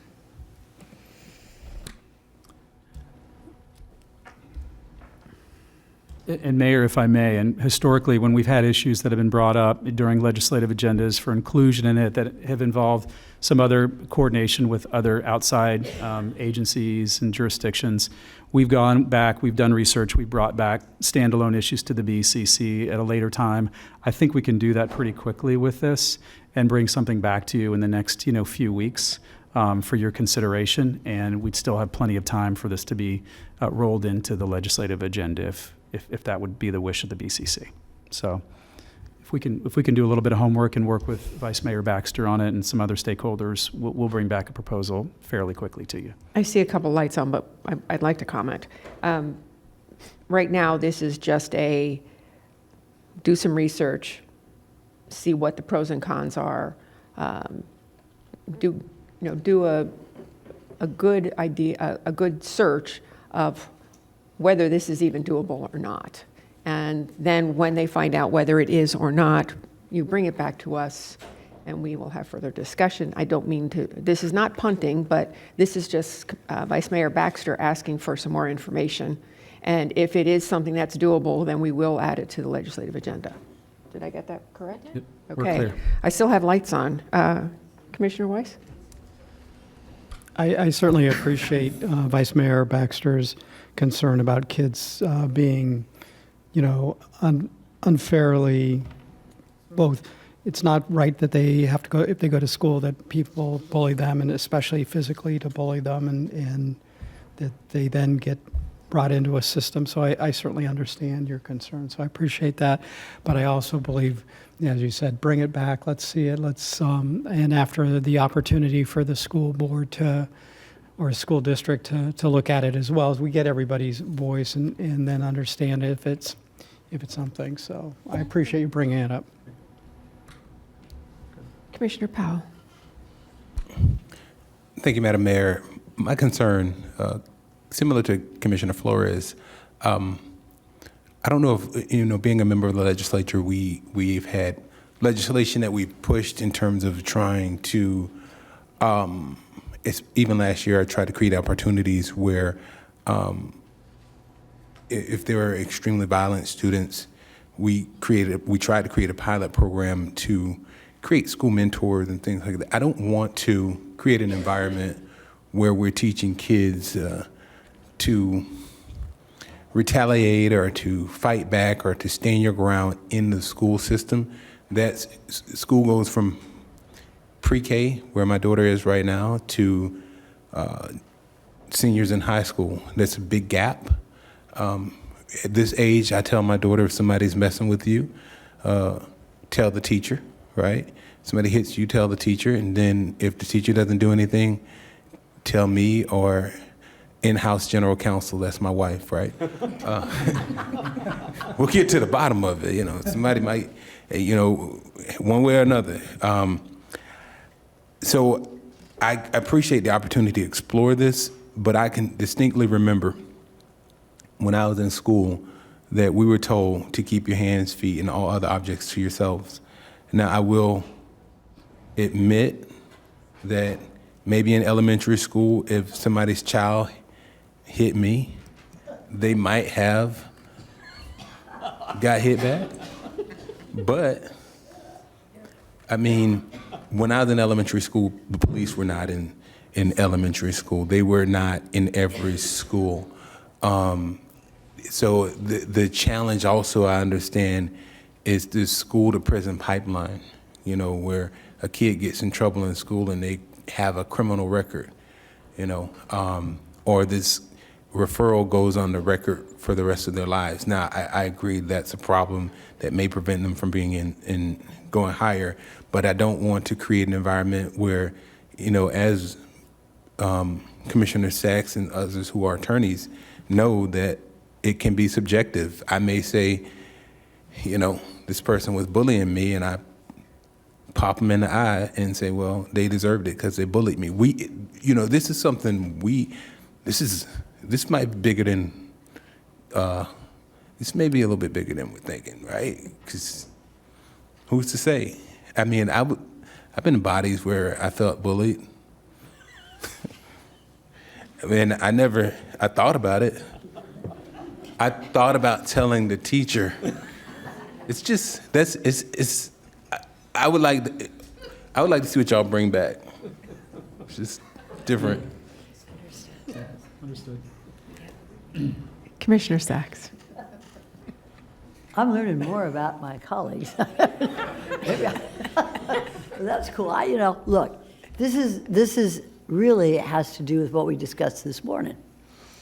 Years ago, not that many years ago, we discussed in the legislature cyberbullying. We have a whole little state law about bullying, and it's particularly online bullying, which sometimes hurts more than a sock in the eye, Not that that ever happened, but so I think what we will do with the use of our county attorney's office is to look at the laws, and this is good discussion. This is what we were talking about today, mental health. Look at the state law as it is today with regard to the consequences to online bullying.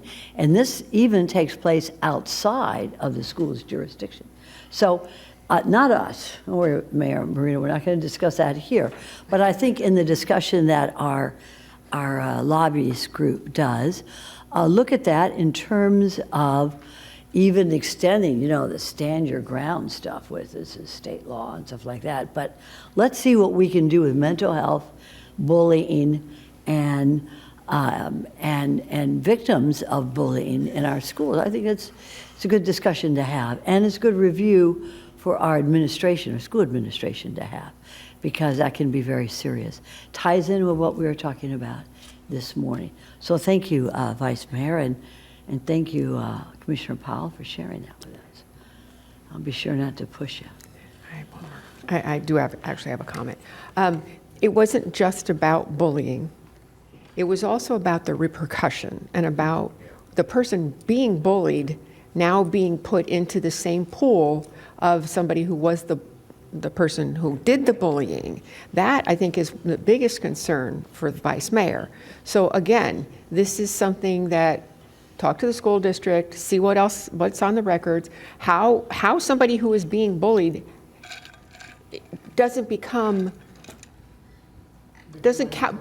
couched into the whole situation, because they are not the ones that initiated it. And if they're defending themselves, if somebody's bullying me, I'm going to defend myself. Yes, you heard it here on a microphone. Sorry, but they should not become part of the problem. So this is we have more discussion on this. Thank you. And we have a card?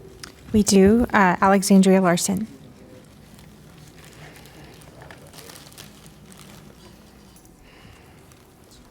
I appreciate getting a copy of this today. It really helps. One thing I think you all ought to be really seriously looking at, reclaimed water is a double-edged sword, because there are forever chemicals that we're reading about right now, and I don't think reclaimed water is the answer. Also, the city of West Palm Beach just procured a 50-year consumptive use permit. That should be kiboshed up in Tallahassee tomorrow. 50 years is insane. 20 years was, pushing it. But they did, and they're trying to do it up in Charlotte County, I think. Delaporte's trying to do it again in another county. But it needs to be taken care of. It needs to go away. 50-year permits, no one should be allowed to have a 50-year permit, because we don't know where we're going to be in 50 years. We don't even know if we're going to be above water in 50 years. We really don't, Commissioners. There's some real serious problems down in Miami-Dade County, and it could come to us, because I was at a Treasure Coast Regional Planning Council meeting in 2004 where they said, Palm Beach will be there and West Palm will not, because you're only 8 feet above sea level right down that hill there. So I can't make this up. True story. They said Palm Beach would be there, West Palm would be gone. So with this logical thinking that I hear all over the place where I go, the madness, please start looking at these situations, because a billion people don't know about West Palm and their 50-year permit, because they go right through my world. So I think they affect everybody. Water is connected to water is connected to water. And I do not, we built a $73 million reclaimed water pipe to that god-awful power plant out there on Southern Boulevard, and they don't even use the water. It gums up their mechanism. That's what FPL says. So we wasted $73 million building that one. So please look into that. I didn't want to go after any of Todd's other stuff, but this one I'm going after. And I thank you for your time. Thank you. All right, so may I have a motion, since we've had discussion? May I have a motion to adopt, please? No, it says as staff recommends motion to adopt. Second. I have a first by Commissioner Powell, a second by the Vice Mayor. All those in favor? Aye. Any opposed? See that it carries 7-0. Thank you very much.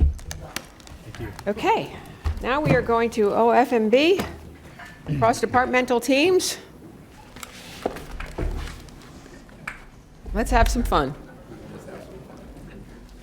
we doing that now?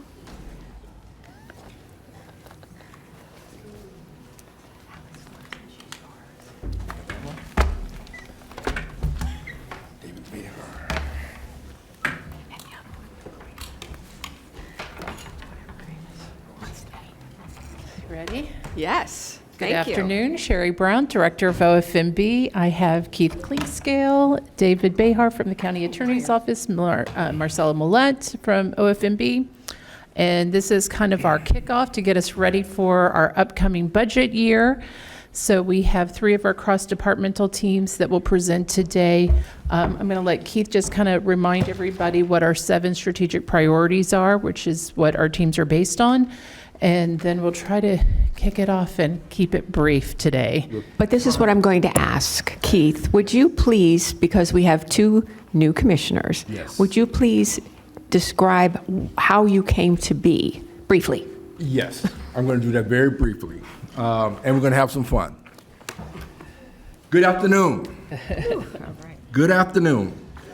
In 2018, Ms. Baker took a significant step forward by creating the Division of Strategic Planning and Performance Management. After conducting a SWOT analysis, it became very clear that our departments operated in silos. Excellently in silos, but in silos.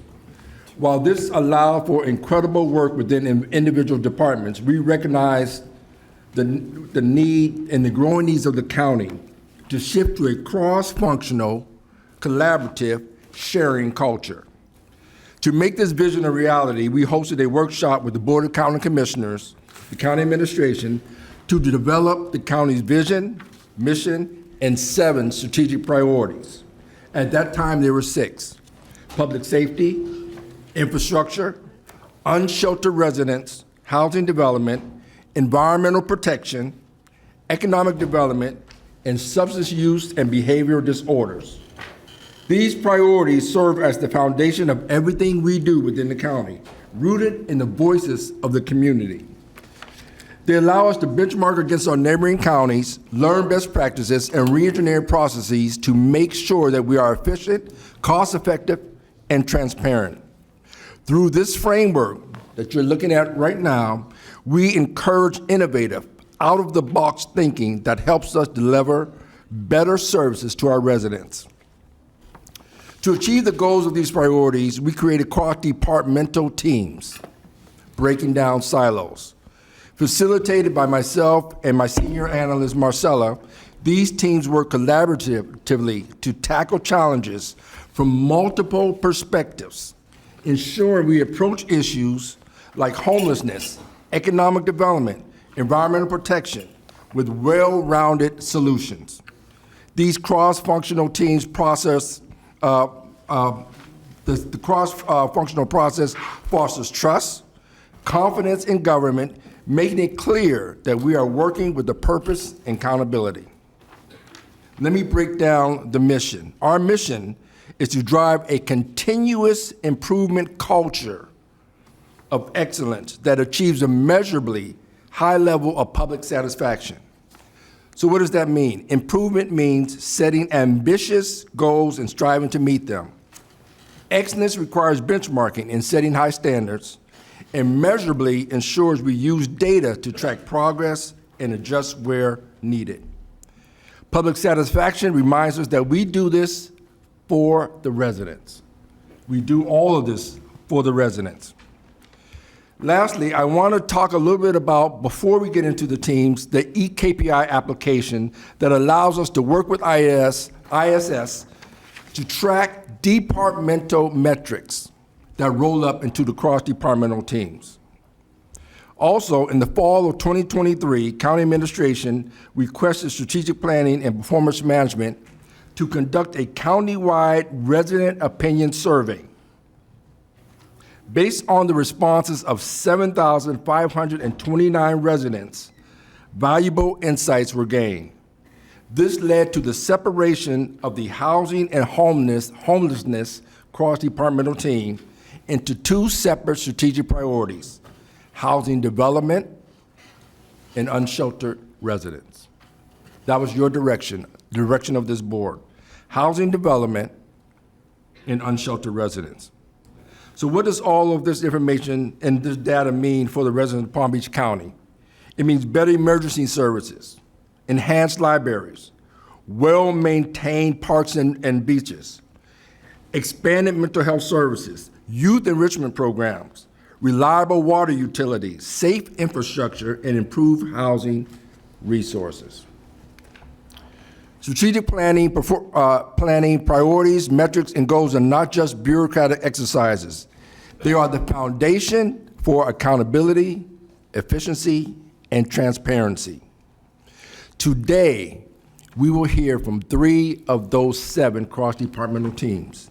They are environmental protection, infrastructure, and public safety. That being said, the first out of the blocks, gold standard, cross-departmental team is environmental protection. Come on up, guys. All right. Hi, good afternoon, everyone. My name is Stessie Caceres. I am with the Palm Beach County Office of Resilience. I am joined today by several of my county colleagues, and together we are here to present on behalf of the Environmental Protection Cross-Departmental Team, and we're going to give you an overview of our team, our goals, and our projects. The Environmental Protection CDT team is comprised of various departments whose work include environmental and sustainability projects. Our team includes 17 staff members across 12 different departments. Over the years, the county has taken significant steps to protect our environment and to ensure the well-being of our citizens. From passing bond referendums aimed at environmental stewardship, building nature centers for our citizens, and constructing water treatment wetlands, to creating dedicated departments such as the Environmental Resources Management and the Office of Resilience, we've made substantial progress in achieving our sustainability goals. In 2024, we saw the Board of County Commissioners send a letter to the state stating the county's opposition to a golf course at Jonathan Dickinson State Park, and unanimously passed a resolution for the long-term protection of more than 31,000 acres of county-owned natural areas through conservation easements. Our 6 goals are to promote healthy and vibrant beaches, maintain diverse and resilient ecosystems, protect and support human health, safety, water quality, and quality of life, ensure a positive experience for residents and visitors, promote sustainable and resilient practices and principles, and preserve and enhance our thriving agriculture. With that, I'll pass it over to Matt King from Environmental Resources Management to cover Goal 1. Thank you, Stessie. Beaches are critically important to our county as a source of economic activity and biodiversity. But ever more importantly, beaches play a fundamental role in climate hazard mitigation. It is vital to keep our beaches in the best possible conditions. In fiscal year 24, placed 1.4 million cubic yards of sand on the county beaches. The county continues to exceed the goal of greater than 1 million cubic yards of sand on average over an 11-year period. And we have over 7 major nourishment projects planned over the next 3 years. Between the beach renourishment and dune restoration projects, the county spent $5.89 million in fiscal year '24, with all of the funds coming from the Tourist Development Council bed tax dollars. Also in fiscal year '24, 97% of properties were in compliance with sea turtle lighting ordinance. Staff received an unusually high amount of sea turtle lighting applications for new lighting installations this past summer and worked diligently with property owners to achieve compliance. Beaches are a key economic engine for Palm Beach County. According to a 2024 study, for every $1 spent on beach nourishment annually, beach tourists generate about $3,000 in economic output, $1,400 in direct spending, and $200 in taxes. This chart shows the amount of sand placed on county beaches over the past 5 fiscal years, with this year's 1.4 million cubic yards of sand only 0.1 million less than last year's record-setting amount. Next up is William Nguyen from the Office of Community Revitalization to cover Goal 2. Thanks, Matt. Goal 2 focuses on maintaining diverse and resilient ecosystems. When we use the word resilient, we mean that they are healthy enough to recover from natural and human-caused disturbances.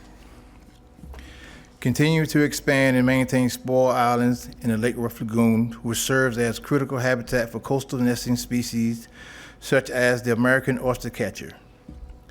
Fiscal year '24 marked the completion of Tarpon Cove, a 46-acre island archipelago built over a former dredge hole located on the west side of the Lake Worth Lagoon, south of Okeechobee Boulevard.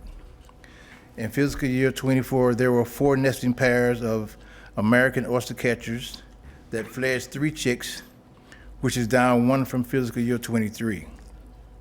However, more juvenile birds have been seen visiting the island, so there is hope for increasing nesting for this year. In addition, an additional 60 acres of conservation land was purchased in the northern part of the county around the Indiantown Road and Beeline Highway area using American Rescue Plan funds. The Parks Department, in collaboration with Community Greening, a county-based urban forestry nonprofit, planted 148 trees at John Prince Park.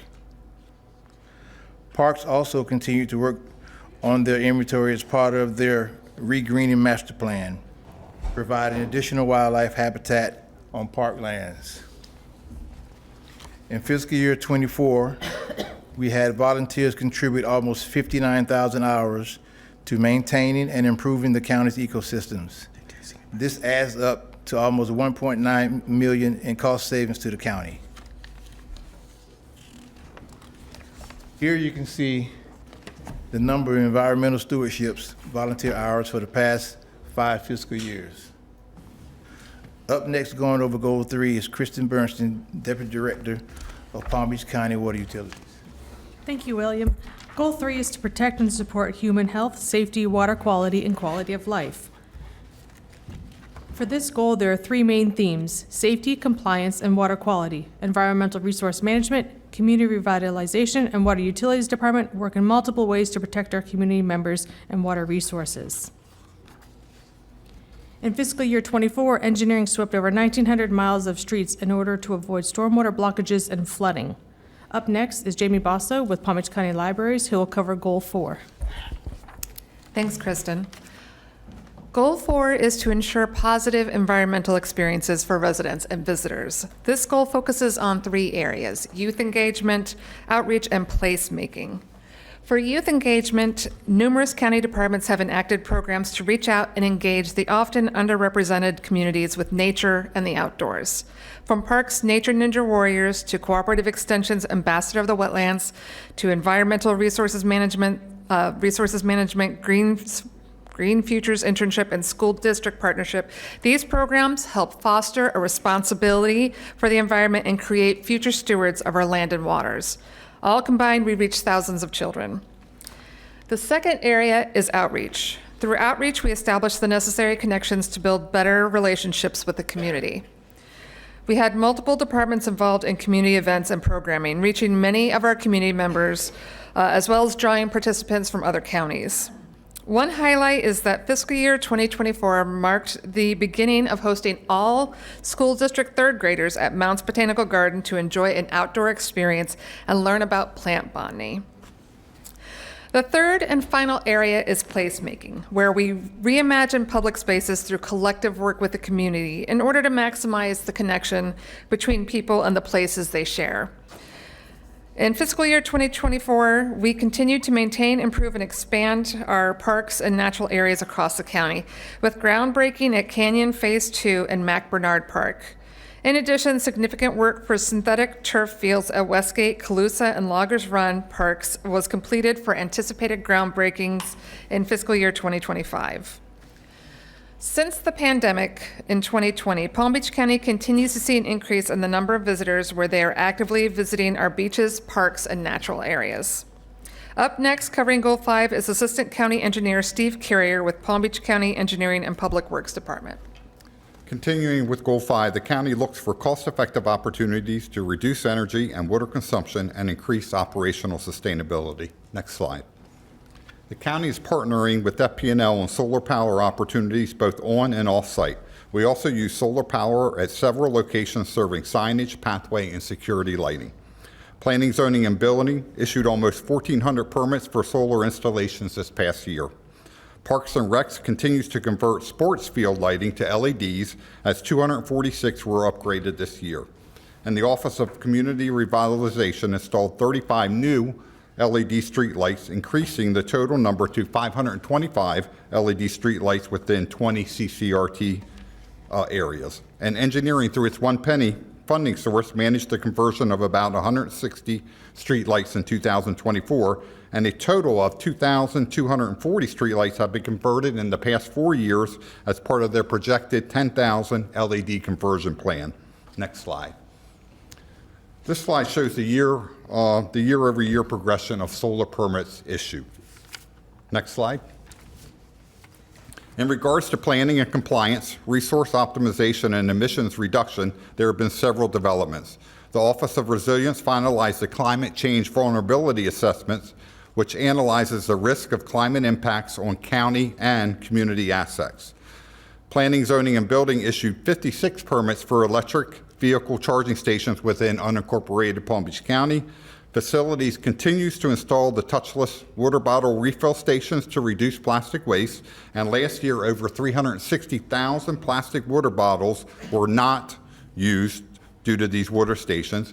And Water Utilities continues to reclaim about 30 million gallons of water each day for use as landscape irrigation. Next slide. We emphasize outreach for Goal 5 since we need to educate our communities about sustainability and resilience programs and principles.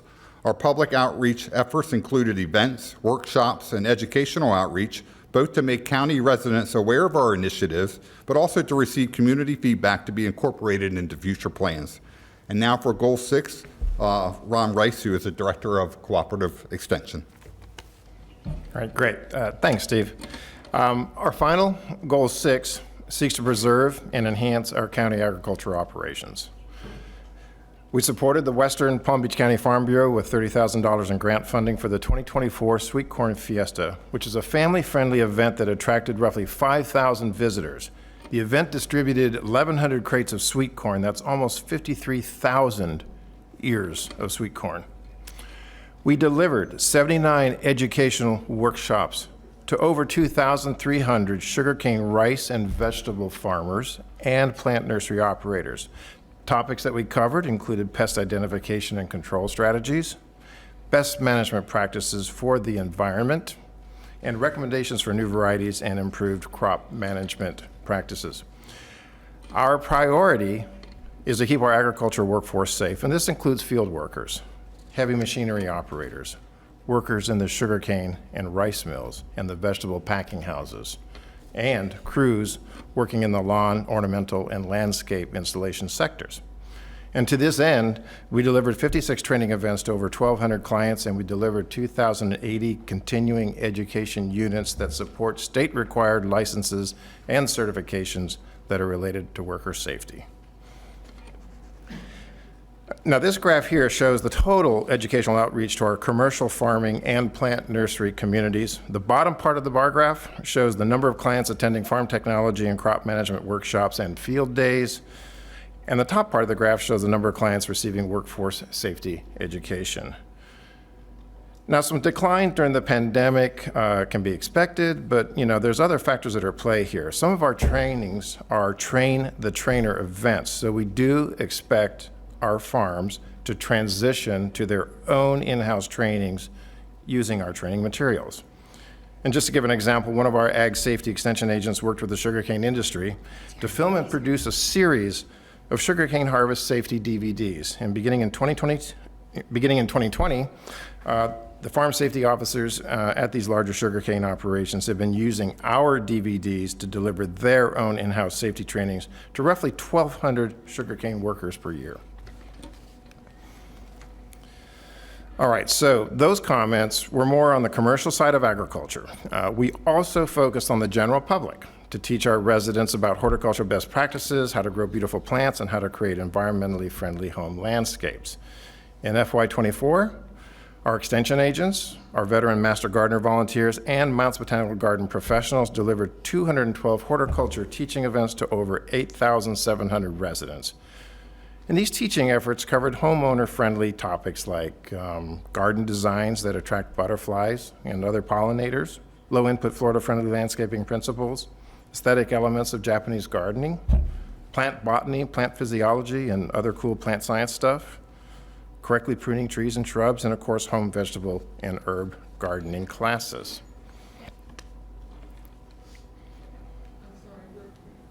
We're all laughing a little bit because we saw the line on that said weed ID. Weed ID. So, Okay, so I see where you're at there, defining that particular. Everybody's mind right. we all started laughing a little, so I didn't want you to think that we were not listening to you, but we just sort of thought that was a little funny. I appreciate that humor. I like that. So, next slide, please. Okay. Just some more visuals, just to highlight our urban hort education activities, and just to show that we're definitely a kid-friendly cross-department team. No weed. And next, Tammy Burton with Parks and Rec will wrap up our presentation. Thank you, Ron. This slide shows some ways that you can get involved in your local natural areas and communities. There are many events that parks and libraries have hosted this fiscal year to celebrate Earth Day and other environmental initiatives. In addition to parks and libraries, and Mounts Botanical Garden also host environmental events for the public. The county also offers many ways to volunteer with multiple department and environmental projects. Check department websites for upcoming opportunities and more information. As we begin fiscal year 2025, our team is excited to continue to protect the environment through our cross-departmental collaborations. We want to close our presentation with a short video that captures the heart and soul of our environmental protection cross-departmental team. It's our mission to protect habitats and ecosystems in Palm Beach County, since many of our dear friends cannot speak for themselves.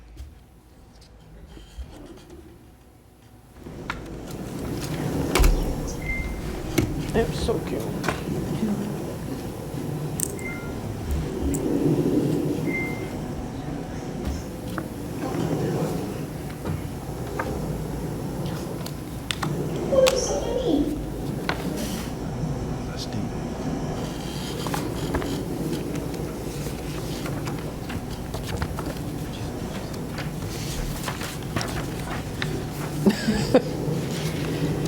Weed ID.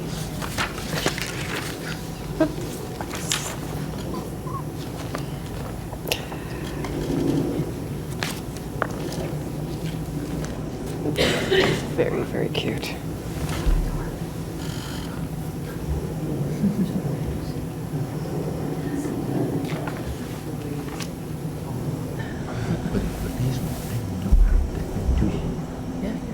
Well, I just want to pick them up and put them in the water.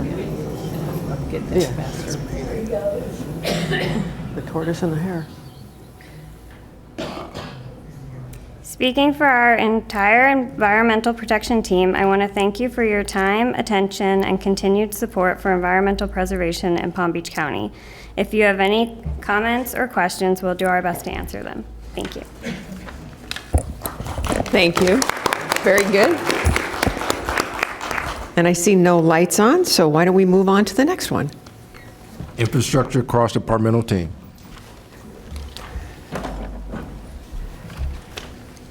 It's going to be hard to beat the turtles, that's all I'm saying.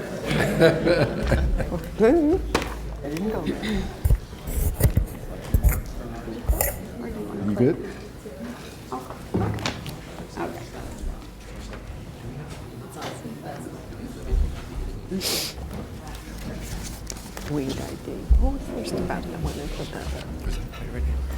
Good morning and Happy New Year. My name is Javion Green with the Office of Resilience, and I'm here to present for the Infrastructure Cross-Departmental Team.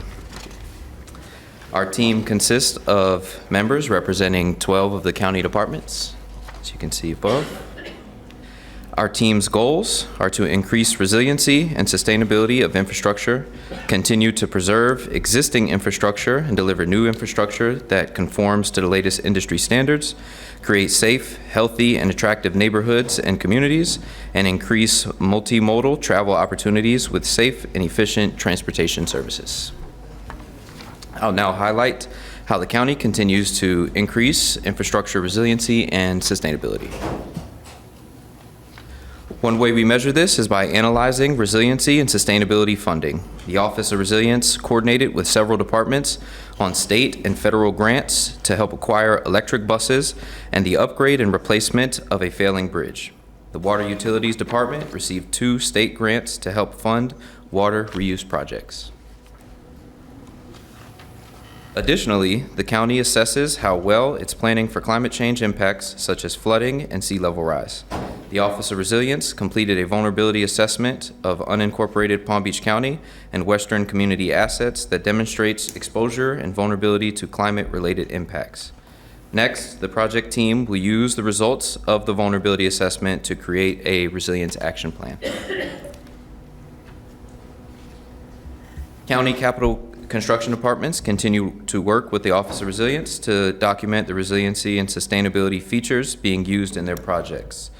OOR is also working with ISS to create a digital checklist to streamline documentation and easily share resiliency metrics. OOR will then be able to analyze the collected data for future resiliency funding opportunities.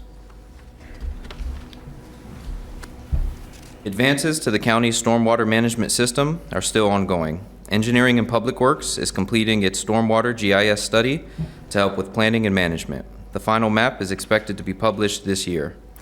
Engineering and the Office of Resilience collaborated on a Resilient Florida state grant and were awarded $13.3 million for improving drainage conditions along Australian Avenue. As part of this year's presentation, we will highlight projects that were born from the collaborations of this very team. The vulnerability assessment for the county required the participation of 10 county departments, including many from this team, the South Florida Water Management District, and the Glades municipalities. Because of the Office of Resilience work, the county and the Glades municipalities are now eligible to receive federal resilience grant funding.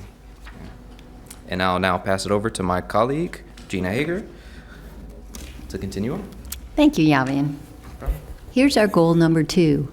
Continue to preserve existing infrastructure and deliver new infrastructure that conforms to the latest industry standards. Facilities Development and Operations oversaw the installation of several electric vehicle charging ports at county facilities. Currently, it is working towards adding new charging ports at the Vista and Judicial Centers.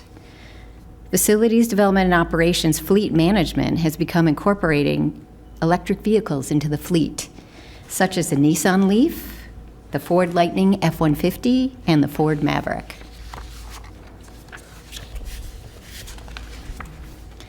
Facilities Development and Operations remains dedicated to ensuring county facilities stay operational with routine preventative maintenance measures. Facilities Development and Operations also oversees the planning, designing, and construction of many projects throughout the county. Renovations are occurring at the detention center facilities and Roger Dean Chevrolet Stadium. Brand new facilities coming on board include a Palm Beach County Sheriff's Office substation and marine unit for District 1, Fire Rescue Station number 49, located at the southwest corner of Lyons Road and Flavor Pit Road, reaching our western communities, and a mosquito control complex. The highly anticipated Canyon Branch Library is currently being stocked with books, movies, and lots of other fun materials to explore. The new branch will provide plenty of meeting spaces for the public to use, and even an outdoor plaza for some al fresco reading. Staff is very excited to host the ribbon cutting and being open to the public this January 11th. Engineering and Public Works 5-year road program has delivered upgrades to numerous county roads and bridges. Construction has been completed on Lyons Road from the L38 Canal to Atlantic Avenue, as well as bridge replacements on Palmetto Park Road and 6th Avenue South, which reopened to the public in October.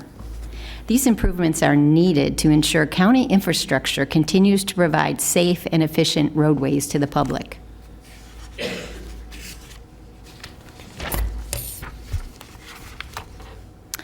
Groundbreaking for the new Canyon District Park Phase 2 was held in September, and the $28 million project is expected to open early 2026. The park will feature new sports fields, volleyball courts, and an all-abilities playground, and even a concession building. New synthetic turf fields will be installed at 8 parks across the county, including Westgate, Calusa, and Loggers Run Park. Renovations to park playgrounds and other facilities are still progressing. The updated playgrounds will all be ADA compliant with like-for-like replacements. Other parks undergoing improvements are the Villages of Windsor, Lake Lytle, Ocean Inlet, and Burke Winters Parks. The Palm Beach International Concourse B expansion will bring new enhancements to our amazing airport, such as a new concession area, expanded restrooms, larger waiting areas, and a sensory room. Palm Beach International continues to wow passengers with its already extensive food and beverage offerings, short lines, and welcoming staff.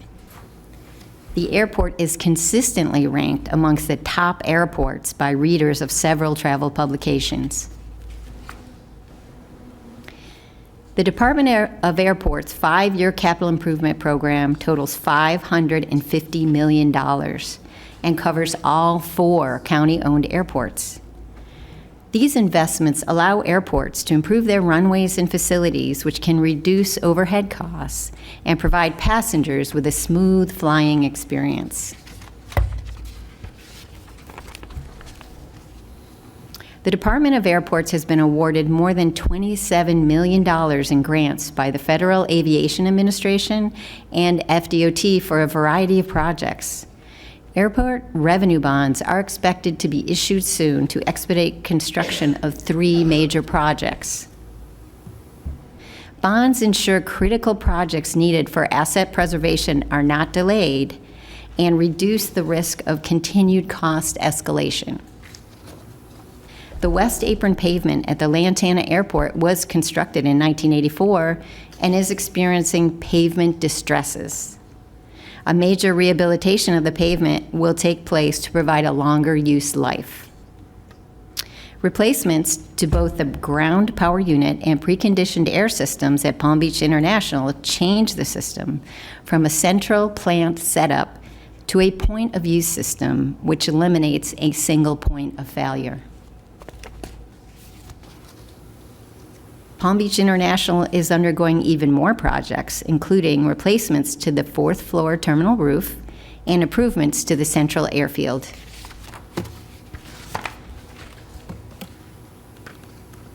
The Capital Improvement Program allows the Water Utilities Department to maintain its system to the highest level while providing its customers with top quality water at low costs.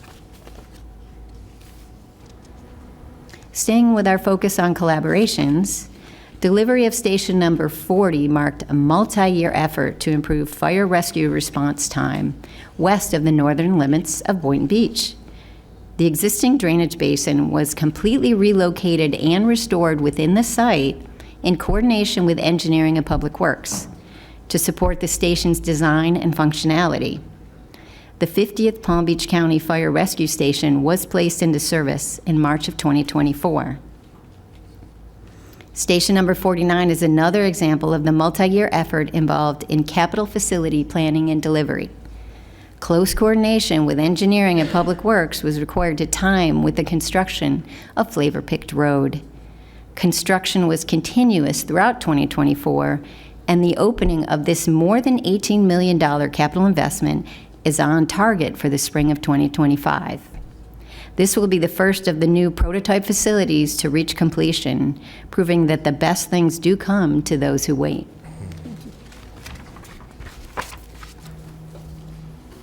The Office of Community Revitalization is transforming neighborhoods into safer, healthier, and more vibrant spaces.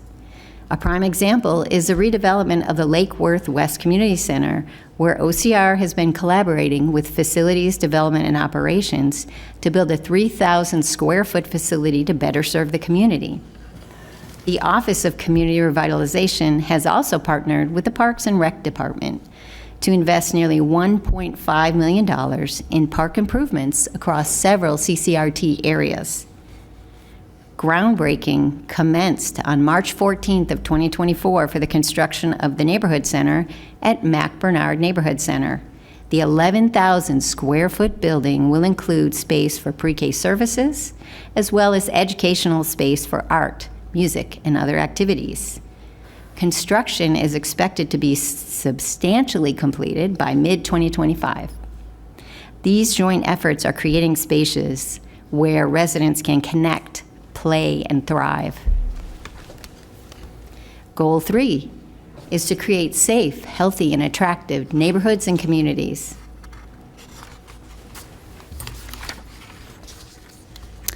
Expanding reliable internet access remains one of Information System Services' top priorities.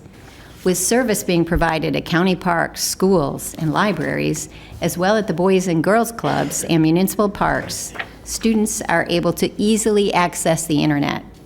This project is expected to wrap up by the end of 2026. The infrastructure GIS portal continues to be a valuable planning and budgeting tool for county construction projects. The portal has allowed the county to limit the financial and disruptive impacts to the community and has evolved to allow non-construction departments and other stakeholders to utilize the information as well.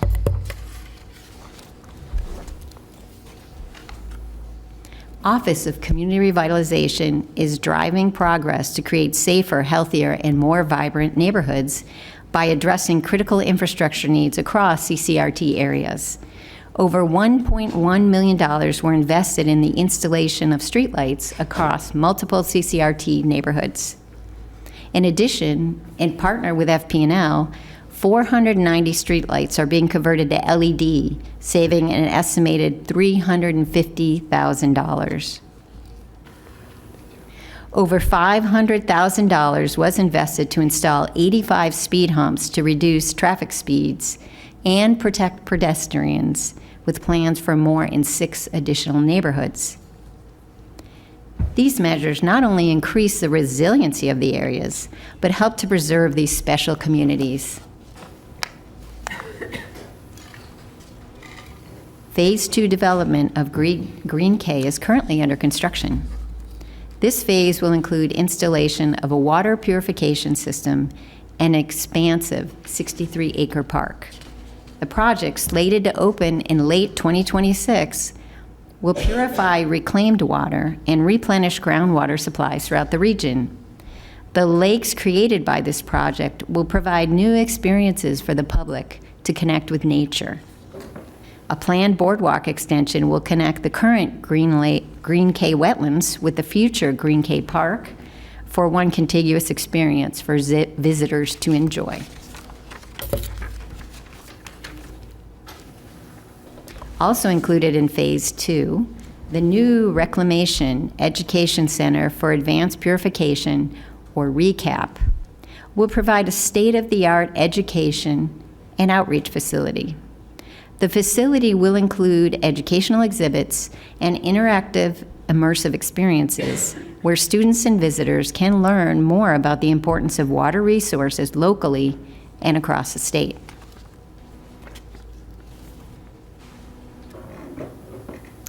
National associations continue to recognize the Water Utilities Department for its outstanding service in the industry.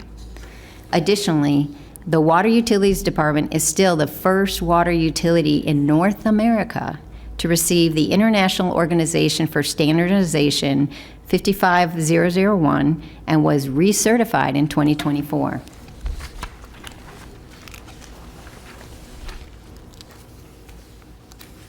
Another team collaboration moment was the creation of the Infrastructure GIS portal. After many development meetings and continuous input from all the departments on this team, the portal now allows the county and many other stakeholders real-time information on completed, ongoing, and future construction projects.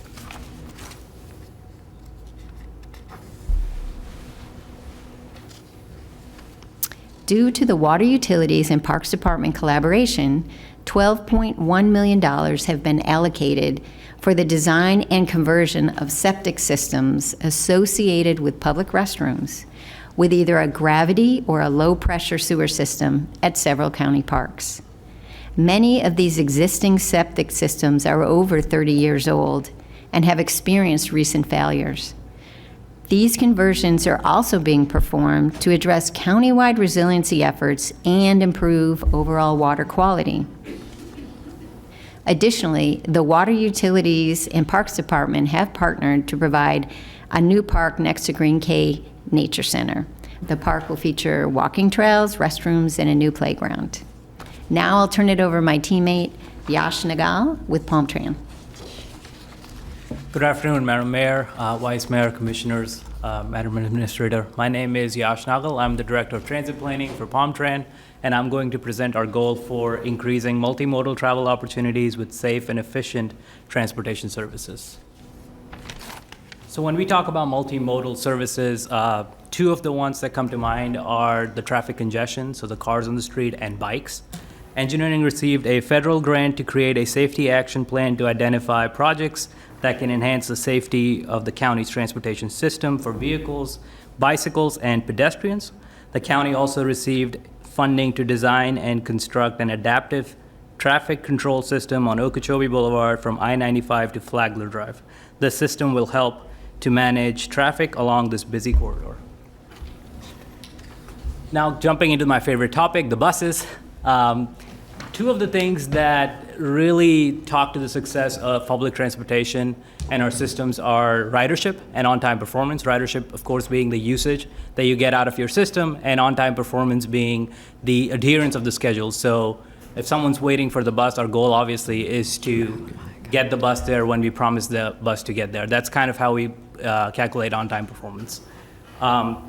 So since 2018, that's when we began our route performance maximization initiative. We've been slowly moving our system from a coverage-oriented system towards a ridership-oriented system, which is really trying to get more efficiency out of the system is what that means. And we've also been trying to improve our on-time performance. So in the past year, we've seen our on-time performance really go up, with the highest being about 85%, which is industry-wide really high. And then in terms of ridership, compared to last year, this year we've had 8.5 million passengers throughout the year.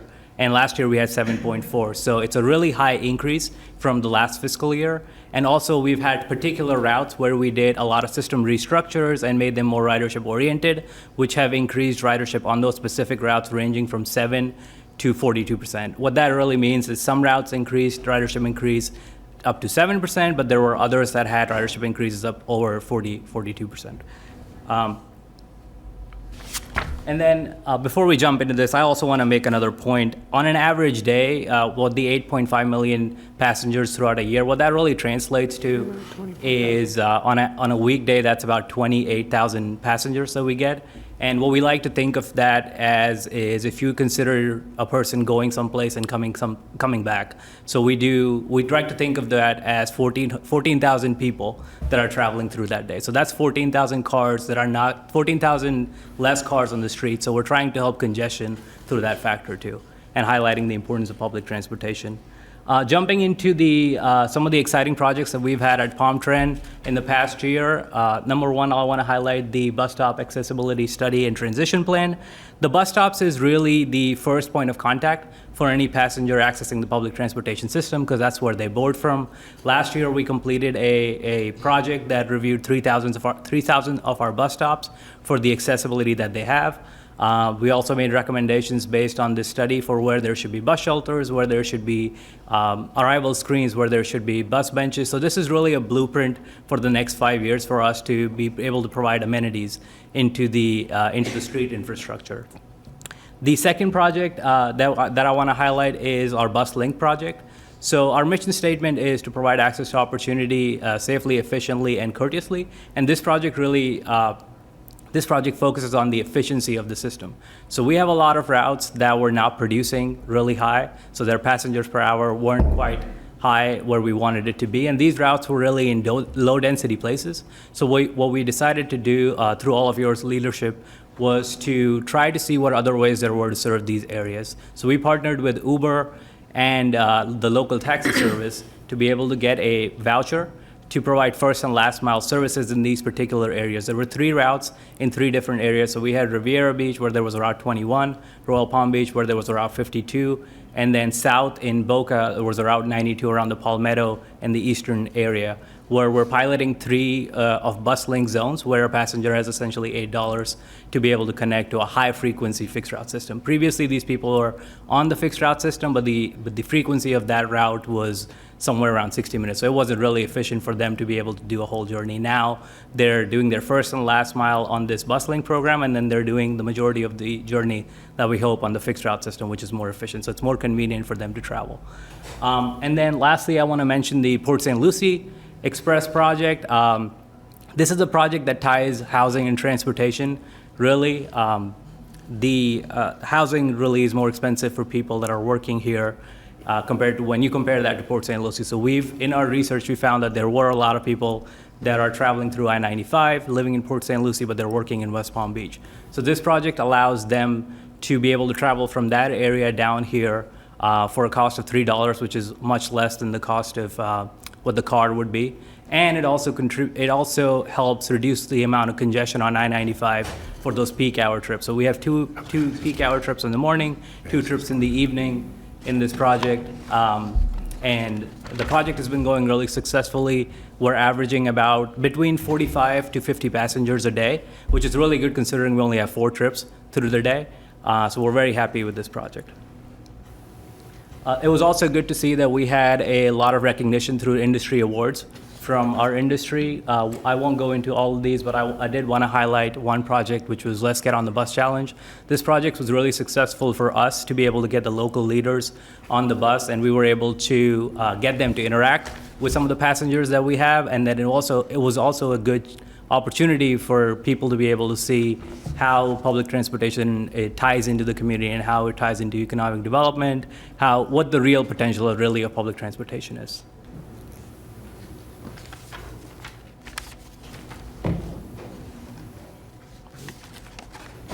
So our final collaboration showcase is that of airports with several different departments. Close coordination with parks ensured John Prince Park Campground remained operational while a new security fence was installed for Lantana Park Airport. The new ARFF fire station required joint participation between airports, Palm Beach County Fire and Rescue. And improvements for Wallace Road had airports and engineering and public works each handling aspects of the project. As our collaborations and work continue onward, here are some of the team's future projects. There are renovations planned for 3 library branches, and a brand new branch will be opening on Hypoluxo. Our favorite airport, Palm Beach International, continues to become even better with a new terminal connector. Many county facilities will be undergoing renovations and expansions, including Animal Care and Control, Convention Center, Vista Office, as well as the replacement of Medical Examiner's Office. And the new fire station is scheduled to begin construction in Western Lake Worth area. Engineering and Public Works ongoing work on lines will extend down Boynton Beach, and North Lake expansion reaches further westward. Palm Trend will be installing new bus shelters with real-time data displays. They will also be reducing headways on several routes. And lastly, Parks will begin work on the long-awaited Cam D. Milani Park and Canyon District Park Phase 2. And with that, I want to thank you for your patience. We'll be happy to answer any questions if you have. I don't see any lights on, but thank you for the presentation. It's a lot to digest, and we have one more. Public safety, come on up.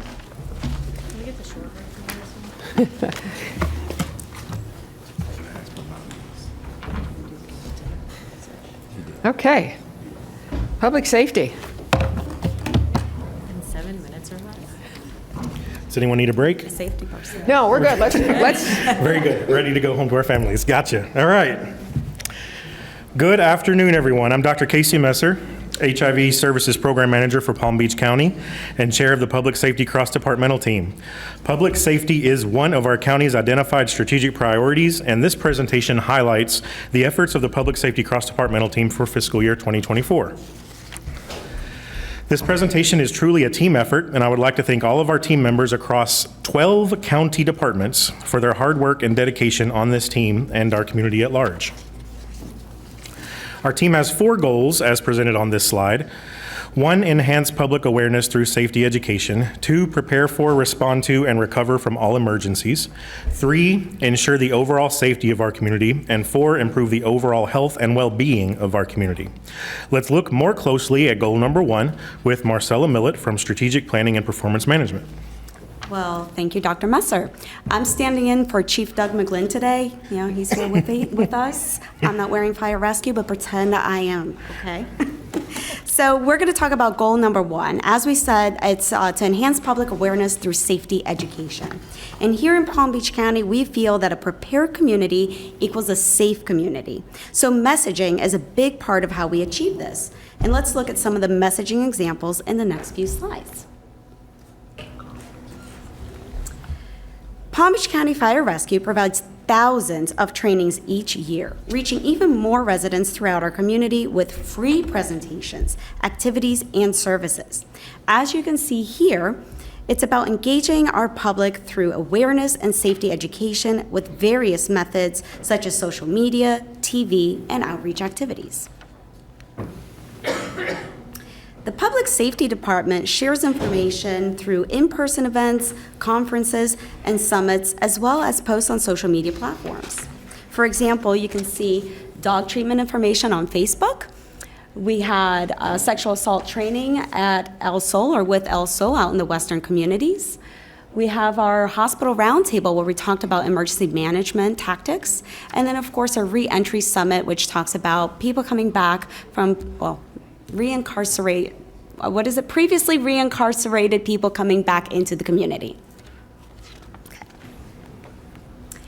And as you know, we live in paradise, which means we're around waterways, pools, lakes, you name it. Water safety becomes a huge aspect of our public safety endeavors.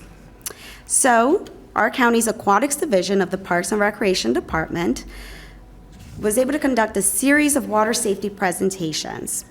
And over 23,000 individuals were reached in fiscal year 24.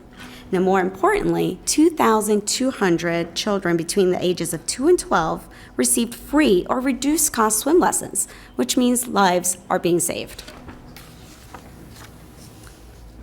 The county's Aquatics Division offers public and private swim lessons to visitors and residents of the county. And in fiscal year 24, over 3,100 people participated in our Learn to Swim programs. We also partner with the Children's Services Council to offer free lifeguard and water safety instructor certification courses. In fiscal year 24, we certified 55 lifeguard instructors, and the county was able to hire 20 of them to join Team PBC. To help our public understand the leading causes of death in our community and to allocate resources to preventable fatalities, the Medical Examiner's Office provides data to help track comparisons of death trends with other counties in the state of Florida. So as you can see on the slide, information is readily shared in a variety of methods. You can see the medical examiner's posts on X, as well as the annual reports that are published. Additionally, the Medical Examiner's Office collaborates with local colleges, universities, and hospitals to provide educational activities as well as trauma quality and improvement programs. The Emergency Management Division and Building Division provide online resources, including FEMA flood zone maps, to help residents prepare for natural disasters. On September 19, 2024, Planning, Zoning, and Building hosted the inaugural Building Safety Conference and Expo at the Kravis Center. The free event featured over 25 exhibitors, including local and state agencies, industry professionals, and county departments like Public Safety, Fire Rescue, and the Office of Resilience, all who are offering information on hurricane preparedness, fire safety, contractor regulations, flood zones, code compliance, and building permits. The Citizens Criminal Justice Academy is a free 11-week program for Palm Beach County residents. The program was created to educate residents on the criminal justice system at all levels, federal, state, and local. Applicants must be at least 13 years old to participate, and tours of various departments and county partnering agencies are a part of the program. In fiscal year 2024, 90 participants graduated, raising the total number of graduates to 738 over the past 4 years. And if you have not been part of the academy, I urge you all to sign up. It's amazing, all of the things that we do in this county. So, our risk management department offers a comprehensive safety training program with over 11,000 employee engagements in fiscal year 24, many of them repeat participants. They also conducted 238 safety inspections across county-owned buildings, fire stations, and public facilities to keep workplaces safe. Now, we all live in Florida, which we all know means it gets hot. So our heat stress program helps prevent heat-related injuries by posting prevention materials in county facilities, benefiting both employees and visitors. And with our Safety First program, defensive driving education reduces vehicle accidents, keeping employees safe while lowering injury risks and liability for the county and the community. God bless you.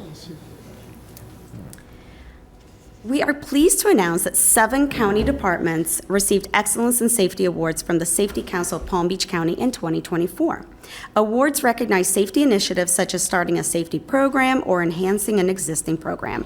Nominations came from organizations in both the public and private sectors across Palm Beach, Martin, and St. Lucie counties, including the municipalities within them. It's a pretty large catchment area, so congratulations to those departments. All right, on to our second goal. We're almost there, guys. We're halfway there. Our second goal is to prepare for, respond to, and recover from all emergencies. To be a resilient community is to be a prepared community capable of immediate response and recovery to any emergency impacting our county. It starts with the 3 C's of preparedness: collaboration, coordination, and communication. We achieve this through training, exercises, and coordinating with public, private, and non-governmental organizations, all working together. In order to keep responding to all of these emergencies, Palm Beach County Fire Rescue hit a major milestone by opening its 50th fire station, Station 40, on January 17, 2024, with an engine and rescue. As you heard from the infrastructure team, the temporary Station 49 also opened in Western Boynton Beach with a groundbreaking ceremony in February and is set to open later this year. With this growth, Palm Beach County Fire Rescue hired and trained 90 new recruits through its 14-week academy in fiscal year 24. And continuing with fire rescue, we are the best. We've improved response times to 6 minutes and 44 seconds, which is way lower than the industry standard of 7.5 minutes. This success is due to added personnel, new stations, and more 911 dispatchers. As the first in the county to offer a whole blood program, Palm Beach County Fire Rescue achieved an 83% survival rate of 100 non-cardiac arrest patients receiving in-field blood transfusions. Additionally, personal rescue watercrafts have handled over 100 water rescues. And Palm Beach County Fire Rescue maintains its elite ISO 1 designation, which stands for Insurance Services Office, helping lower insurance premiums for residents and businesses alike. In fiscal year 24, the Emergency Operations Center, or EOC, did not activate for disasters, but the county's Emergency Management Division provided staff to assist areas hit by Hurricanes Debbie and Helene. Soon after, Hurricane Milton and devastating tornadoes struck our western communities and parts of northern Palm Beach, Martin, and St. Lucie counties. Thanks to our local fire rescue team, residents trapped in wreckage were quickly rescued without waiting for state aid. During calmer times, the emergency management team held 22 exercises with 663 participants and 77 training sessions for 1,896 attendees, ensuring that the county stays ready to handle all emergencies. And if we didn't mention Palm Beach County Fire Rescue is the best, we're also the host agency for the Southeast Florida Regional All Hazards Incident Management Team. And we have deployed all over the country and to the Bahamas. Most recent deployments just in 2024 include New Mexico due to the tragic wildfires, and to northern Florida for Hurricane Debbie and Helene, where we sent strike teams and swift water rescue teams to help the state with disaster response.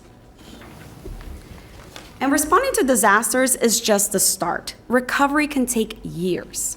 The Planning, Zoning, and Building Department plays a key role by investigating unsafe structures to prevent risks, sometimes leading to demolitions, like the buildings at Kings Point after tornado damage. They also conduct damage assessments to secure state and federal aid for those in need. For training purposes, airport staff and emergency agencies regularly participate in simulated aircraft training exercises and tabletop sessions as if they were an actual emergency. The Dragon 5 firefighting truck, pictured top left, features a stinger that is capable of piercing an aircraft to deliver water and foam to the interior cargo. During these simulation drills, the airport does not shut down and maintains full operations. Once again, reasons why PBI is the best. And that wraps up goals 1 and 2. So now back to you, Dr. Messer, for goals 3 and 4. Thank you, Marcella. Now let's transition to goal 3. You're going to pick up the pace a little bit because go. 40, I'm sorry, but in the future, 40 slides is way too many. You're losing the patience and the interest of the board. We got you. Let's transition quickly to goal 3, which is to ensure the overall safety of our community. In addition to maintenance and airfield safety and regulatory inspections, there are several enhanced security inspections that are also tracked by the Department of Airports. In Palm Beach International Airport alone, over 1,300 airfield safety self-inspections were completed in FY24, with additional inspections at the Lantana, Pahokee, and North County airports. Safety is key when supporting the needs of the traveling public and general aviation community. In FY24, the Palm Beach County Fire Rescue Mobile Integrated Health Program directly served over 7,100 patients, up from 6,300 in the previous year, which is 13.4% increase. And additionally, there were over 1,500 crew referrals to the MIH team, 2,100 fall program interventions, 1,200 addiction program interventions, and over 4,800 patients who accepted direct coordinated care. Palm Beach County's Public Safety Department completed a project moving all their 911 centers to a new next generation 911 network. This network will allow for better interoperability, quicker response times, and integration from different data sources in the field. Thanks to the support of ISS, the Division of Consumer Affairs now offers an online platform where vehicle for hire drivers and businesses can apply for and renew their licenses, streamlining processes and allowing for online submissions. As shown on these graphs, the number of unique complaints and investigations to animal care and control have increased over the past 4 years. In response, ACC has expanded its collaborations with other Palm Beach County agencies to address an array of situations, such as rescuing a kitten or a massive hoarding case on a derelict sailboat with PBSO. All county employees receive human trafficking and awareness training. Since the launch of the program, 4,373 employees have received this training. Additionally, Consumer Affairs integrated human trafficking awareness information and enhanced education as part of the licensing process to more than 1,400 adult entertainers and nearly 1,000 vehicle for hire driver applicants. Victim Services, in partnership with the Criminal Justice Commission and Aid to Victims of Domestic Abuse, received a $1 million grant to strengthen the systematic response to intimate partner violence. The Domestic Violence Coordinated Community Response Team was established and subcommittees formed to carry out key activities such as domestic violence prevention and education. Ocean Rescue takes a proactive approach by educating the public about potential hazards prior to the individual needing assistance. This graph shows the number of preventative actions taken by county lifeguards over the past 4 years. When speaking about public safety, drinking water is a public health and safety priority. Our laboratory scientists collect over 13,000 water samples throughout our distribution system and analyze an average of 85,000 tests per year. That's millions of gallons of water produced and treated each and every day. In FY24, the Building Division completed over 161,000 plan and permit reviews and 214,000 building inspections, supporting $2.4 billion in construction value. New rules became effective July 1st, 2022, related to condo buildings that are 3 stories or taller. And the Board of County Commissioners approved a building recertification program adhering to these state standards. The county's building division is actively managing this mandatory milestone inspection program by notifying owners, reviewing reports, and addressing noncompliance with 217 of 556 required reports already received and accepted as of November 21st, 2024. In an effort to reduce the county's jail population, the CJC continues to monitor the average daily population and monthly jail admissions. This slide indicates that there has been a 7.5% decline in the average daily population in the county jail from August 2016 to August 2024, and a decline of 18.8% in the number of monthly admissions to the county jail.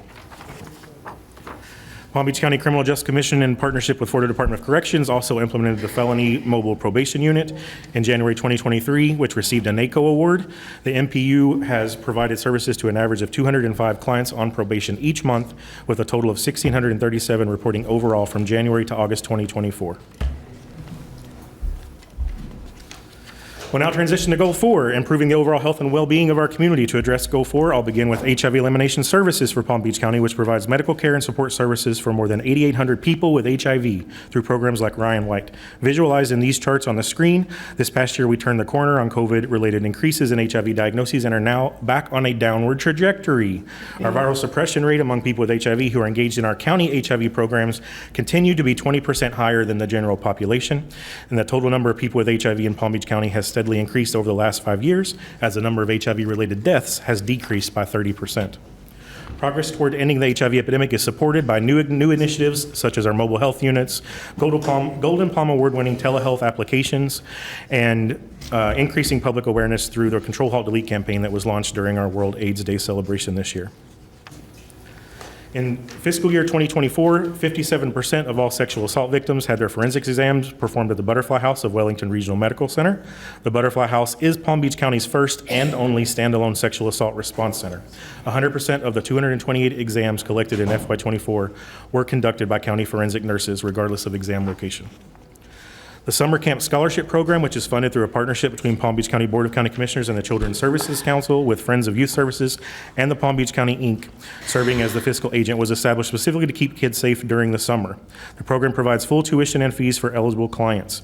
In 2024, of the 5252 scholarships awarded, there were 4,831 children between the ages of 5 and 14 years of age that attended camp.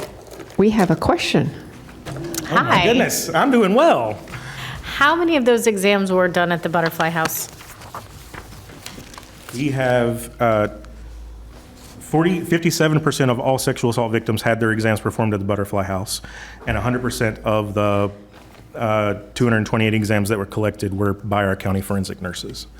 I can get you specific numbers for how many specifically for the Butterfly House. Do we know why they wouldn't have been done at the Butterfly House?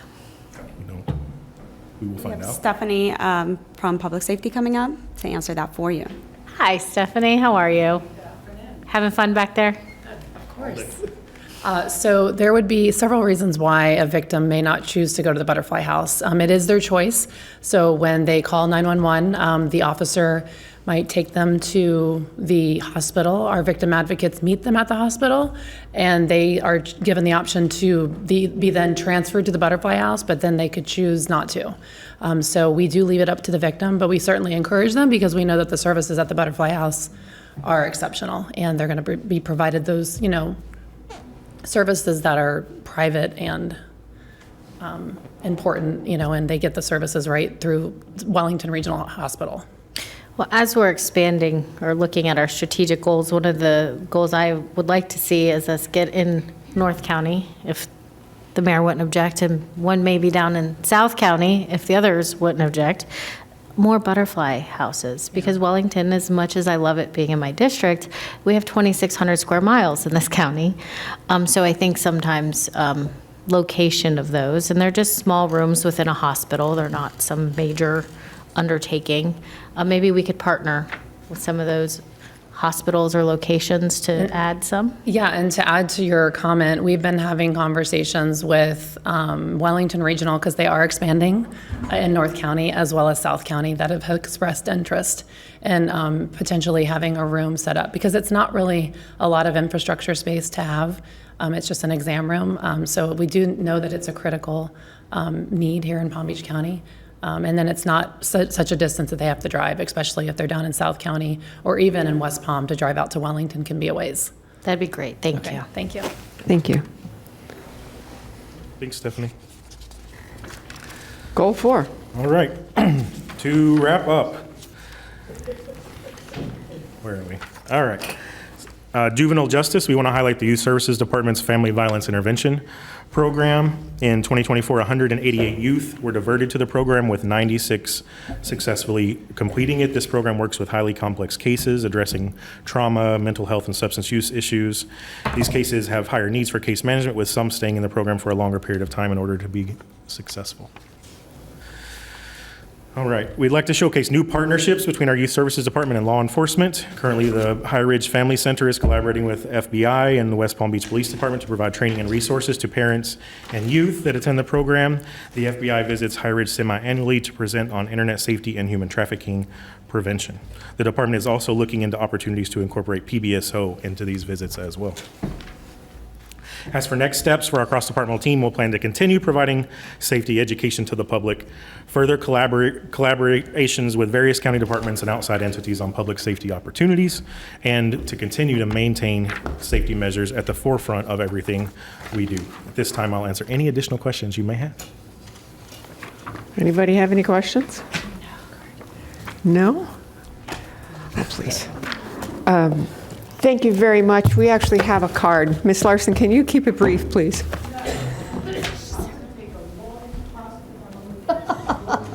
3 minutes. Alexandria Larson for your 3 minutes, please.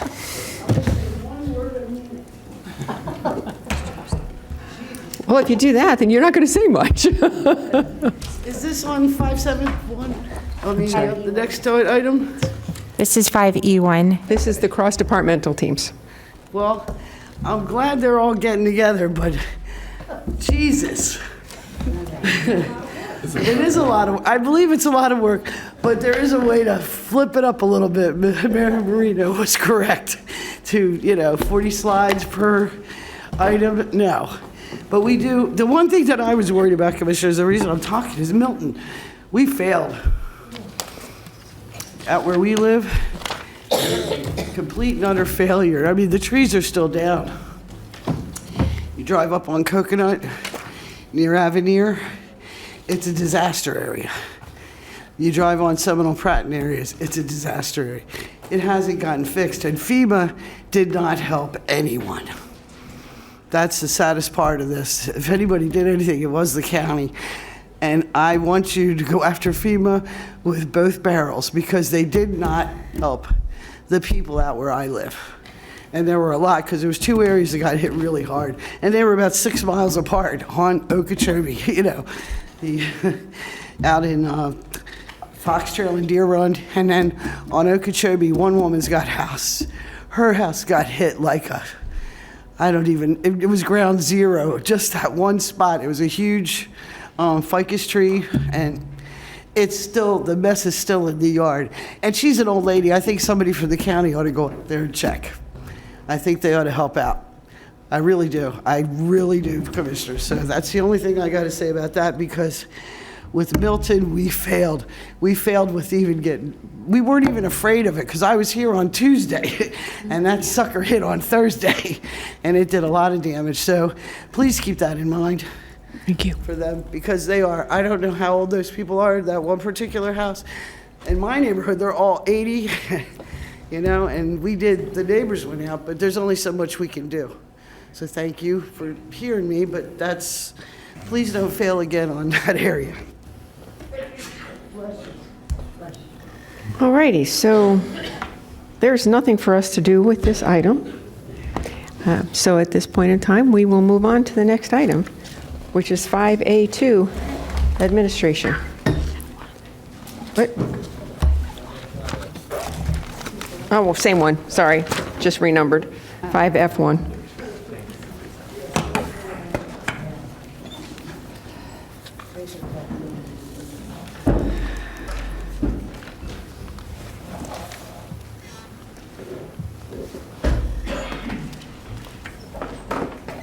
And to all the cross-departmental teams that are here today, thank you very much. For those in the future, please make it shorter or speak faster. Thank you.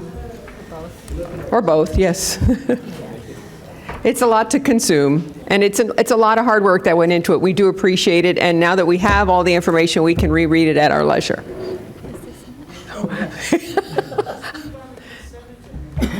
All righty. Sir? Yes, ma'am. Good afternoon, Mayor, Vice Mayor, members of the board, County Administrator Baker. I'm Reginald Duran, Assistant County Administrator. I'm joined by Maria Figueroa, Assistant Director of Human Resources, and David Oddie, Chief Deputy Attorney. We are here before you seeking direction as to how the board would like to proceed with establishing a tool and method of evaluating contracted employees who report directly to the Board of County Commissioners. This includes the County Administrator, County Attorney, and the Internal Auditor. I will briefly reintroduce a presentation first presented by our Human Resources Department to include a draft evaluation form for your review and edification. Sure, it's coming up. Previously, we had made a presentation which highlighted how performance reviews were done in the county in the past. This involved a process wherein the contracted employee would present his or her accomplishments, and the board would engage in debating their performance and highlighting any priorities for the following year. Most recently, the process review occurred as the employee neared their expiration of their contract. During the January 30th, 2024 BCC meeting, the board desired to move forward with the appraisal tool as being presented before the board today, inclusive of adding evaluation of how staff interacts with the BCC and how residents are being heard. The board directed staff to work with the office of the then Vice Mayor to complete the process. The board further asked that in the future, the evaluation include a 360 workforce analysis. The appraisal tool presented before the board today includes multiple prompts, scoring from 1 to 5, with 1 being unsatisfactory and 5 being excellent. The tool provides suggested areas to be reviewed, inclusive of the board's previous direction. Again, what is being presented today is only an example. The board will determine which areas of employees will be evaluated upon. Once this tool is finalized, copies of the evaluation tool will be distributed to employees prior to March 1st. The evaluation period will begin on March 1st and extend until August 31st, providing for a 6-month evaluation period. This option is being presented in an effort to expedite a review if so desired. However, the board will determine the duration or time to be evaluated. Typical evaluation periods are for 1 year, and many executives are only reviewed when there are significant events. In the sample appraisal tool draft process, board members would complete the appraisal forms and submit them to HR by September 1st. HR would review the results and then provide a summary to individual board members in September prior to presenting to the entire board at a regularly scheduled board meeting in October. What is requested of the board today is direction on the appraisal tool, timeline and evaluation period, and determination of the process to be followed once the appraisal tool has been completed by the board, or other direction as the board deems appropriate. Okay. First, I would like to thank the Vice Mayor for bringing this up. And I think it's a perfect opportunity to close the loop and include our new commissioners in the process. However, the timeline that you've included here, I think, is too quick because we have two commissioners who, while they both have political experience, they don't have political experience with our staff. Yes, ma'am. So that's a difference. And you all are new to the position. You've had limited interaction with our staff. So I don't think an evaluation period of March 1st works. And I was thinking more like June. It's a 6-month period. It'll give our board members some time. Thank you. I would like it to begin not in March, but in June. I don't think the process is, I think the process starting in March is too soon for our commissioners, our two new commissioners. Thank you for including the sample evaluation. I know that I met with you and our previous HR director 3 times and was not happy with this form that you included. And I know I'd given you some samples, and I think that those samples did get emailed to everyone. If they didn't, we can send them forward. There are other counties that do reviews. Dade is one. Leon is another. And I think the Leon County one was actually a good sampling of questions. What you've included here is way too broad. There's like too many questions in one question. And I think you and Mr. Duran, you and I have talked about that. So what I think we need to do as a board is evaluate based on questions that we think need to be answered. And I don't think we are even there yet. So what I would like is a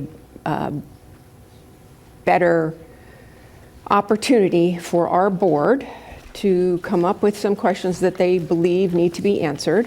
I mean, I know we are an award-winning county. We are Wall Street South. That means we're doing something right because people want to be here. We've won 20 awards from NACO last year, I think. So we're doing something right. Now, can we do more things better? We probably can. I think anybody in any county can. But I would like us to be able to evaluate using something a little bit more specific than what was included here. And in order to do that, we're going to need input from all of our county commissioners. And I know that everyone has a copy of this Bible. You all asked me to do that last year. It weighs about 12 pounds.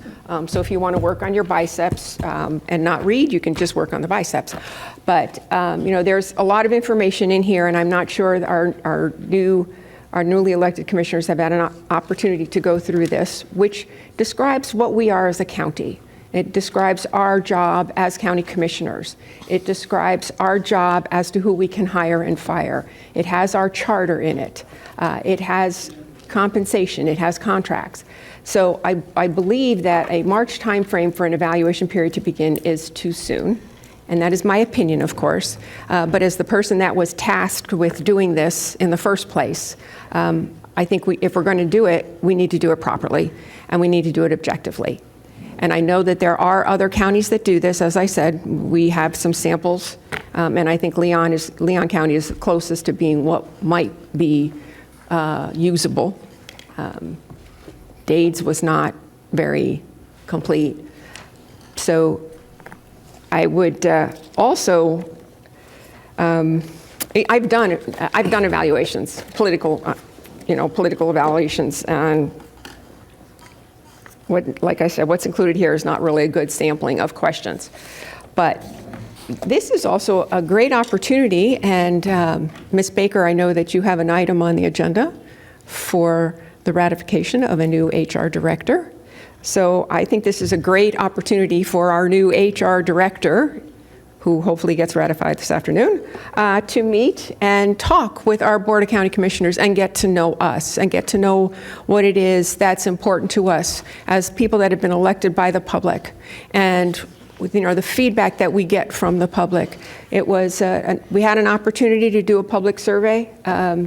We put that together last year, and interestingly enough, we did actually get some answers. We did get some responses. And we've actually had folks who have visited the Palm Beach County in a Glance page, and that goes up every month. So there are people that are engaged. But I think it's incumbent upon us to do this properly.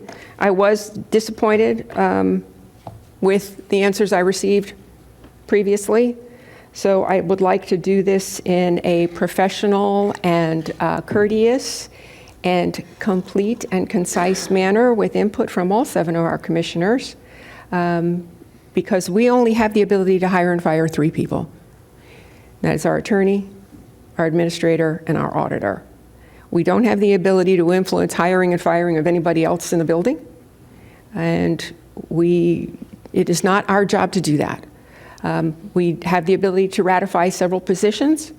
That's in our charter. I would ask everybody to reread our charter. Ms. Larson, I know you've read it. I know I've read it. I believe everybody else up here has, but I think I'd like everybody to read it again and read it closely, because there are limitations to what we as a Board of County Commissioners can do. And whatever we do going forward, I would like it to be graceful. So with that, I have several lights on, and both of them are our new county commissioners. So Commissioner Powell. Bless you. Thank you, Madam Mayor. My question is, are you suggesting June 1st through December 31st? You said 6 months for the evaluation period for us? Instead of starting in March, start in June, end in November, submit performance appraisals in December, and then presentation to the board in January. That would give you all a year, basically, of working with our staff. Okay. Follow-up. Sure. How does that work with election timelines? There's no elections. Oh, there's no elections coming up? For us, there's no elections this Okay. year. Okay. Plus, this time frame too gets into the budget process, and I would like to see us concentrate on our budget, considering we've had lots of discussion today on where the money is going, and I know that there's going to be direction from the board to cut our budget. So, hey, we're asking for a lot. I'll be the first one to say I would like to see a leaner, trimmer budget. So I do not want to see this happening during our budget process. I would like us to be concentrating on our budget also. These are just my opinions, of course, but Commissioner Powell, I know you have a follow-up. Yes, ma'am. With regard to that, is this an annual review? I missed some of the conversation. How often will these evaluations occur? And we are evaluating the county administrator, the county attorney, and the internal auditor. So how often are we anticipating doing this, and will this time frame be consistent every year? Those are very good questions, considering we haven't done an appraisal, a review. This would be the first time that we're doing it, so it would be up to the board to decide how often they would like to do it.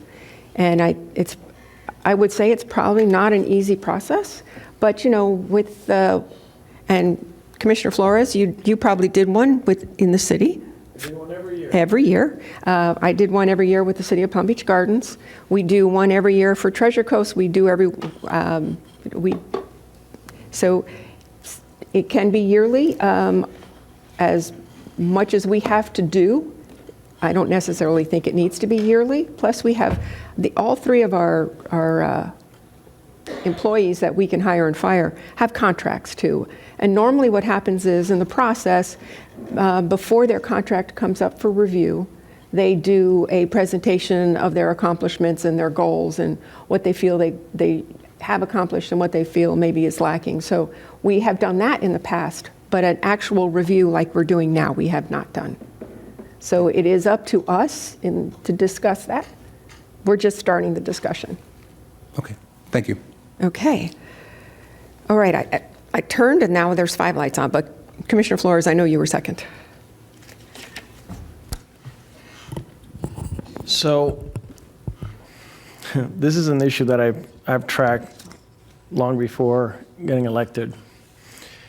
And when I first heard that the administration or the people that report to us didn't get a review, I was a little shocked, to be honest with you.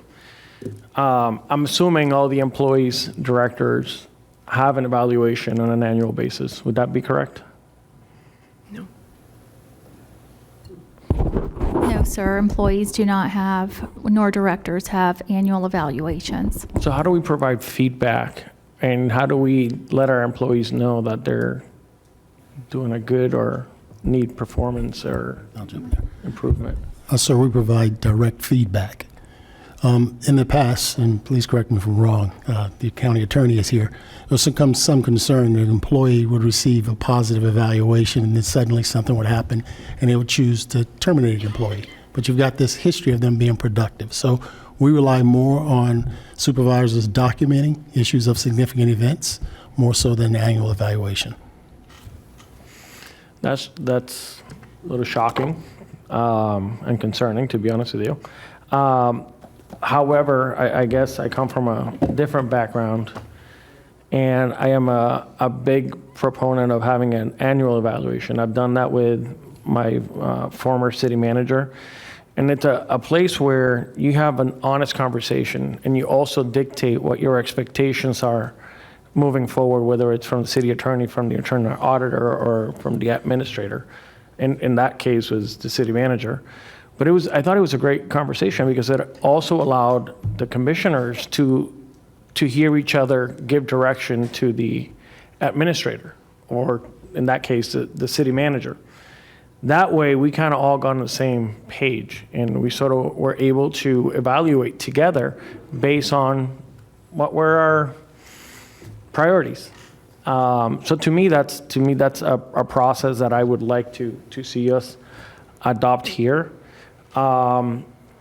This window for the evaluation process, I don't quite understand it, because I feel like an evaluation is based on the interaction of when I took office. That first day is my interaction with these three individuals that report to us.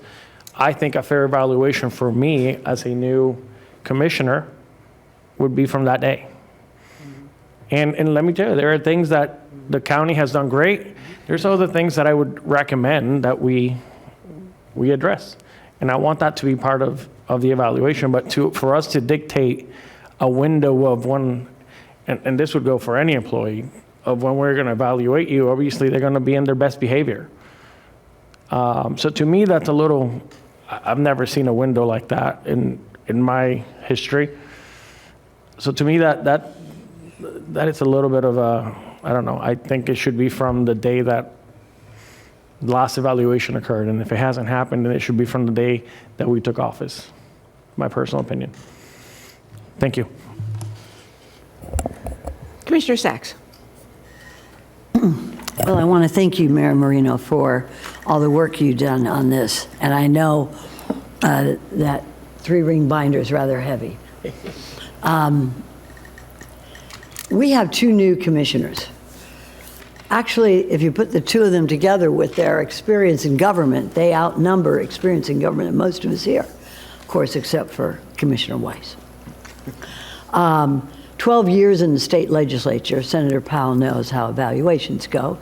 Senator Powell also knows how staff can run a government, sometimes without that much concern to state reps or state senators.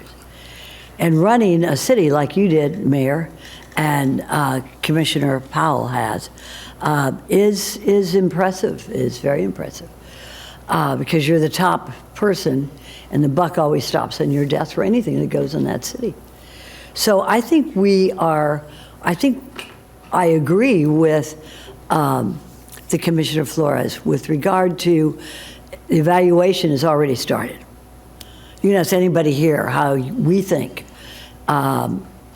these folks, how staff operates here.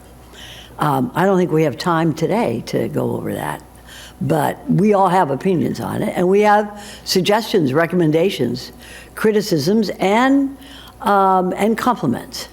So I think as soon as we can start from the day we are here to whenever this thing will begin, that we can begin the process, because we really need to look back and see how we're doing. We, meaning Palm Beach County team, I support code enforcement, I support everybody in the county. We have about 6,000 to 7,000 employees. That's me, and they are me, and I am them. and we need to talk to each other and communicate how we can do best. So I look forward to doing this from, as Commissioner Flores said, from the day that we walked in here. We all have experience, and even the commissioners who didn't have a previous government experience now have experience. And so I'm ready to go whenever my colleagues think it's appropriate time to begin discussion on how we can make ourselves better as a team, as staff, the sooner the better. I have a copy of the charter. I hope everybody has a copy in there. And if you don't, you should make sure that we have it in our drawers, because it's important. It's like the Constitution of the United States. It monitors. But we got to do better. We will do better. We have to do better. And I'm ready to start whenever my colleagues think that it's the appropriate time to start, because I think this communication is very, very important for us to grow. Thank you, Mayor. Thank you. Vice Mayor Baxter. Thank you, Mayor. I do agree with Commissioner Sachs and Commissioner Flores. I agree that we should start from day one of interactions with staff. We started this process January of last year. Now, in the private sector, this would never fly. There were some debate on whether or not it was supposed to come back in October. And I know our previous commissioner had given that direction, and there's been some back and forth, and now we are pushing this off another year, and I'm just starting to wonder why we keep pushing this off and pushing this off and pushing this off, because even if there are 2 new commissioners, we still have 5 up here that have been here. So I like annual reviews. I think it's not just a time to say bad, but also a time to give praise. It's a time to say, good job, way to go. Thank you for what you do. So I never see an annual evaluation as a bad thing.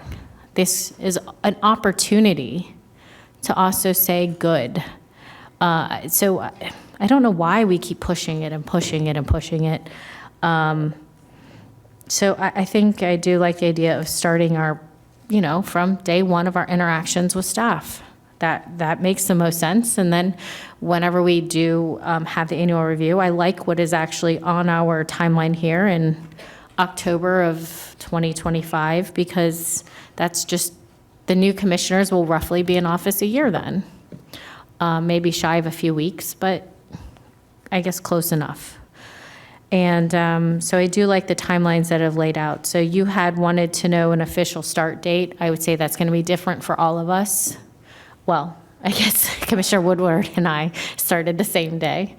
And I believe is informally the Marias, but Mayor Marino and Commissioner Sachs started the same day as well. So, but the point is, it won't be any one singular day, I think, to the point of it's just our interactions. But going forward, then if we have October 25 day, then there's some expectation every year of when this would fall, which I am in favor of. I would also, as far as providing, you asked on here of number 2, because I'm on page 10 of the presentation, because you're asking for direction to include in these different things 1 through 4 that are up there. So the start date is 1. Number 2, notification to impacted staff. I would like some clarification of what you mean by that, if you don't mind, Assistant Duran. Yes, ma'am, Vice Mayor. Oh, that really just addresses once a tool is being created to allow the individuals to review the tools so they understand what they're being assessed on. Which over this individuals? current The period. county administrator, the county the county administrator, attorney, county the attorney, auditor? and the internal auditor. People we have purview. Right. So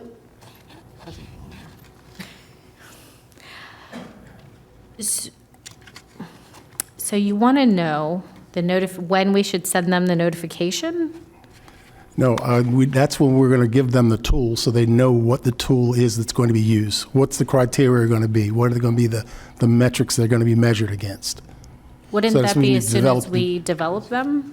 Yes, we would give it to them most immediately, but we're trying to establish some sort of a timeline so we can adhere to understand we've got to get it done if the board decides they want to maintain this current schedule. Well, I do like the March 1st date for that. Like, if we can have these tools set in place, to your point, of what that process looks like, that's just me, I don't mind if we go, I think Mayor Marino had a good idea of what she liked as a better evaluation form. I tend to agree with the idea that this is a little questions inside of questions and so on. So I would love to see the other set of questions that she had presented. So if you guys. If you can forward and I have the email that shows the different evaluations. I know that I had supplied all of you with that last year. I went to look for it, and I think I gave you my copies. But I can forward that email, if that's okay with the attorney, that I am copying the rest of the board. Just no discussion. Don't reply all.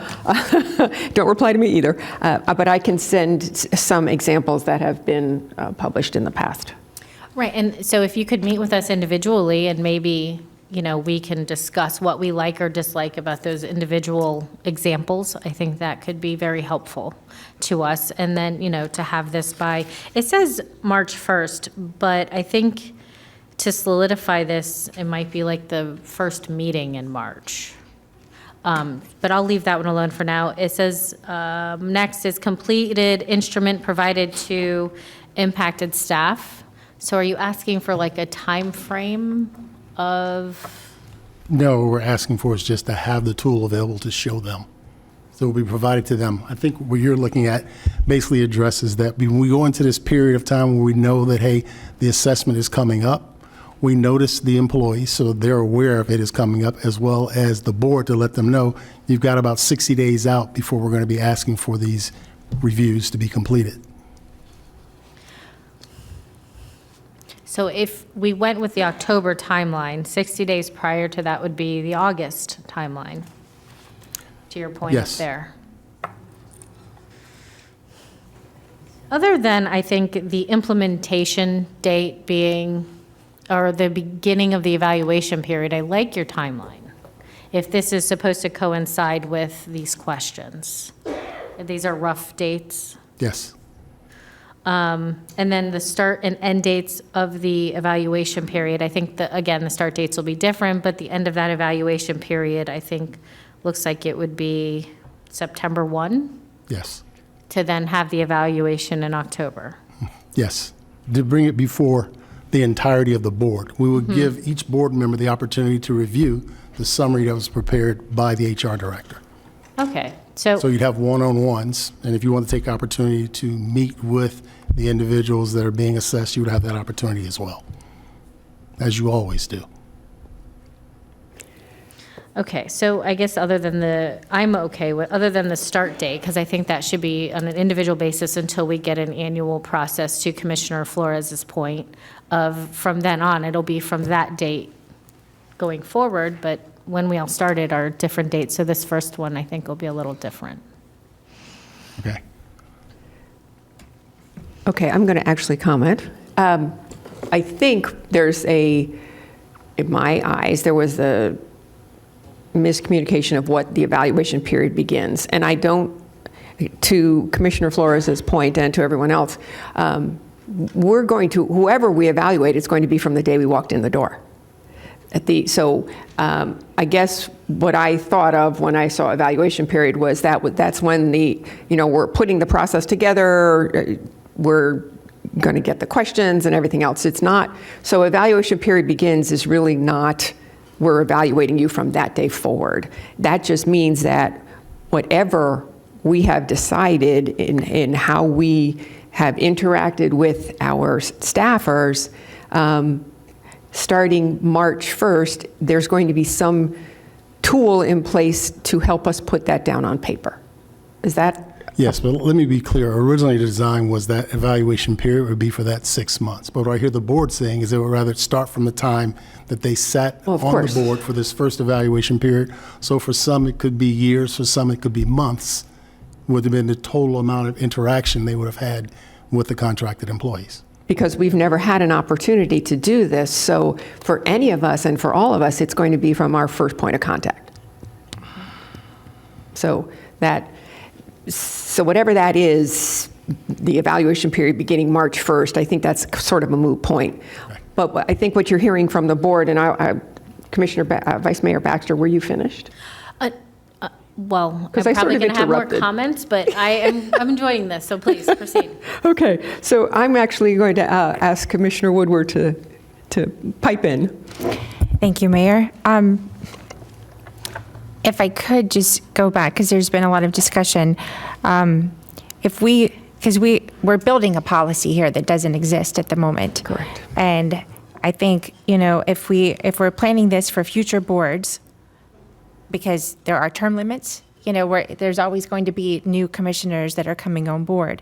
And if we plan this to be, I would say give it 6 months from the time of an election, so that whatever new commissioners are coming on, it's 6 months. So I think that puts it into, is that April, May?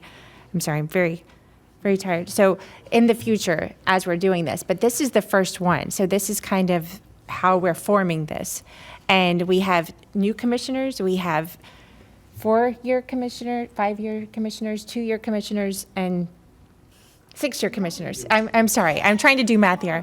However, I think as this goes forward in the future, whatever the evaluations are going to be, we're going to get a wide range of, how well was the onboarding of our brand new commissioners. That's an important part of their evaluation that's going to happen if we do this on a yearly basis, or at minimum, I say we would do this every 2 years if we were to do it on an off election year, but at minimum. But that's giving a perspective of how well are these 3 positions doing on onboarding our new commissioners, and how well do the rest of us who've been here maybe a little bit longer, and as this progresses, how do those evaluations evolve? And it's going to be different for each commissioner, and the relationship that each of us have, and the experiences. That's part of this board of 7.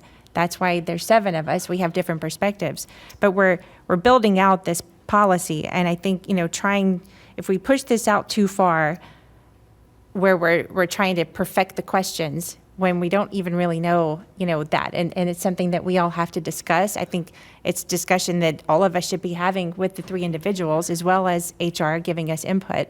But I don't want to push this out too far because we're trying to get it right on the first try. It's not going to be right on the first try, and we need to have the discussion. But it is about forming the future policy and how this would happen every year, or at least every 2 years after this. I like the off year, I kind of like the off year just because, it takes any of the other pressures of election year out of the equation. And then that also makes sure that the new commissioners coming in, they have 6 months at least on the job. And it will give us, all of us, an understanding of how well is the onboarding process. Because we need our commissioners, when you come in here, we're voting immediately. And we need to know how well is the foundation being laid for brand new commissioners coming in. That's an important part of this. And it's not a question that every commissioner is going to be able to answer if you've already been on here, but it's something we all should know, because we don't want commissioners coming on here and being left behind.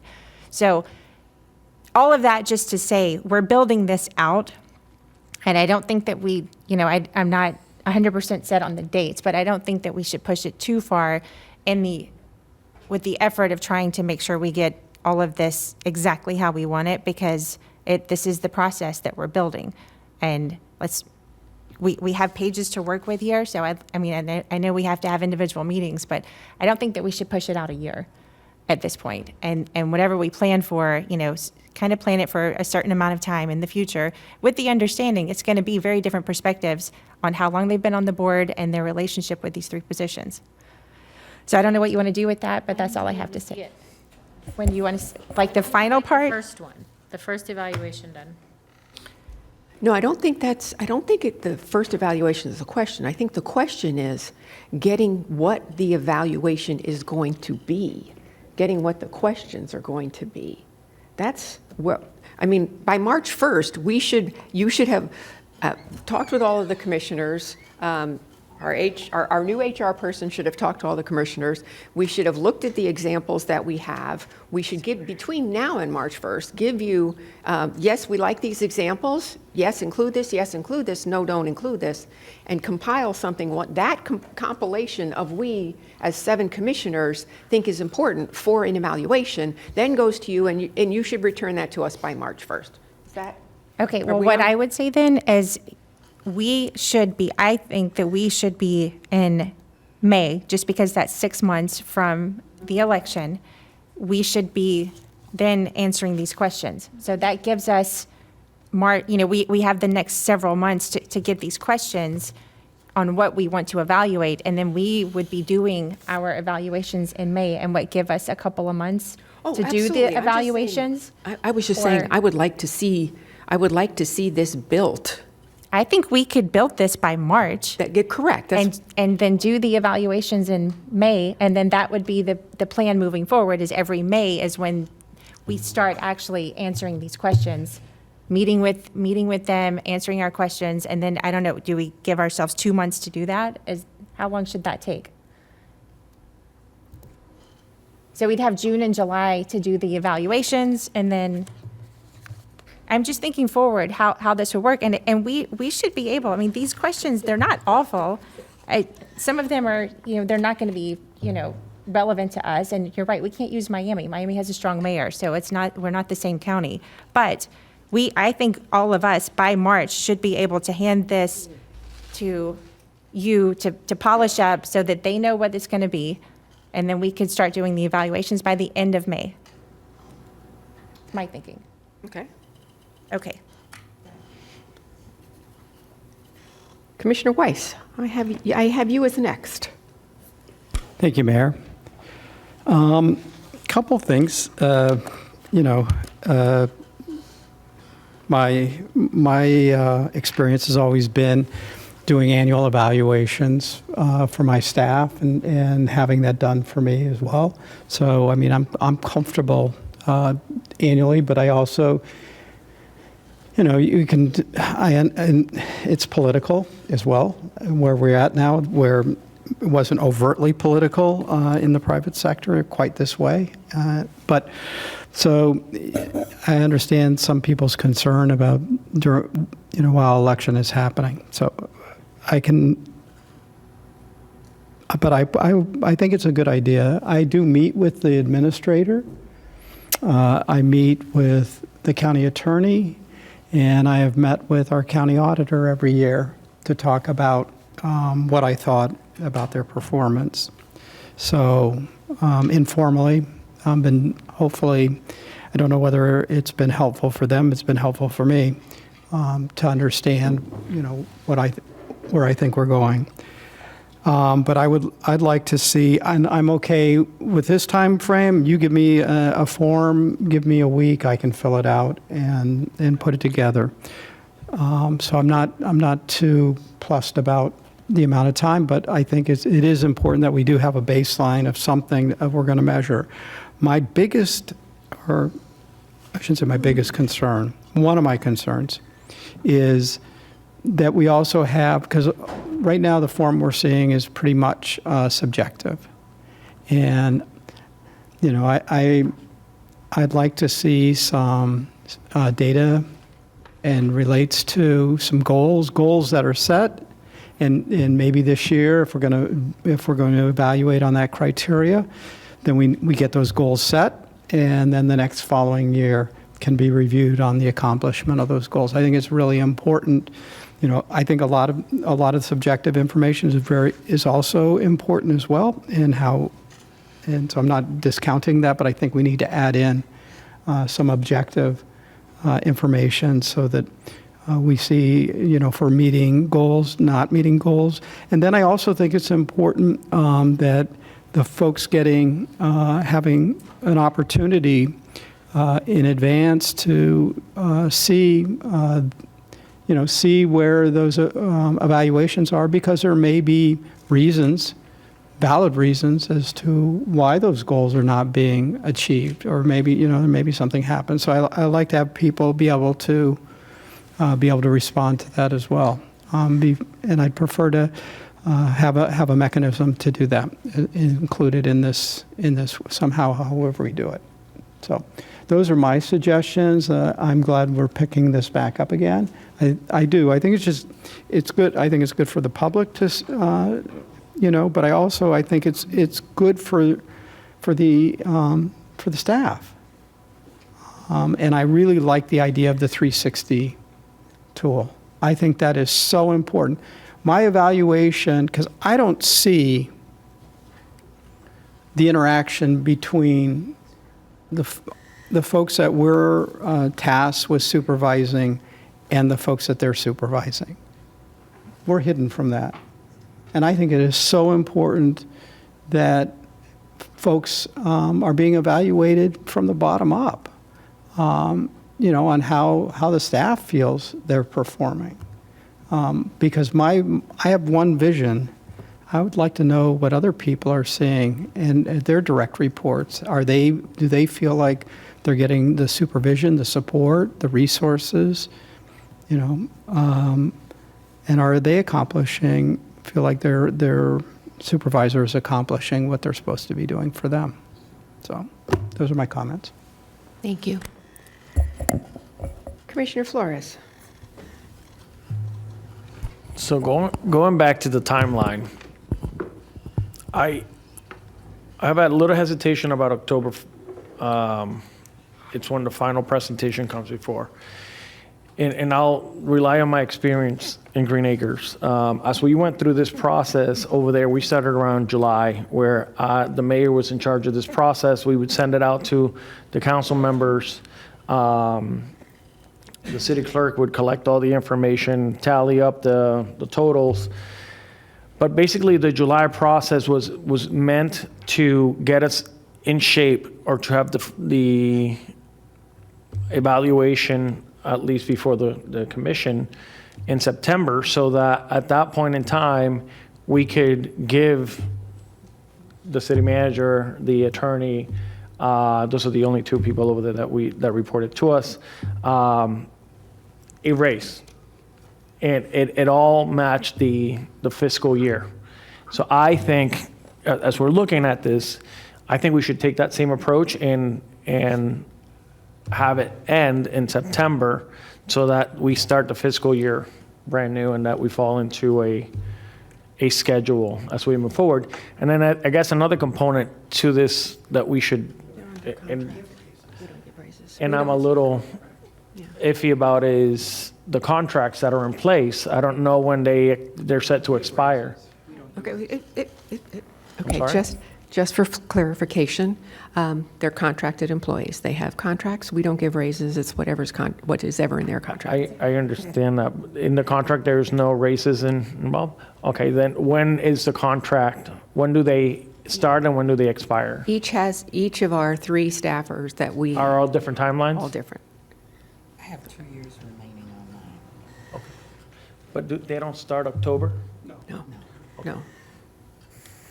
So the fitting it into the budget cycle is not part of the equation. Yeah.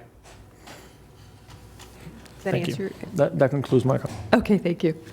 Commissioner Baxter, Vice Mayor Baxter. Thank you, Mayor. I like the idea of annual reviews. I'm just a big proponent of that. I think 2 years is a very long time. And I like the idea of the onboarding. You know, commissioners come on. I do want to support having this process set up by March 1st, and I like the idea of annual reviews in May prior to a complete budget cycle, but it gives onboarded commissioners a good 6 months to get a feel for and give some initial feedback. I think that's very important, and you know, again, I think the timeline for all of us is going to be different this first time around, but it's not going to be perfect the first time around, and we're just going to have to accept that on some level and just get this process, you know, moving. So if we can have the questions, meet with us, the different samples, you know, and have that kind of good to go by March 1st, and then by May have, to Commissioner Woodward's point, just let's see how it goes. Let's see what we're, you know, answer those questions, give some feedback, and go from there. Thank you. Commissioner Sachs. Thank you very much. This is a good conversation. And it's impressive to me that it's never been done really in the County Commission.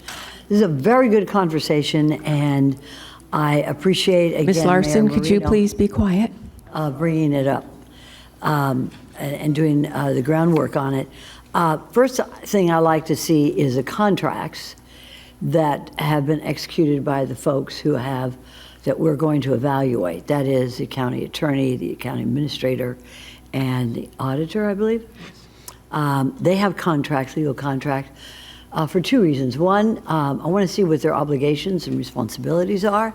And two, I want to see if something happens, what are the financial consequences to the county, if there's that clause as well. Secondly, statistics are a very good idea. Commissioner Weiss brought that up. We have metrics, and we all need to meet certain metrics. Do we have a budget that has been followed? Where is the money going? How much do we have a deficit? Statistics are very, very good, and I'm glad Commissioner Weiss brought it up. And the third is to listen to the staff. They do the work out there. They're the feet on the ground, boots on the ground, so to speak. And I like to know how they're doing. What do they need? All kinds of issues that they may have.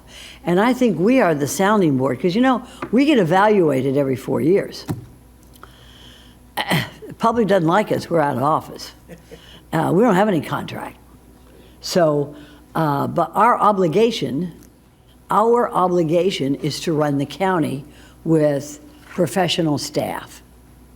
So this is why this is a good conversation to have, even though it's late and I'm getting hungry. So this is a good conversation to have. And whatever way, I think those points are well taken by my colleagues, and whatever way you want to do it is fine with me, as long as we include especially the contracts that they have, and listen to staff, the boots on the ground staff, to see how they're doing. And then the statistics, have they met these goals? And if not, why not? Can we remedy it? Or, the ultimate. So, good conversation. I'm glad we're having it. And thank you very much for bringing it up. Thank you. That's all I got to say. Commissioner Woodward. Thank you, Mayor. We do have one card for everyone to know, but I did want to ask, because, this came from the binder, the birth of the giant binder, which I did read and I marked up. I was just wondering, should we schedule ourselves a workshop because there's other stuff in the binder that's not just this. And I'm not saying we have to hit this entire 6 inches, 8 inches, whatever it is, but there were a number of items in there I feel that should be discussed, because I think there's some policies that maybe have gone by the wayside or have never really been addressed, and just would like to ask about that, because we were supposed to discuss it a long time ago and we never did. So I'd be happy to have that done, because this is a lot of work. Yes. Okay. So, if we could. So our new commissioners have a copy of the binder, but I don't believe they've had an opportunity to even start going through it, because you've got it just before Christmas. So I would not want to put it on the workshop for. Oh, no, with time. Yes, so not maybe the February workshop, but maybe March workshop, where gives everybody an opportunity to read through this. It took me about 2 months, I would agree. Yeah. So, okay. It took a while to put it together. So yes, and we have, we've talked about it, and we have, again, thank you, Vice Mayor, for bringing this up so we can close the loop on this. There's a lot of great information in here. So happy to put it to bed. Okay. So we will, with everybody on the board okay with that? We'd like to see this on the workshop for March. Okay, all right. Commissioner Powell, your light is on, and then Vice Mayor Baxter. Thank you, Madam Mayor. My question is related to something that Commissioner Sachs brought up with regard to contracts.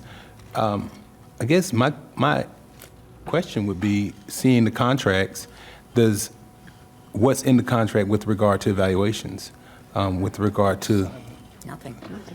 So to the county attorney, is that something that we can address in the in terms of evaluation? And when we talked about other municipalities, other counties that have evaluations, do we look at their contract so that maybe in the future, if this is something that we go with, that's something that now has to be in a contract? We would, certainly it would be at the board's discretion, something to add to future contracts. But there are no performance appraisal requirements in our current contracts, so it will have no impact on existing contracts. Okay, thank you. That was my question. You're welcome. Vice Mayor Baxter. Thank you, Mayor. I think that's a great idea, Commissioner Powell. You know, in future contracts, you know, have what we set up added to future contracts. And just, I'm going to, I guess no one's after me. I was going to say, when we conclude, I would like a recap on what you have taken away from this, if you don't mind, and to kind of get some clarification on the binder issue and potential changes to the other organizational or policies in it being a completely separate issue from coming back to us with a process in place by March 1st and the evaluation of May. They are not to be combined or misconstrued or anything. They are two separate issues. Correct. Okay, Okay. thank you. Quick question, where are we with the 360? Because if we don't have that in place right now, we, as a board, can't use that as a basis for the review. So where are we with that? Well, I believe the discussion started with let's get this initial evaluation done, and at a later date we pursue the 360. So we're more focused on getting this tool completed. We can start working on the 360 right away to figure out what that tool's going to look like and bring that back before the board, hopefully with an update when we bring the final tool to you. Okay, so going forward, it looks like we would like, with board input individually, we will send this email out that gave the other samples. By March, we would like to have what we are going to be asking as review questions. And then it sounded like May, giving us till May to Begin evaluating. No, it sounded like I mean, quite frankly, we could do the evaluation right now if we had questions. We don't. So we get the questions in March. We should answer the questions and come back to you by May. I'm coming up with a time frame. It's actually faster than that. So now we're at May. These then need to go to HR or to the attorney. Who do they go to? Who compiles them? Can I point of clarity?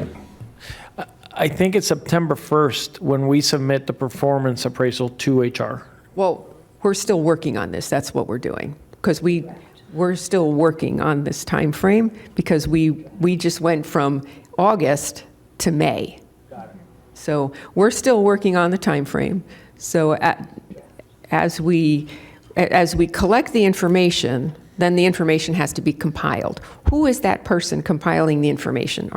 Hopefully our new HR director? Yes. Okay. So We'll provide a summary of all of the reports that are given and bring it to each board member individually and follow up the next month with a presentation before the entire board. So if we do our evaluation in May. Go right ahead. So then, if we have the questions, if we narrow this stuff down by March, and then by the end of May, that was when we would actually do our evaluations. How does that fill in the rest of the timeline? Yeah, if we continue to follow this timeline, then in May we would have compiled all the information, prepared to do a presentation for each individual board member in June, and theoretically in July have a presentation. May is when we would do ours and then give it to you, or give it to HR. Yes. And by June, then this is done? Is that what you're saying? Yes, by June he should tabulate all the information, have an executive summary to provide each of you, and then present it to the entire board in July.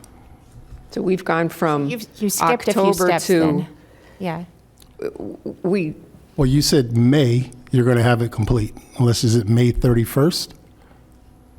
You're going to complete the tool? Well, I say the end of May is when we would begin actually doing our evaluations. So that would be 6 months after an election. if it's in an election year, 6 months from that day. So the end of May would be when each commissioner would begin doing their evaluations. I'm assuming, would we also meet with the individuals during our evaluation period? Or are we just writing this stuff up and handing it to HR? That's certainly within your discretion. Well, I think we would, I would like time, I'm guessing at least like a 30-day window for us to do this. And then we would, then by July, we should be able to hand HR our documents. And then another month or so sometime in August or September is when it would be compiled and presented in the public? Right. Because you've got extra steps there that we kind of skipped. Okay. The September 1st, September, and then it goes to October. So, Right, because we're saying in here is we're saying that in September, we're going to come back to you because you can provide them on September 1st. So theoretically, at some point, if they're all submitted by September 1st, within 2 or 3 weeks, we should be able to turn it back around to each of you and provide a summary. And that's assuming we'll have access to each of the commissioners as well. And then in the next month, present it to the entire board. Okay, so as this reads, and see, there's a lot of gyrations up there. As this reads, or what we're thinking, March, we should have something compiled with the questions. Yes. So we know what the questions are going to be. After a 6-month period for our new commissioners and whatever it is for all of us, we should then start answering those questions. Okay. And we will then give our answers back to HR Director September 1st. Yes. Okay. Then they're going to compile them and in October present them to the board? Yes. I don't know. I don't know. Why can't we, I thought we were saying we'll have it done in May. That's kind of what I was going to touch on. So our budgeting cycle starts when we start setting the max is in June. Right? And everything ends at the beginning of September. So we either need to do evaluations, the actual evaluation, not like a public evaluation, I guess is where this is getting, I thought you meant public evaluation, and I think it switched somehow to paper evaluation to then be presented by July. So either need to do public evaluations prior to June, in my opinion, which would be May, which I was on board with, or do the public evaluation in October. But just having the paper, like we can't do June to September because that's right in the middle of setting all the budgets for all the departments. Correct. That doesn't make a lot of sense. So we need to decide, are we going to do this first one and rip it off like a Band-Aid, like a pilot, that's where I thought we were heading with this. That's what I thought right? too. Where we are done in May, like October gone, September gone, August gone. Like March 1st, we have all the questions and we do the actual physical evaluation. It only takes a week or two to fill out paperwork. Doesn't take 2-3 months. No, have our new commissioners had enough interaction with Well, then with they can all of put our- NA on the question, right? Not applicable if they don't feel comfortable, but leave that to them. I don't want to speak for them. But I'm saying if we decide to have a public evaluation in May, let's make it May. May 1st, well, the first meeting in May. I mean, that's where I was confused. I thought we were going to get this now, and then there's going to be, we're going to have to refine this maybe a little bit as we go, but again, moving this forward and not prolonging it. So that's where I thought we were heading with this. So please clarify if I misunderstood. No, I mean, I'm on board with that. So I'm saying the first one's not going to be exactly perfect, but pushing this out all the way to October, this is a working process. We're setting policy, and I think the goal should be in the future, the evaluations are done at the end of May, and if it's presented in June, I mean, that's still okay however, the paperwork, I don't know the timings of our meetings. I don't even know what our meetings are. Do you mind if we have a little dialect? Because you keep saying submit evaluations in May, but then have it presented in June. Well, they had in here that the board submits, and then it was the next month is the presentation to the public. So what I'm saying is I'd like to have until May to submit my paperwork to HR and then the next month, HR should be able to HR present should to be us. able to compile it in Yes. May, and then in June, present it to us. I would just like to give myself until May to finish my evaluation paperwork, because we're also doing the questions in this process too. But I mean, that's just my opinion, if everyone else would like to do it sooner. My only hesitation is I'd like it all finished before June, because that's when the budget cycle starts, of us setting max millage. Is that towards the end of June, Administrator But Baker? this doesn't have any impact on the budget. I just didn't want us to have two heavy things weighing on us, the budget and this.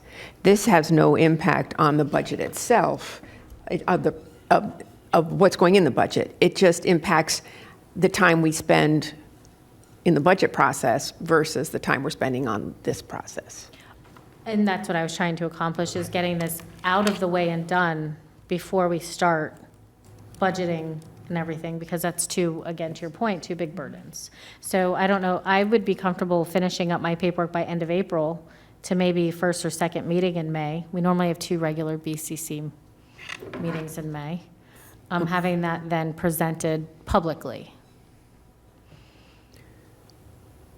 If that We works. we actually have to give the HR director time to compile our answers.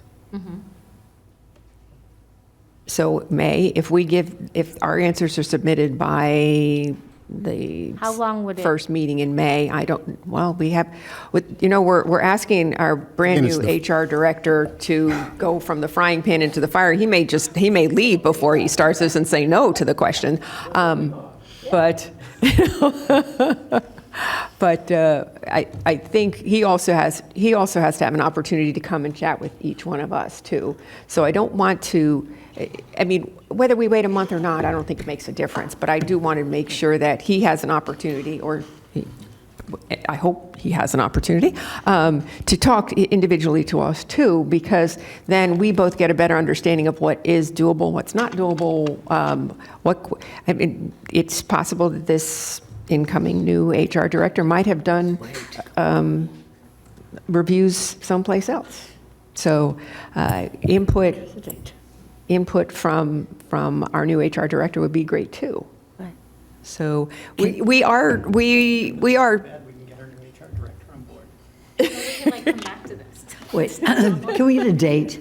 Can we get a date certain, and then we can The date certain to vote on it? start is March to get First. the questions to us. Okay. We are and going to get the samples March immediately. 1st? Okay. And we can then, with those samples, each say what we want, what we don't want, whatever the average is, that's what goes into it. Then we will see the final product. By May, for the first meeting in May. I think that if we can't do this 30 days in March, 30 days in April, and into May, then we're in the wrong job. 60 days to get this evaluation done. And I'd like to see this, because we can talk about this all night, and I'm really getting hungry now. So let's just, let's cut to the chase. So we Let's have cut to the March, chase. we have March as one date. Yes. We have the first meeting as in May as the second date. For the public. But Mayor, are we speaking March 1st or 31st? First meeting in March. First meeting in March, we're going to deliver you the tool, the completed tool for you to say yes. Correct. Okay. Is that all right with everyone, the first meeting in March? Yep. Okay.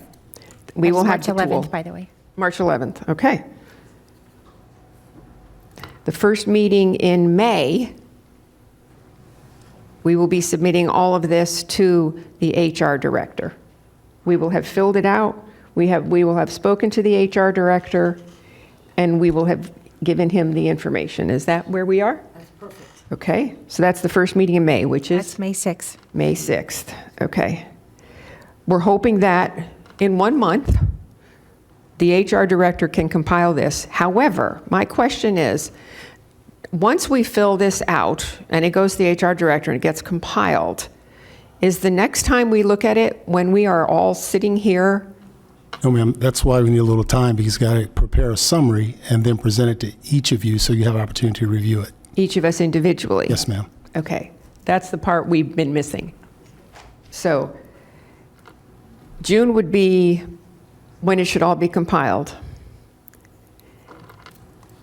July, sorry, folks, we're into July. So between June and July is when the HR director will meet with us individually for the compiled information. And then the first meeting in July is when we will bring this up. Oh, this got messed up again. We want to be done with this by June. Yes, me too.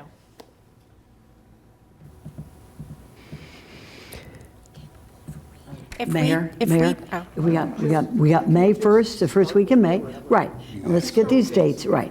Well, we're trying, but we have to do the Commissioner Weiss has process. bring us home, Go ahead. Commissioner Weiss.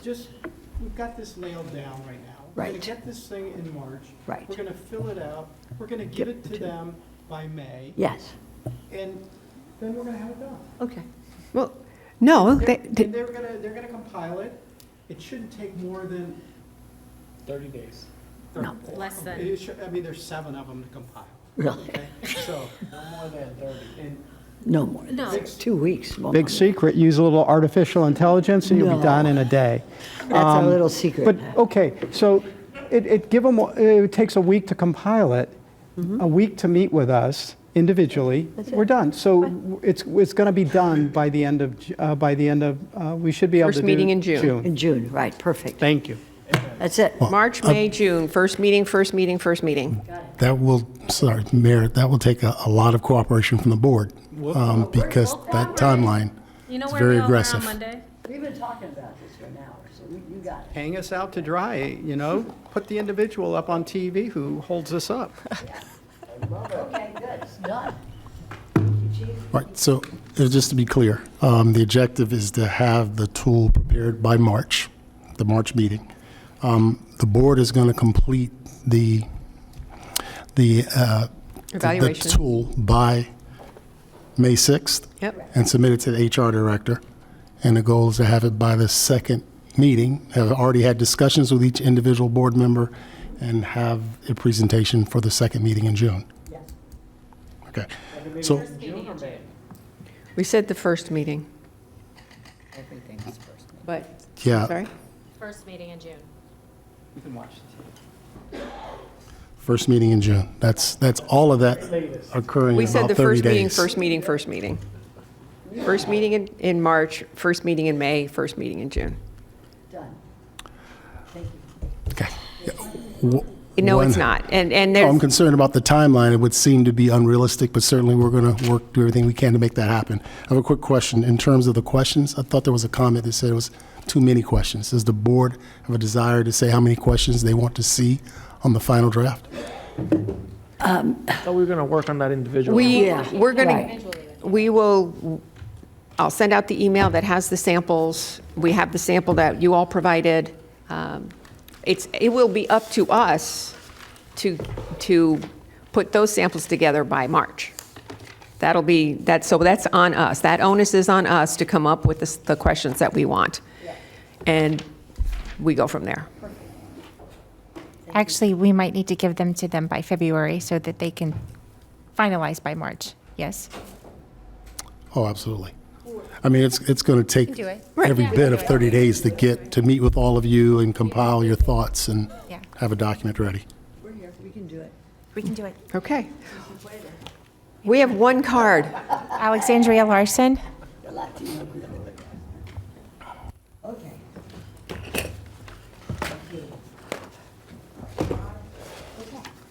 I'm always ready.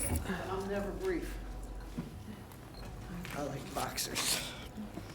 I can't believe, I don't even know where this started, but I know Bob Weissman, some dead commissioners, and everybody's just like, are you kidding me? Because this is like a pendulum, because at the beginning of this conversation, a long time ago, one of you said, we only have 3 employees we can control.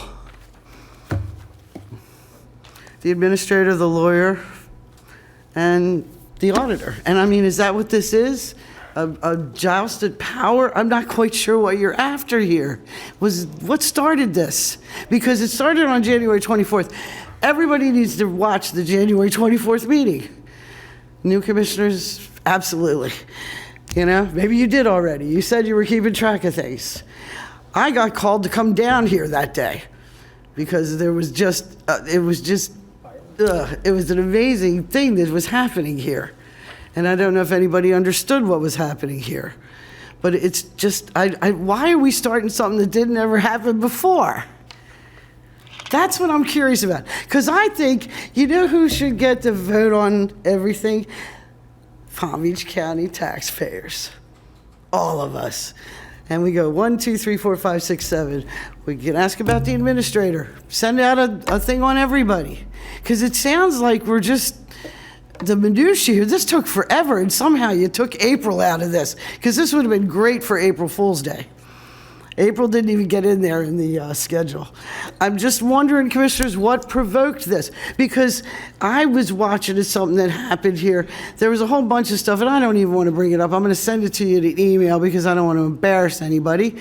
But we had money that we thought we lost, and we had it on. Joe said he found the money, and he was supposed to give us a presentation on how we do investments. And a lot of things have passed in these months, and it just wasn't dealt with. It just went away. I think this might be something that, I hope you know what you're doing, because it sounds like you want to wield power over 3 people. That one person, whoever said that, I didn't hear who said it, and I'm not going to blame anybody. But it was like, we only have power over 3 people. We only hire and fire.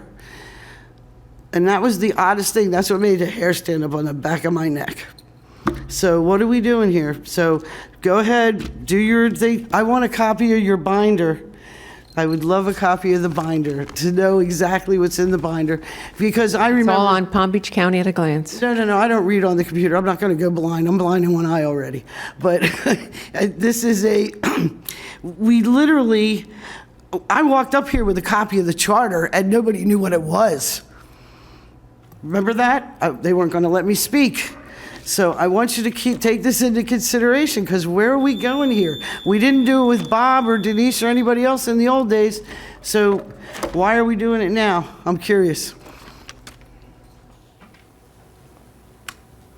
All righty, we are actually finished with our regular agenda.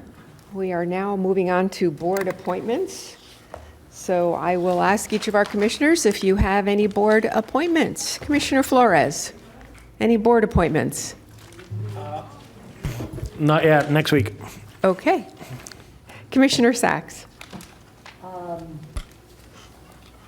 I think, yes. Lanny Brooks, it is an appointment for the Library Advisory Board. She's a member of the Executive Board of Cobra. Anything else? That's it. That's all I have. Okay. Thank Commissioner you. Woodward. None at this time. Vice Mayor. None at this time. Commissioner Weiss. Yes, I'd like to appoint John Alford to the Citizens Committee on Airport Noise, CCAN. Thank you very much. Commissioner Powell. Not at this time, Madam Mayor. Okay, and I have none either. So now we're going to go to staff comments, and hopefully we have a new HR director. Is he still with us? He hasn't left yet. Administrator. Mayor, if you would allow me, I would like to get the ratification of the HR director before I do the directives, if that is okay. That would be fine. Thank you. First, I'd like to thank Mr. David Kahn for being here this afternoon. We went through an extensive process, and Mr. Kahn was the top selection. And I'm now today asking you to ratify his appointment as our HR director. He comes as a seasoned human resources professional with over 25 years of leadership experience, which includes expertise in recruitment, learning and organizational development, compensation, labor and employee relations, and strategic planning. He has worked in both the private and public sectors, most recently serving Human Resources Director for Broward County. He has lived in Palm Beach County for nearly 20 years and is a member of Leadership Palm Beach. I have to tell you, I did speak with the county manager for Broward. She was not happy with me stealing her HR director, but I'm simply paying her back because she's ripped off quite a few of my seasoned employees as well. But we look forward to working with Mr. Khan. I did send out a notice that I was going to bring this up today along with his resume. So I'd like him to come up in case you have any specific questions. Mr. Khan, would you please join us at the podium? I do see a light on. Commissioner Flores. I'll let him speak first. Okay. Good Mr. Khan. afternoon, or almost good evening, everybody. I just want to thank you for the opportunity. I have been a resident of Palm Beach County for almost 20 years. My kids go to school, the ones who didn't go to college yet, in Palm Beach County. I am passionate about human resources. I'm passionate about leadership. And it means a lot to me to be able to do that in my county. So I thank you all for that opportunity. And thank you for being a District 1 constituent. I'm just saying. Commissioner Flores. Make a motion to ratify. So we have a motion from Commissioner Flores, a second from Commissioner Woodward, and Commissioner Sachs has her light on. Thank you so much, Mayor. Your resume is excellent, especially the publications about Legos and permanence in Buddhism. I'd love to read that one day. Thank you. But my question to you is something that that I've been concerned with, and that is, do you have a particular opinion one way or the other about including people with special abilities as being able to work if they qualify for jobs in the county government? Absolutely. Good. Okay. I work closely with recruitment to look for those potential employees, whether it's neurodivergence, whether it is Okay. on veterans, Good. physical disabilities. So, and there are many organizations throughout the county to partner with. So it's about finding those partnerships and building those. Excellent. I support it 100%. And thank you, Mayor, for Thank you. allowing it. Thank you. And I see no more lights on. So I have a first and a second. All in favor? Aye. Any opposed? None. I see that motion carries 7-0. Thank you very much. And when's your first day? February 10th. We're looking forward to it. Thank you very much. You're going to get from the frying pan into the fire. Thank you, Looking forward sir. to meeting with all of you. Thank you. Ms. Baker? Thank you for that ratification. Going to the directives, the convention center, all of the issues that the board brought up on the convention center, we're scheduled to bring that before the board at the zoning meeting on January 30th. Which does also include the convention center bonds. There was a question of when they mature. They mature in 2036. The other question was if we could pay them off early. We can. But the second part of that, would how much income would we generate by parking spot, is a task. It's going to be very difficult to project what we can do because it depends on the activities going on at the convention center, how many activities, whether parking spots are going to be sponsored or they're part of how we're going to lure that particular group into the community, into the convention center. So those are things that we will be addressing and providing you with that information. That will be at the zoning meeting. We've moved forward with the naming of the park for Senator McBernard. You heard that. And I believe we have also, now that he's been sworn in, put in process the changing of the name of Sandcastle Boulevard to Senator McBernard's Way. So we'll be working on that. We've also set up our portal regarding the ordinance and resolutions. I've got a meeting with the internal auditor, I want to say on tomorrow? Yeah, on tomorrow. So we'll be completing that as well. And we've completed a number of these that I've got to ask staff to go in and make sure that we have either completed them or update them. So I do ask you to move forward and receive and file. Thank you. May I get a motion to receive and file? So moved. I have a first from the Vice Mayor, a second from Commissioner Weiss. All in favor?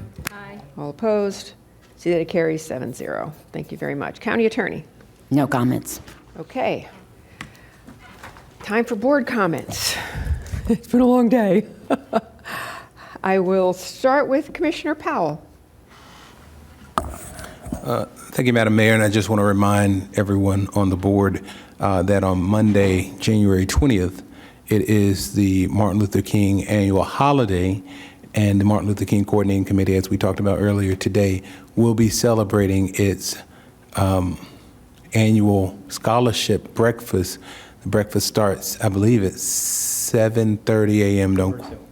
Doors open at 7:30 a.m., and it will be a wonderful time. We're anticipating 600 to 700 people at the Palm Beach County Convention Center, and that is an open invitation for everyone who is here to attend the annual MLK breakfast on January 20th, 2025, which is the culmination of the MLK events that have been taking place, inclusive of the wonderful oratorical contest that I was at this weekend, watching the youth just have their way with words, the performing arts, and the Gospel Fest. It's a wonderful opportunity to see and enhance the culture of Palm Beach County here. So again, that is January 20th at the Palm Beach County Convention Center, and it is the Martin Luther King Coordinating Committee's annual scholarship breakfast. Thank you. Thank you. Commissioner Weiss. Thank you, Mayor. I have a couple of things, but let me just follow up on Commissioner Powell's comment. The MLK breakfast, it starts at 8 o'clock. Tickets are available online at mlkccpbc.org. And so invite everybody to get a ticket. Adult tickets are $60 this year, and youth tickets are $30. And it's a great program. Commissioner Powell is our master of ceremonies, and he promises he'll get us out of there in 2 hours. So. He just shook his head no. I put the timeline together. If he sticks to it, he'll get us out of there in 2 hours. All right.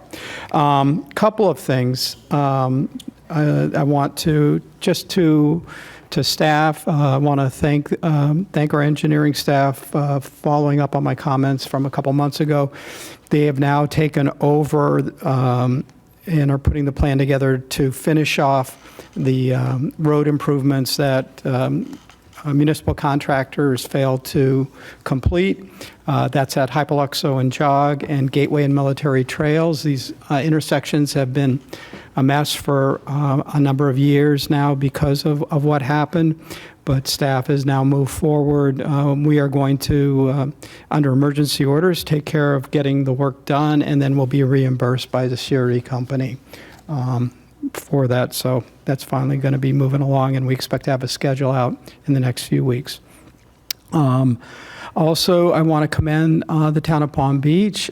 They have a system of notifying residents and others about road closures, different things that are happening when the bridge failures, when we've had situations due to special security concerns. Those notices get put out on text message. I would love to see us do the same thing. I know it's much more complicated for us because it's a much bigger area, but to be able to notify our residents of road closures that were unexpected or different things because of emergencies that are happening, I think it's a great way to do it, and it's. I have to say it's helped. It just helps with the moving public, and then lastly, it's come up. We're going to be having. There's a meeting on Thursday evening regarding resurfacing Dixie Highway between Belvedere and Okeechobee.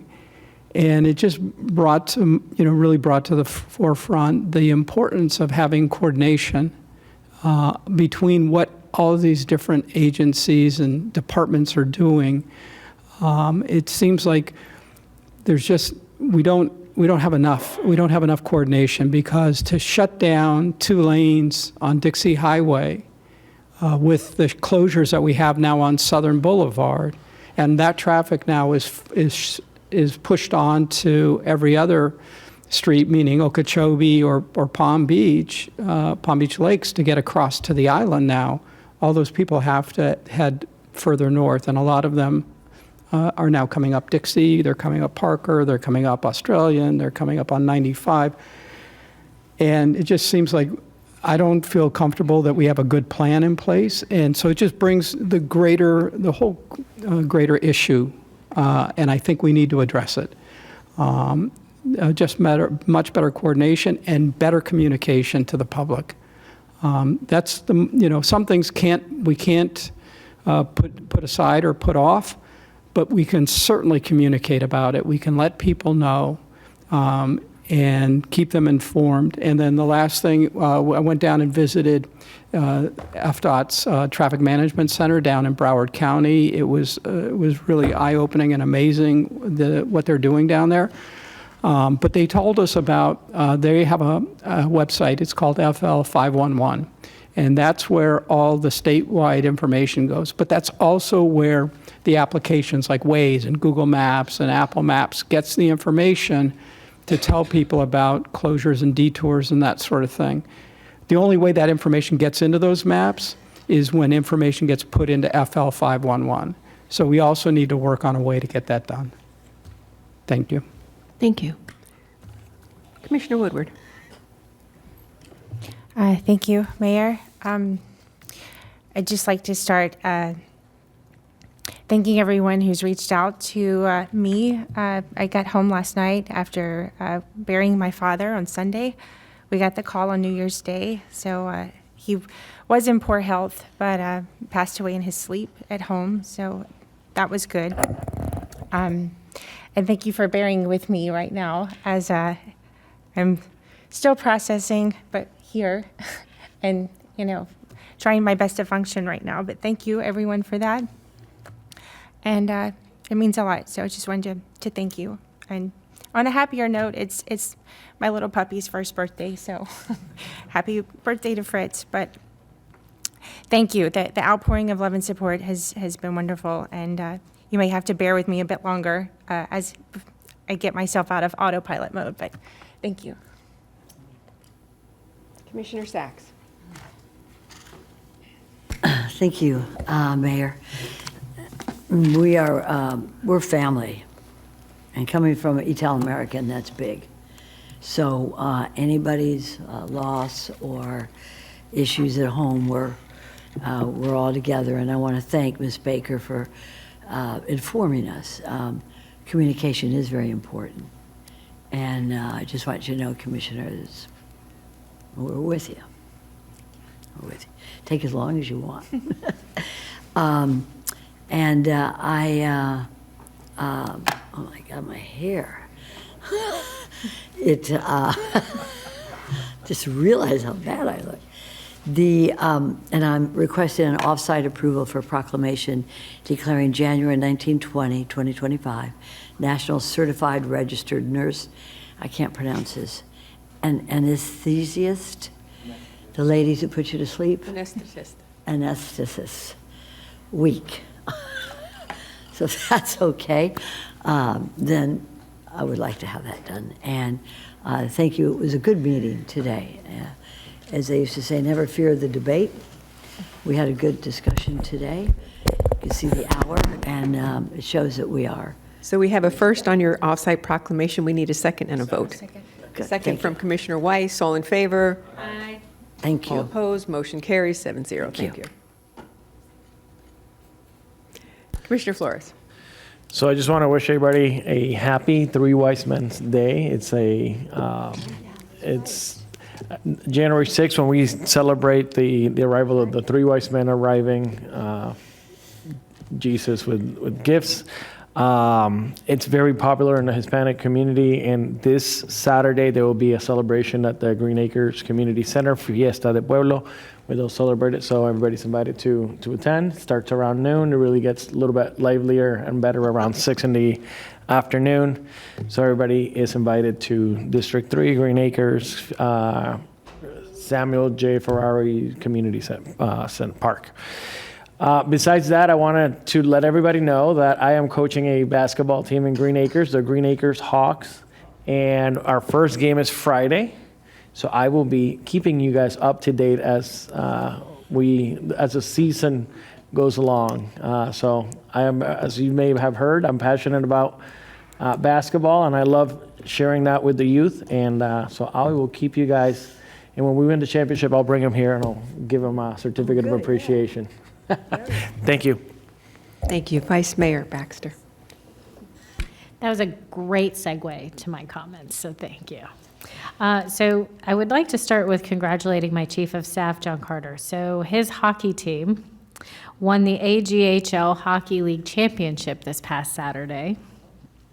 And he, as the team captain, scored the winning goal. So congratulations, guys. I would also like to add to Commissioner Weiss's comments. I have actually been asking for something just like this for my residents who get trapped on North Lake. Until there's additional routes, there has to be somewhere they can sign up for a text message alert that the road is shut down. Something that notifies them right away so they can take a very long and tedious alternate route, but at least not sit there stuck for hours on end. So, and I bet at this point my Arden residents would probably like that on Southern as well. So if we could look at something or some way to notify residents when roads are shut down, that would be really helpful. Thank you. Okay, and I'm last. I'll be quick. I have 2 off-site proclamations I would like to request. I will not make the motions. I'll have the Vice Mayor make the motion for me. So an off-site proclamation recognizing the AGC's completion of 75 years as the local voice of construction. Second. So we have a first and a second. All in favor? Aye. All opposed? Motion carries 7-0. I also would like an off-site proclamation for the Lord's Place March to End Homelessness, February 28th, 2025. So I have a first and a second. All in favor? Aye. Any opposed? Motion carries 7-0. With that, it is 5:51. It has been a long day. I appreciate everybody's time today and patience, and we are adjourned. Thank you.